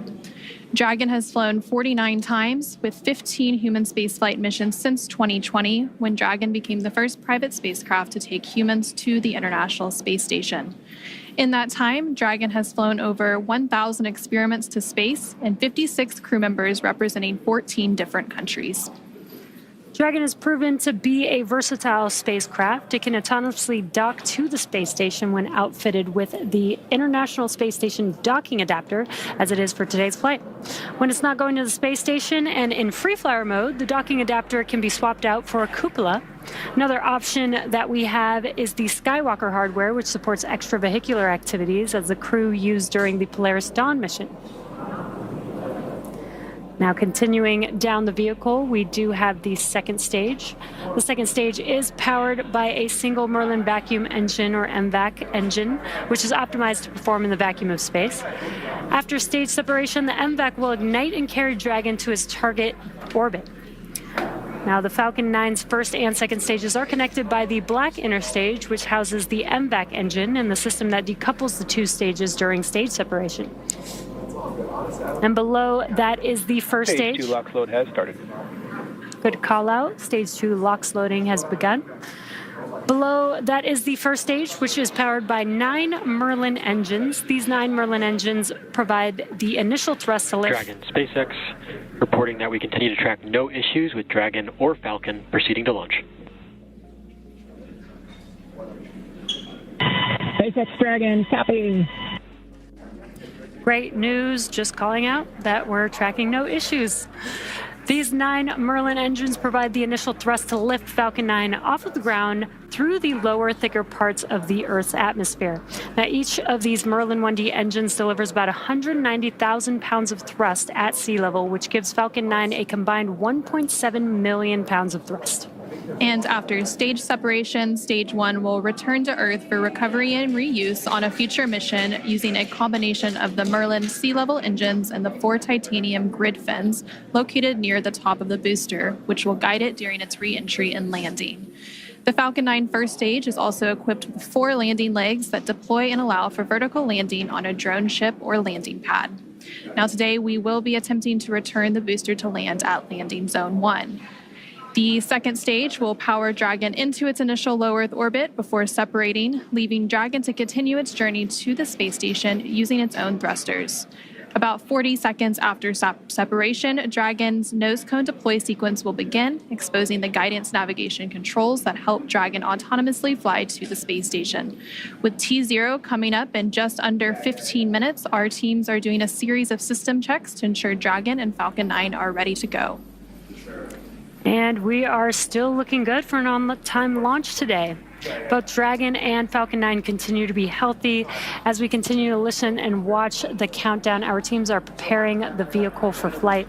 Propellant loading of both RP-1 and liquid oxygen began at T-minus 35 minutes. And we also heard the call a few minutes ago that the launch escape system is armed. The launch escape system is designed to propel Dragon away from Falcon 9 in the event of an emergency during launch. Now, the range, which is monitoring the keep-out zones among other key flight requirements, also continues to report no issues, and they are go to support today's launch. And weather also continues to look good. You can see it there on your screen, clear skies. And we are still tracking a roughly less than 5% chance of violation at our target liftoff time of 7:03 p.m. Eastern, 4:03 p.m. Pacific. And as you heard earlier, we're continuing to be optimistic that we're going to maintain these good conditions into launch. And as a reminder, today we have an instantaneous launch window driven by our planned rendezvous point, the point at which Dragon and station will meet in orbit. The station is orbiting the Earth at more than 17,000 miles per hour, and Dragon needs to catch up. That means we have to deliver Dragon to the correct orbit by timing its trajectory relative to the orbiting laboratory so that they are in the same place in orbit at the same time. So precise liftoff time is crucial for hitting that rendezvous point. And at this point, if we hear a hold for any reason, we would have to stand down and target our backup launch opportunity, which is Saturday, March 15th at 6:41 p.m. Eastern, 3:41 p.m. Pacific. But again, everything and all the systems continue to be go. And for now, we're going to go ahead and turn it over to Gary at the Johnson Space Center for a quick status update from Houston. Hey, thank you, Anna. Back here in the International Space Station Flight Control Room at NASA's Johnson Space Center in Houston, teams continue to work around the clock to monitor activities aboard the orbital outpost. Leading the teams inside the room is Flight Director T.J. Creamer. The team in Mission Control Houston, the team in Hawthorne, and the astronauts aboard the space station will track the autonomous docking of Dragon Endurance when they enter joint operations. This will happen when the spacecraft enters the approach ellipsoid, the invisible boundary stretching 4 by 2 by 2 kilometers that helps us monitor all arriving and departing spacecraft, is essentially the neighborhood of the space station.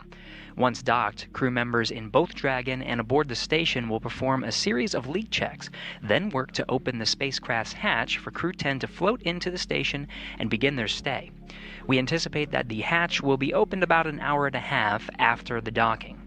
When they enter the orbital outpost, Crew-10 will be greeted by the rest of their Expedition 72 crew and will come together for opening remarks. That's all from us here in Mission Control as the anticipation continues to build for launch in under 20 minutes.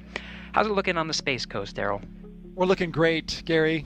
Looking fantastic. We've got fantastic weather, 95% go. You see the beautiful shot outside of the pad there, the rocket and the spacecraft. When it launches today, the crew aboard the ISS, the destination for today's launch, will be about 260 miles over top of the west coast of Australia, so too far to see the launch.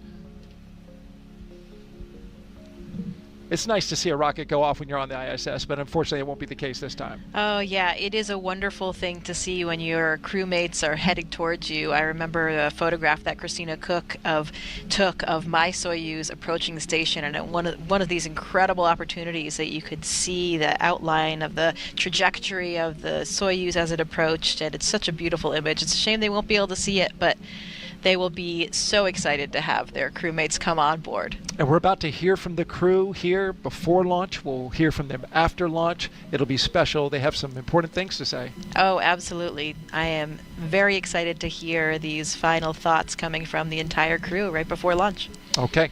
All right. With that, we'll send it back to SpaceX in Hawthorne, California.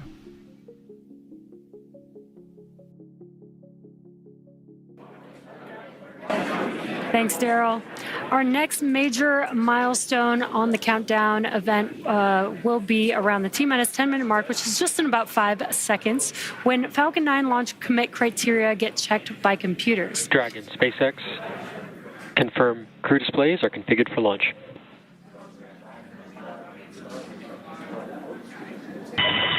SpaceX Dragon, displays are configured for launch. And with that, this is the pilot, Nichole Ayers.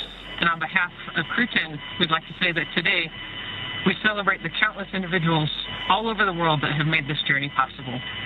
To the engineers, instructors, flight controllers, scientists, and leaders who worked tirelessly to get us here, Thank you for your dedication to the safety and success of this mission. And a special thank you to our friends and families for your unwavering love and support.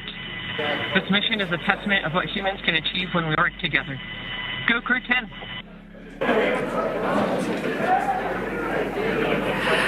Such great words from the crew.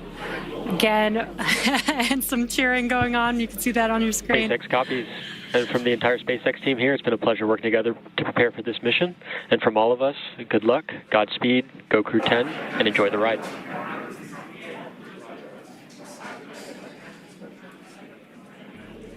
Great comms. That was from our core here in Hawthorne in Mission Control. Now, there are many systems in place to ensure that the rocket and the crew are both safe leading up to liftoff and during flight. And now that we are in terminal count, our teams are performing those final checks before launch. And coming up here in just a few minutes, we will start having that stage 1 engine chill start. And now we're just over 8 minutes away from launch. Again, today's ride to orbit will be about 9 minutes, which is from the time of liftoff to second stage cutoff. And then Dragon in the second stage will continue to coast for a few minutes after that prior to separation. You'll hear some performance calls along the way as we get into the final countdown and then after liftoff. And these are SpaceX flight controllers reporting on trajectory, speed, booster performance, and other key milestones. So some of the callouts you will hear after liftoff are a combination of letters and numbers, which will mark different abort zones throughout the flight up the eastern seaboard. The first two are 1 Alpha and 1 Bravo, which are abort modes available while the first stage is firing. And then the next round of numbers and letters you'll hear are 2 Alpha through 2 Echo, though you'll only hear the 2 Alpha call on the public loops, and those will come into play once the second stage kicks in. And then diverting a little bit from the other naming system, you will hear the call out Shannon, which refers to Shannon, Ireland, and this call means the crew could target off the coast of Ireland if they needed to abort late in the second stage burn. And you'll continue to hear those different call outs along with key performance call outs from the guidance, navigation, and control officer along with the propulsion lead. We're now just under 7 minutes away from launch. Engines are chilling in for flight. And we just heard that confirmation that the stage 1 engine chill has started. Yeah, exactly. That call out is because we are flowing a little bit of liquid oxygen into the engines. That's to help prepare the vehicle or the engines for the full flow of liquid oxygen into the engines. That makes sure that we don't shock the system at that full flow. Now we are still loading. At liftoff, Falcon 9 is consuming about 700 gallons of fuel per second. So engine chill helps us prevent that thermal shock into the engine. So again, we have passed that T-minus 7 minute mark. Next call out will be stage 1, RP1 loading complete, which we just heard that. And the RP1 is densified kerosene or rocket fuel that will propel the crew into orbit. All of that RP1 is now fully loaded into the rocket, and since we previously heard that second stage loading was completed. We are still loading the liquid oxygen or LOX onto the first and second stages, and this is the oxidizer needed to combine with the densified kerosene that just finished loading. The RP1 liquid propellant needs an oxidizer to combine with in order to ignite. Coming up in just under 30 seconds at that T-minus 5 minute mark, we will hear the call for Dragon to configure for terminal count and then transition over to internal power.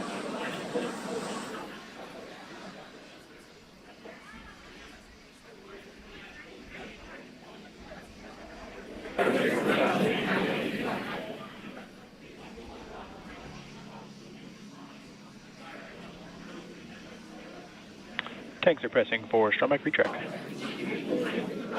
Dragon is in configure for terminal count. And there we just heard that call out for terminal count. So now Dragon onboard computers will take control of the spacecraft. And we also heard that the propellant tanks on Falcon 9 are getting ready to pressurize, adding some additional structural support to the rocket as we get ready for that strong back to retract. And that strong back provides access to Falcon 9's fueling lines. Has started. That strong back lower has now started, and again, that strong back provides access to Falcon 9's fueling lines and umbilicals for both propellant load and the different gases being loaded on board. And what you should see on your screen is there's those clamp arms that are around the second stage just below Dragon. They're going to open up, and once they're fully open, then that strong back, or the TE, can begin to recline away from the vehicle. Now, initially, we are going to recline that TE just about 2 degrees away from the vehicle, and then we will fully move the TE about 45 degrees away up at T0. And they're maybe a little hard to see on your screen, but the clamp arms are opening up there. There's a better view. Looks like the clamp arms are now fully open, so that TE will begin to move away from the vehicle. Very slow and slight, but just enough to get 2 degrees away from the vehicle. And then coming up in less than 30 seconds at the T-3 minute mark, the first stage liquid oxygen or LOX load will complete. And we'll continue to check through a couple more fueling milestones, including one around the T-2 minute mark before flight, where we'll hear liquid oxygen loading is complete on the second stage. And now you see all of those white clouds on your screen. Those are clouds of vapor, and they're completely normal, and we'll see them continue to build up as we get closer to launch. This is because liquid oxygen is super chilled, so a little of it will boil off in the warmer Florida air.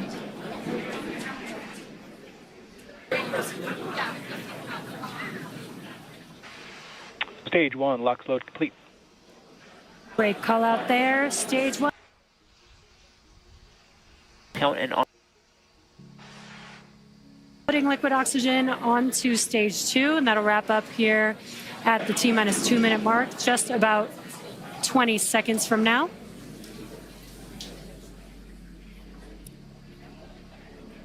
And once we finish propellant loading, that will mean that 1 million pounds of RP1 and liquid oxygen will be loaded onto Falcon 9 here, just under 10 seconds.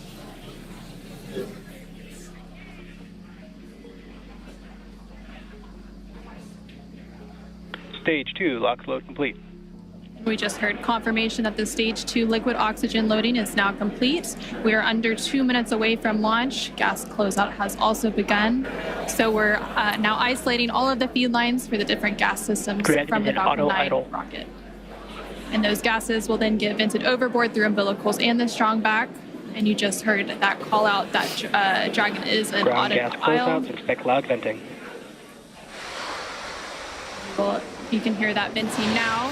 Obviously, rockets are very loud, and the sound can impart pressure loads back on the rocket itself. The ton of water absorbs and prevents the sound from hitting the structure and reverberating back onto the rocket. And that call out for auto idle puts the rocket in a state the flight computers understand before it takes over, making sure the transition to final countdown is smooth and all the flight computers on board are in sync and configured for launch. Falcon 9 is in startup. And now we just heard that Falcon 9 is in startup. Transiting countdown. And in the final countdown, less than a minute to go, and at the time of launch, the space station will be flying 260 statute miles over the west coast of Australia. Dragon, SpaceX. Go for launch. And great call out. SpaceX, Dragon Crew-10, copy, go for launch. Great call out that we're go for launch, and we do have a large crowd here in front of Mission Control. T-minus 30 seconds.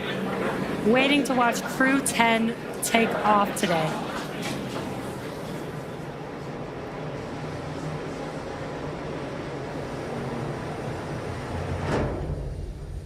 T-minus 15. T-minus 10. 8, 7, 6, 5, 4, 3, 2, 1. Ignition and liftoff.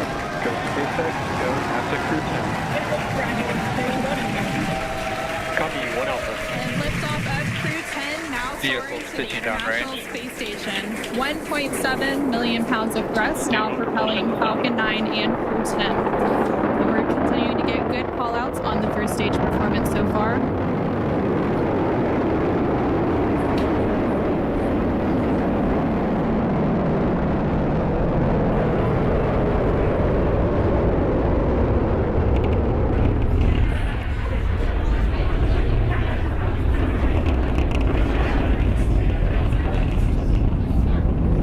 We're now 40 seconds into today's flight. Power and telemetry nominal. Continuing to get good performance call-outs. Throttle down. Yeah, we are throttling down the engines in preparation for Max Q. What great timing that was. We just passed through Max Q. That's the largest structural load that the vehicle will see on ascent. Vehicle supersonic. Stage 1, throttle up. We're now just over 1 minute and 10 seconds into today's flight, traveling at more than 1,400 miles per hour. Stage 1 Bravo. And we just heard that call out for 1 Bravo, which means we're in the second and final abort mode for the first stage, continuing to get good performance. And the crew already pulling over 2 Gs. Next up, we'll have a couple of events happening in rapid succession. Back chill started. First will be that engine chill on the second stage impact engine, which we just heard. And then we'll have MECO, or main engine cutoff, where the 9 engines on the first stage will cut off ahead of the first and second stages. Will be separating from one another. Then the single Merlin vacuum engine on the second stage will ignite and continue to carry Crew-10 to orbit while the first stage begins its journey back to Earth. Now we're just 2 minutes into today's flight. The vehicle is traveling just under 4,000 miles per hour. We're just about 20 seconds away from those events that Anna just mentioned. The 9 Merlin engines will shut down here in just about 10 seconds for MECO, stage separation, and SES-1.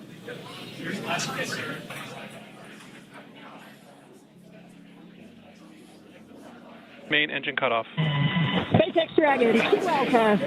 Stage separation confirmed. Copy, 2 Alpha. Great call-outs and incredible views there on your left-hand screen. On your left-hand screen, you can see a view from stage 1. And an extremely excited crowd here in Hawthorne. Awesome views of that boost back burn on the first stage, as well as the MVAC engine igniting on the second stage. Great views there. Now the booster is in its boost back burn. This is the first of 3 burns as it makes its way back down to Earth. This will last about 45 seconds. And the Crew-10 crew is still on board Dragon, attached to Falcon 9's second stage, which you can see there on your right-hand screen. And we're now at 3 minutes and 20 seconds into today's flight. The vehicle is traveling about 6,500 miles per hour. They are on their way to the space station. And we did have that confirmation coming up of the boost back shutdown, and then coming up at the T+6 minute mark.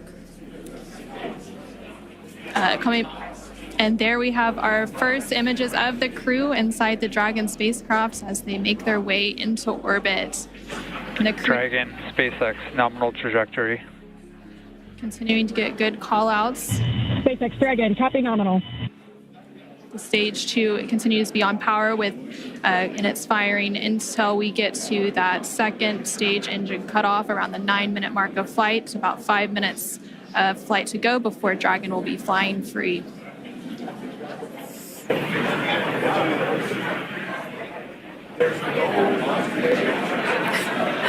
Some cool views there on your left-hand screen. That's the first stage booster as it's making its way back down to Earth. This is a ground tracking camera getting these awesome views. And on the right-hand side of your screen, you can see that lone Merlin vacuum engine of the second stage. We're continuing to get good performance on the second stage. And the crew's G-loads will dip right when we hit the separation event, and it's going to continue to build up until then. Dragon, SpaceX, nominal trajectory. SpaceX Dragon, copy nominal. We're now at 5 minutes into today's flight. with a liftoff at 7:03 p.m. Pacific, 7:03 p.m. Eastern, 4:03 p.m. Pacific. Continuing to get good call-outs as Stage 1 makes its way back to Earth, and Stage 2 continues to fire, propelling Dragon into orbit. If you're just now joining us, the 4 members of Crew-10 launched from Launch Complex 39A at Kennedy Space Center in Florida, and they're currently on board Dragon, still attached to Falcon 9's second stage, which you're seeing there on your right-hand screen. On your left-hand screen, the first stage vehicle is making its way back down to Earth. It already completed the first of 3 burns as the boost back burn, and the next event coming up for that vehicle is going to be the entry burn. Dragon SpaceX, nominal trajectory. Great call-outs there. That entry burn is coming up. SpaceX Dragon, copy nominal.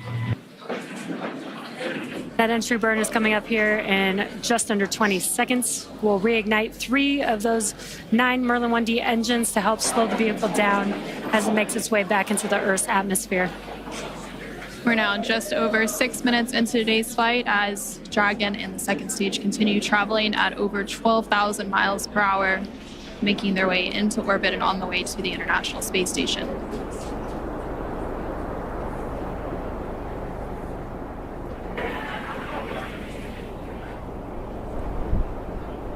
There we just saw on the screen, it was very quick, but we had the entry burn, which we got some cool views of that from the ground, which is awesome. Now the next event coming up will be the landing burn for the first stage. That's coming up here in about 30 seconds. Dragon SpaceX, nominal trajectory. Again, great call outs for SpaceX Dragon, copy nominal. Confirmation there from the crew as they continue to make their way into orbit. Now 7 minutes into today's flight, the first stage making its way back down to Earth and the second stage continuing to fire. This is an awesome view. Let's see if we can see the center engine relight for that landing burn here in a few seconds.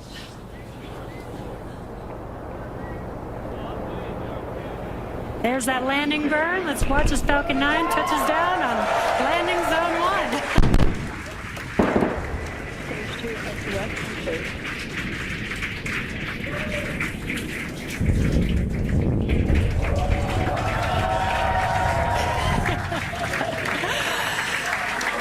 And the crowd here is excited to see Falcon 9 touch down on landing zone 1.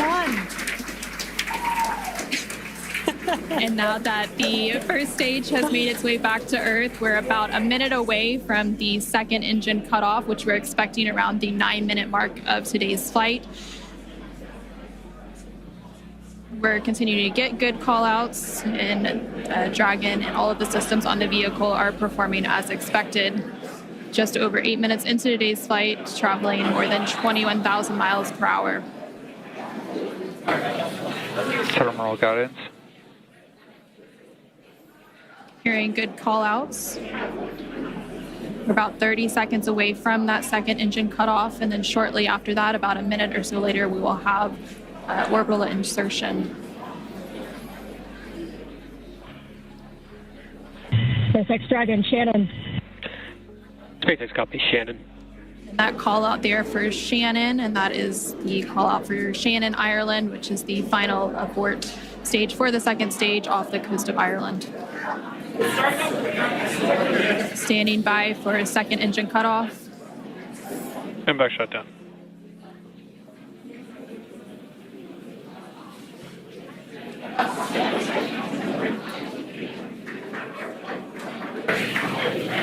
Dragon SpaceX, nominal orbit insertion. And there we heard confirmation Launch escape system disarmed.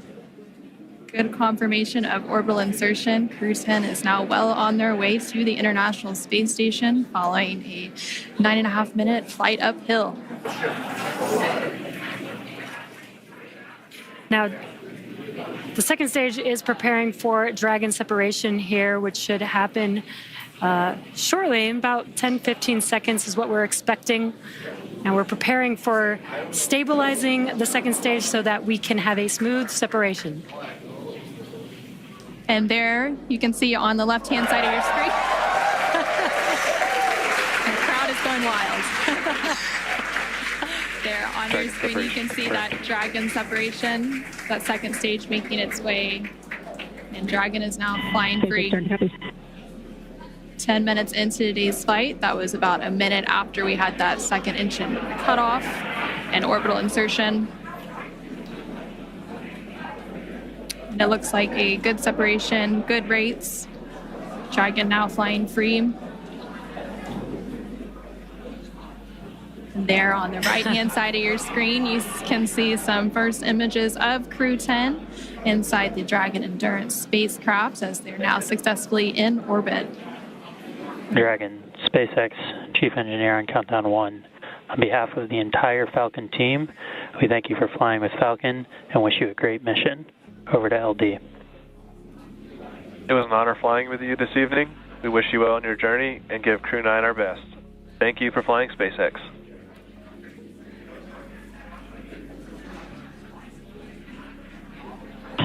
SpaceX Dragon, this is Crew-10 Commander Anne McClain. Thank you to all of the teams from across the world who contributed to the launch today.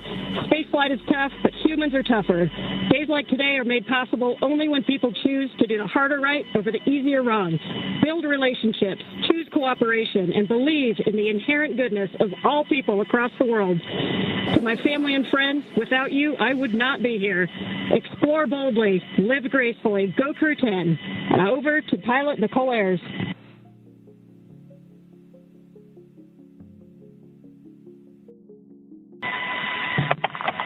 Pilot Nichole Ayers again. We're not the first humans to get to orbit, and we wouldn't be here without the bravery and hard work of those who have paved the way for human spaceflight. We now get the unique perspective of Earth without borders and get to revel in the connectedness of humanity.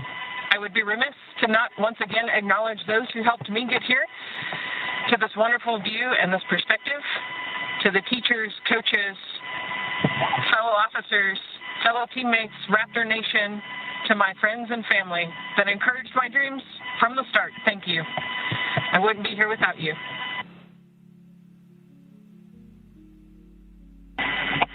This is Mission Specialist Takuya Onishi. I want to say a huge thank you to NASA and SpaceX, especially the Falcon 9 team for the successful launch, and we are looking forward to a smooth ride to the International Space Station. 日本の皆さん、たくさんの応援ありがとうございます。9年ぶりの無重力の感覚をかみしめてます。これから先の ISS への宇宙の旅、楽しんでいきたいと思います。I will now hand the mic over to Mission Specialist Kirill. Thanks a lot to NASA and SpaceX for this wonderful ride, and I want to say a couple of words in Russian. Пользуясь такой чудесной возможностью, хочу поздравить с 65-летием со дня начала подготовки первого отряда. И также хочу сказать спасибо большое за те знания и жизненный опыт, который мной были получены в всех стенах для того, чтобы выполнить этот полет. А также спасибо школе номер 14 города Назарова, Ульяновскому высшему авиационному училищу гражданской авиации и авиакомпании «Макар» и «Нордвинд», где я начинал свой путь в небо. И, конечно же, спасибо большое семье и за поддержку.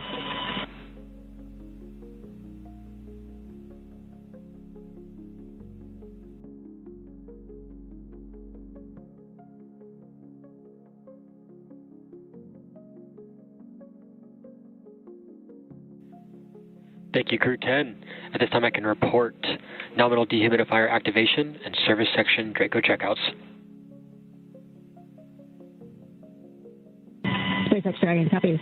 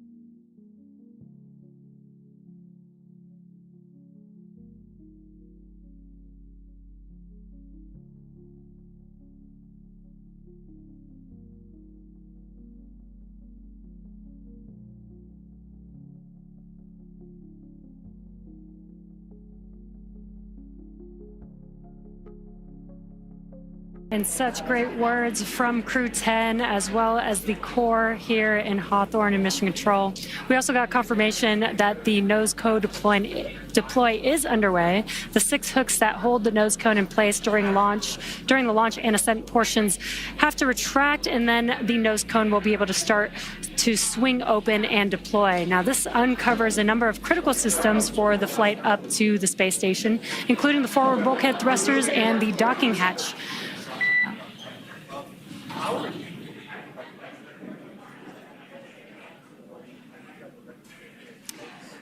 Just pausing in case there were going to be any comms. And we did have good confirmation, good checkouts of the 12 Draco thrusters around the service section. Now, 4 to go after we get the nose cone open, and then the ECLIS, the environmental control and life support system, activated inside of Dragon. Now, soon the crew will be able to get their visors open and get out of their suits and settle in for the ride to the space station. And now we're just waiting for confirmation that the nose cone has fully deployed with all of the hooks open. But just to recap a little bit, we did have a successful liftoff of Crew-10 about 18 minutes ago at 7:03 p.m. Eastern, 4:03 p.m. Pacific. And following an approximately 9-minute ride after liftoff, we had that orbital insertion, and Dragon and Crew-10 were flying free and well on their way to the International Space Station. They now have an approximately a 28-hour journey before they do reach their destination of the space station, and that docking is targeted for tomorrow, March 15th at 8:30 p.m. Pacific, 11:30 p.m. Eastern, to the forward-facing port of the station's Harmony module. Between now and then, Dragon will perform a series of burns as it catches up to the space station, and that first burn will be a phase burn about 30 minutes from now at 4:52 p.m. Pacific, 7:52 p.m. Eastern. And the nose cone is about 75% open at this point. Human spaceflight has come so far in the last 5 years with Dragon. In addition to flying people, SpaceX's Dragon spacecraft also enables researchers the opportunity to fly critical science to orbit. And so far, SpaceX and Dragon have carried over 1,000 research experiments to and from low Earth orbit, both to the International Space Station and on our free flyer missions. From DNA sequencing to 3D printing studies enabled by Dragon, and the space station tests Dragon and the space station test a variety of technologies, systems, and materials that will be needed for future long-duration exploration missions. Now, every mission yields critical science and research and learnings that help make life both on Earth and in space better. And flights like today's help us continue to lay this foundation for our future among the stars and continue our mission to make life multiplanetary. Once Crew-10 does arrive to the International Space Station, they will, of course, partake in some additional science and research. They will have over 200 experiments that they will contribute to during their time aboard the International Space Station. Again, we're just standing by for confirmation that that nose cone has fully deployed. And we may also get some additional look inside the cabin of the crew. As we patiently wait for those views, we are trying to see if we can get some views. We were seeing some views from the second stage. This looks like it might be a view from the forward. Dragon SpaceX, nominal nose cone opening and forward bulkhead Draco checkouts. SpaceX Dragon copies and confirm nominal ECLIS activation and go for visors. And there we heard confirmation that the nose cone has fully deployed and that the crew is now able to lift their visors. And there, again, we're seeing some views inside the Dragon Endurance spacecraft with Crew-10 on their way to the International Space Station. Affirm, you are go to open visors. Copy. Great calls there. They're go to open visors, which means that shortly they'll also be able to get out of their suits and get comfortable for the entire ride on Dragon to the International Space Station. And from left to right on your screen, there's Roscosmos cosmonaut Kirill Peskov, NASA astronaut Nichole Ayers, NASA astronaut Anne McClain, and then far on the right-hand side of your screen is JAXA astronaut Takuya Onishi. And there you could see that they are in microgravity as their tablets are floating around there.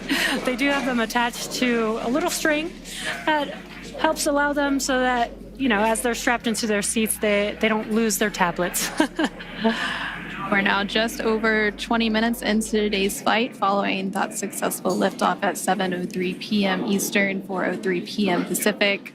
There you're getting an over-the-shoulder view between the commander and pilot, so Anne McClain and Nichole Ayers.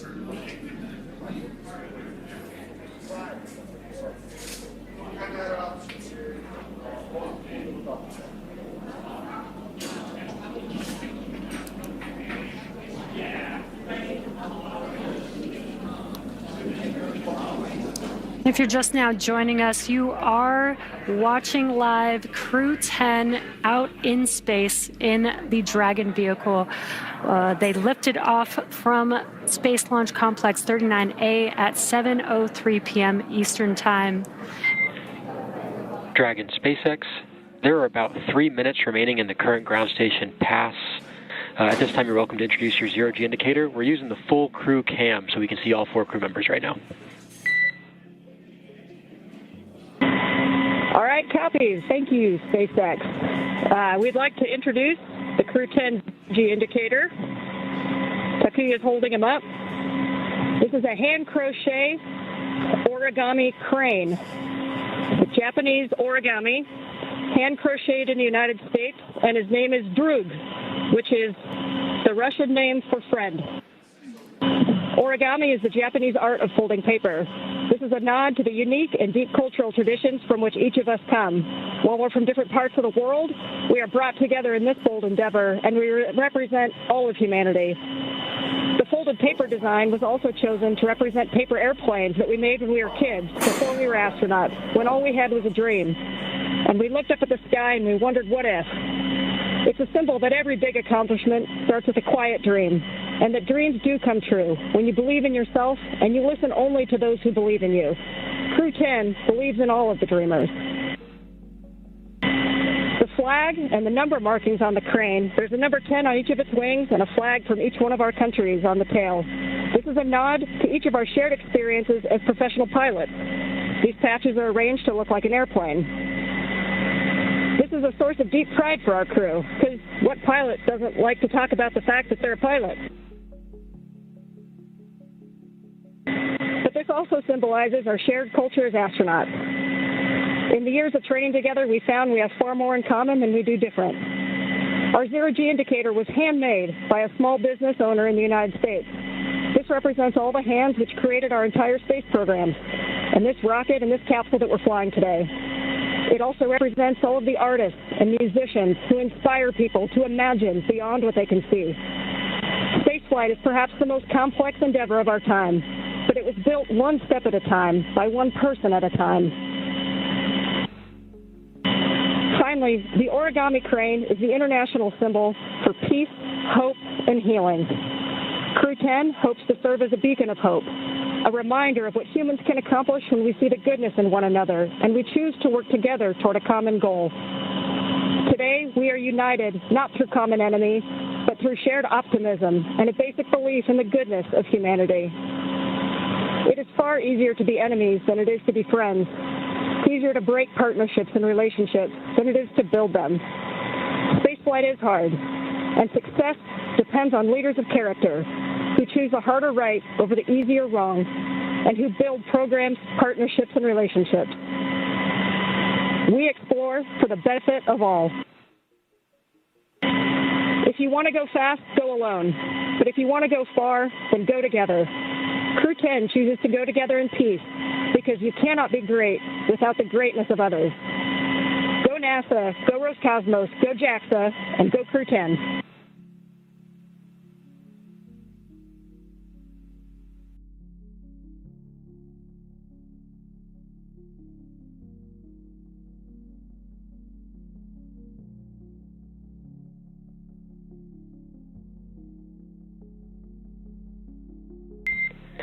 Dragon SpaceX, we really appreciate those words, Anne. Thanks for introducing.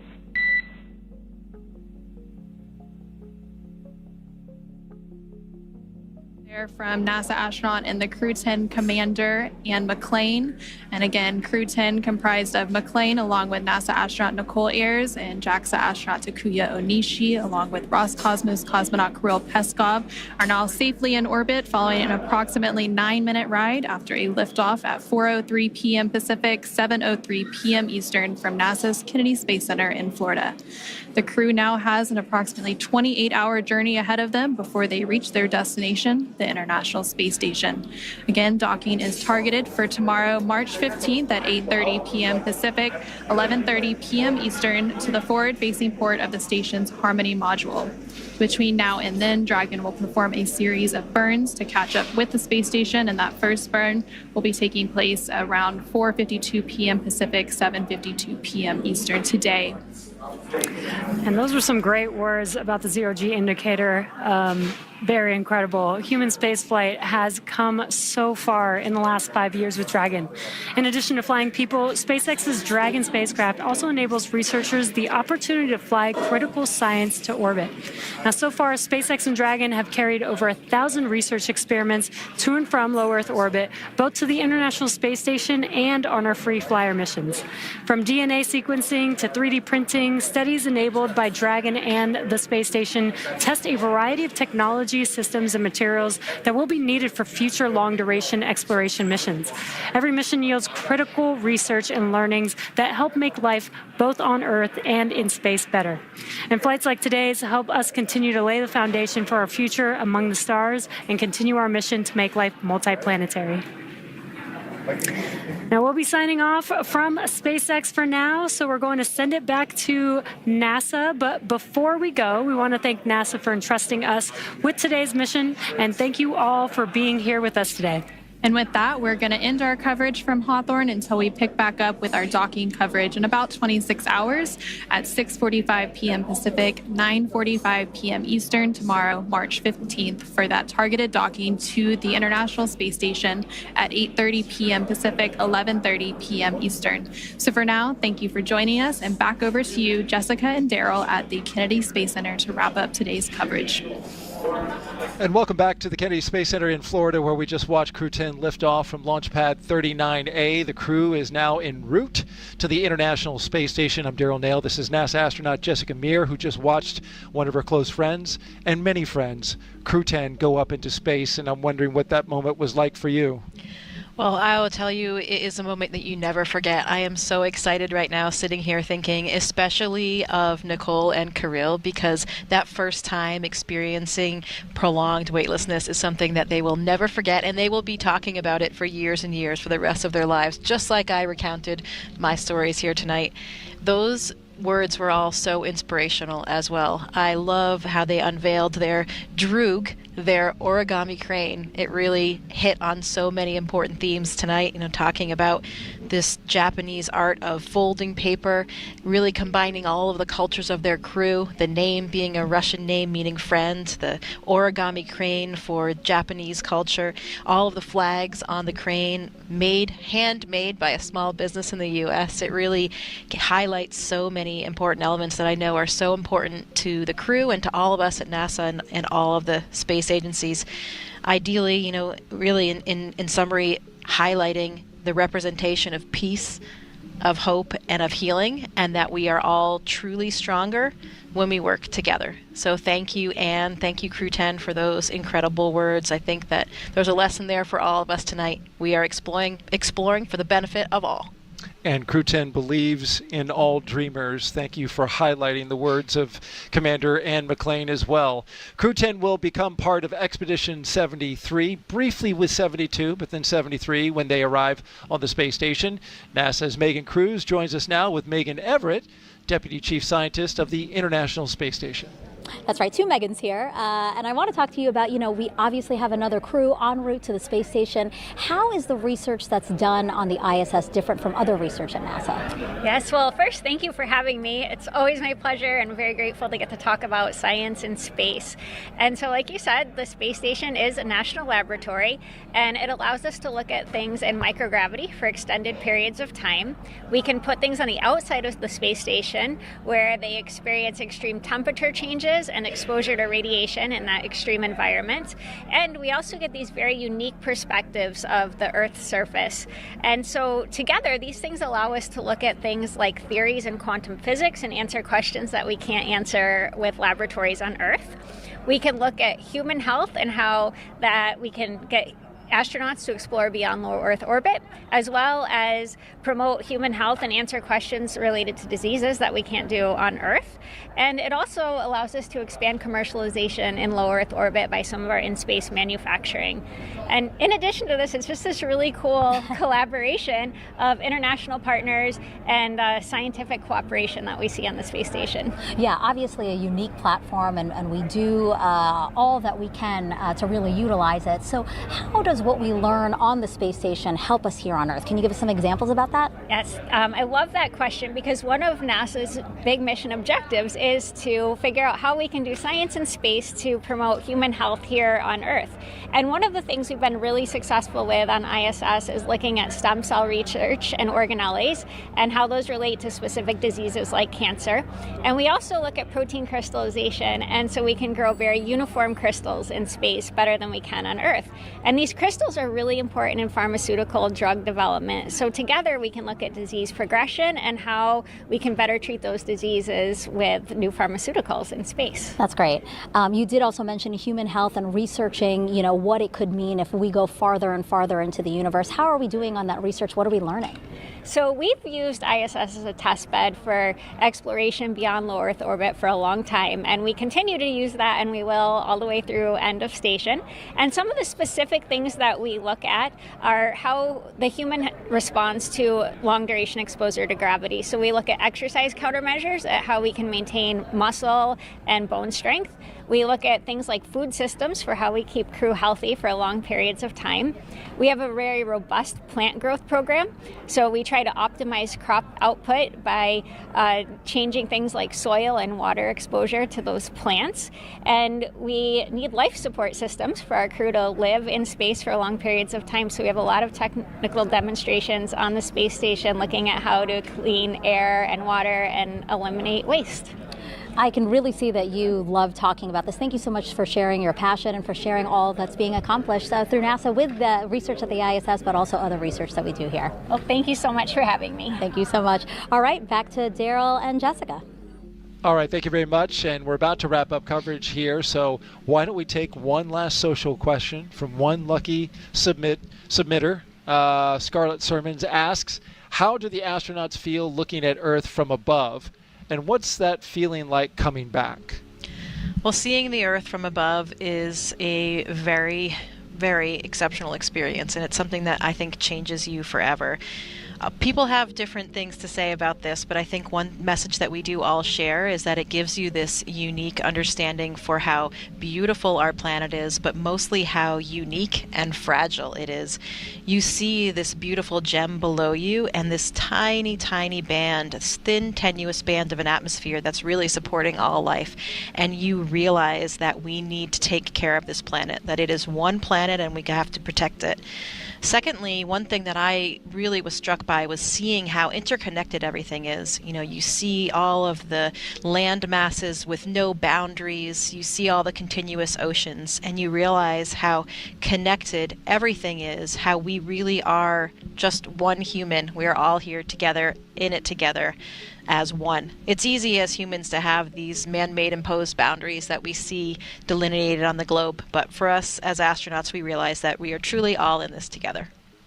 Well said, Jessica, and let's go ahead and end it on that. Right here on NASA Plus, you can follow us along with Crew-10's entire journey to the station by listening to real-time audio commentary of the mission. Just scan the QR code that you see right there at the bottom of your screen, or if you're watching us on your phone, you can just do a screen grab and then click on it later. Crew-10 is on course to arrive at the International Space Station around 11:30 p.m. on Saturday, believe that's going to be March 15th. On-camera coverage of docking and arrival will resume about 2 hours before it docks on NASA Plus. And of course, that's always a big moment when the crowd, comes together on ISS. Yeah, absolutely. You have to have a lot of patience because you get to ISS, you dock, and then you have to go through these pressure checks to make sure everything's okay, and you're just waiting to get to the other side. And it's an incredibly special moment when you come through the hatch, you float for the first time for 2 of them, and you get big hugs from all of your friends and colleagues that are up there already. And I was impressed by what Anne says. You know, once they do this together, they are, and you've mentioned this a couple times, like forever brothers and sisters. When she sees those fellow astronauts in the hallway back in Houston, you know, there's always a big smile that comes across her face.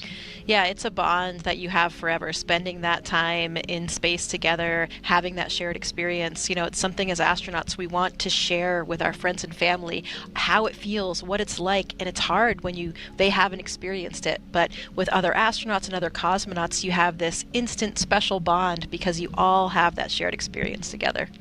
And when they return, they will come full circle with the rest of the astronauts, appropriately so on Pi Day. Just had to get that in there. One more time, 314. There you go.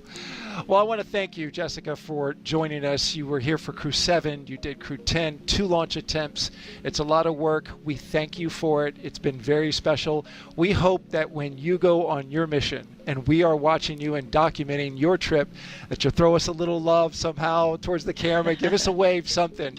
We will be rooting you on. Absolutely, Daryl. It's been such a pleasure to be here sharing in the excitement for Crew-10 today. Go Crew-10. Go Crew-10, go NASA, go SpaceX. And an important reminder about upcoming launches. NASA and SpaceX will return to the ISS in late April with CRS-32, a resupply mission launching from Kennedy, and then Crew-11 several months from now.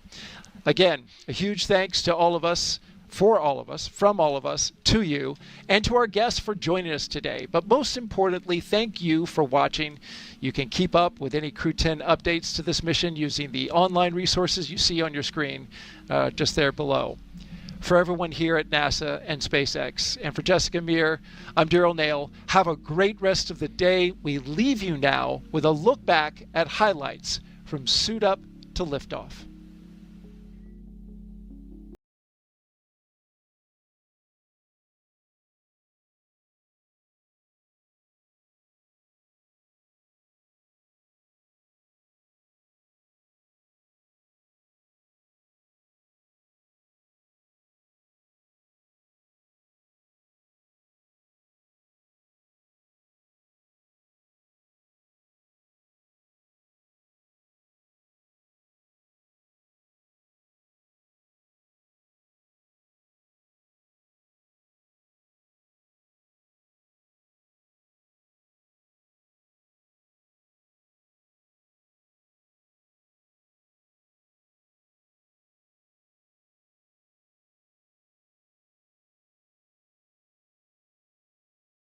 Hatch is closed.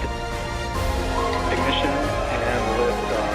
Go SpaceX, go NASA Crew-10.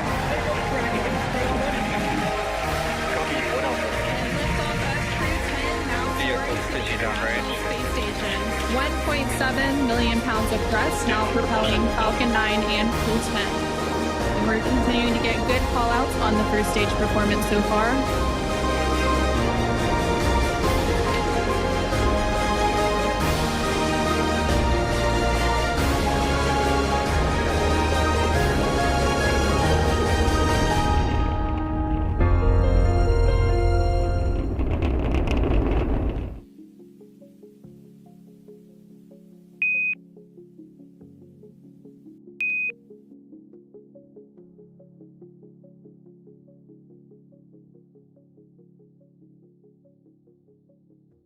$1.2 litre petrol engine पूजा मैं छोड़ दूं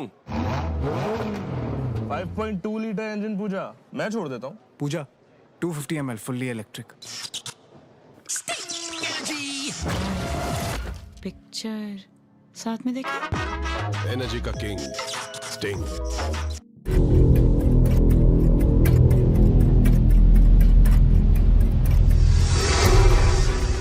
The International Space Station is the ultimate extreme home. Space is an environment where human beings were not meant to live. The most expensive structure humans have ever built. Here, in the most inhospitable environment known to man.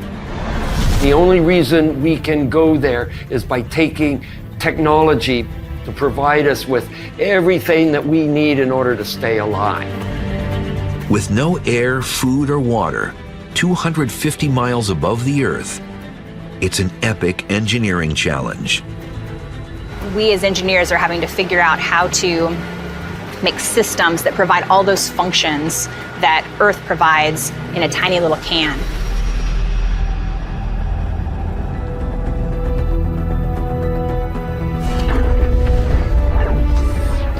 To reveal how the engineers pulled it off, we're going to take it apart and uncover what's going on inside.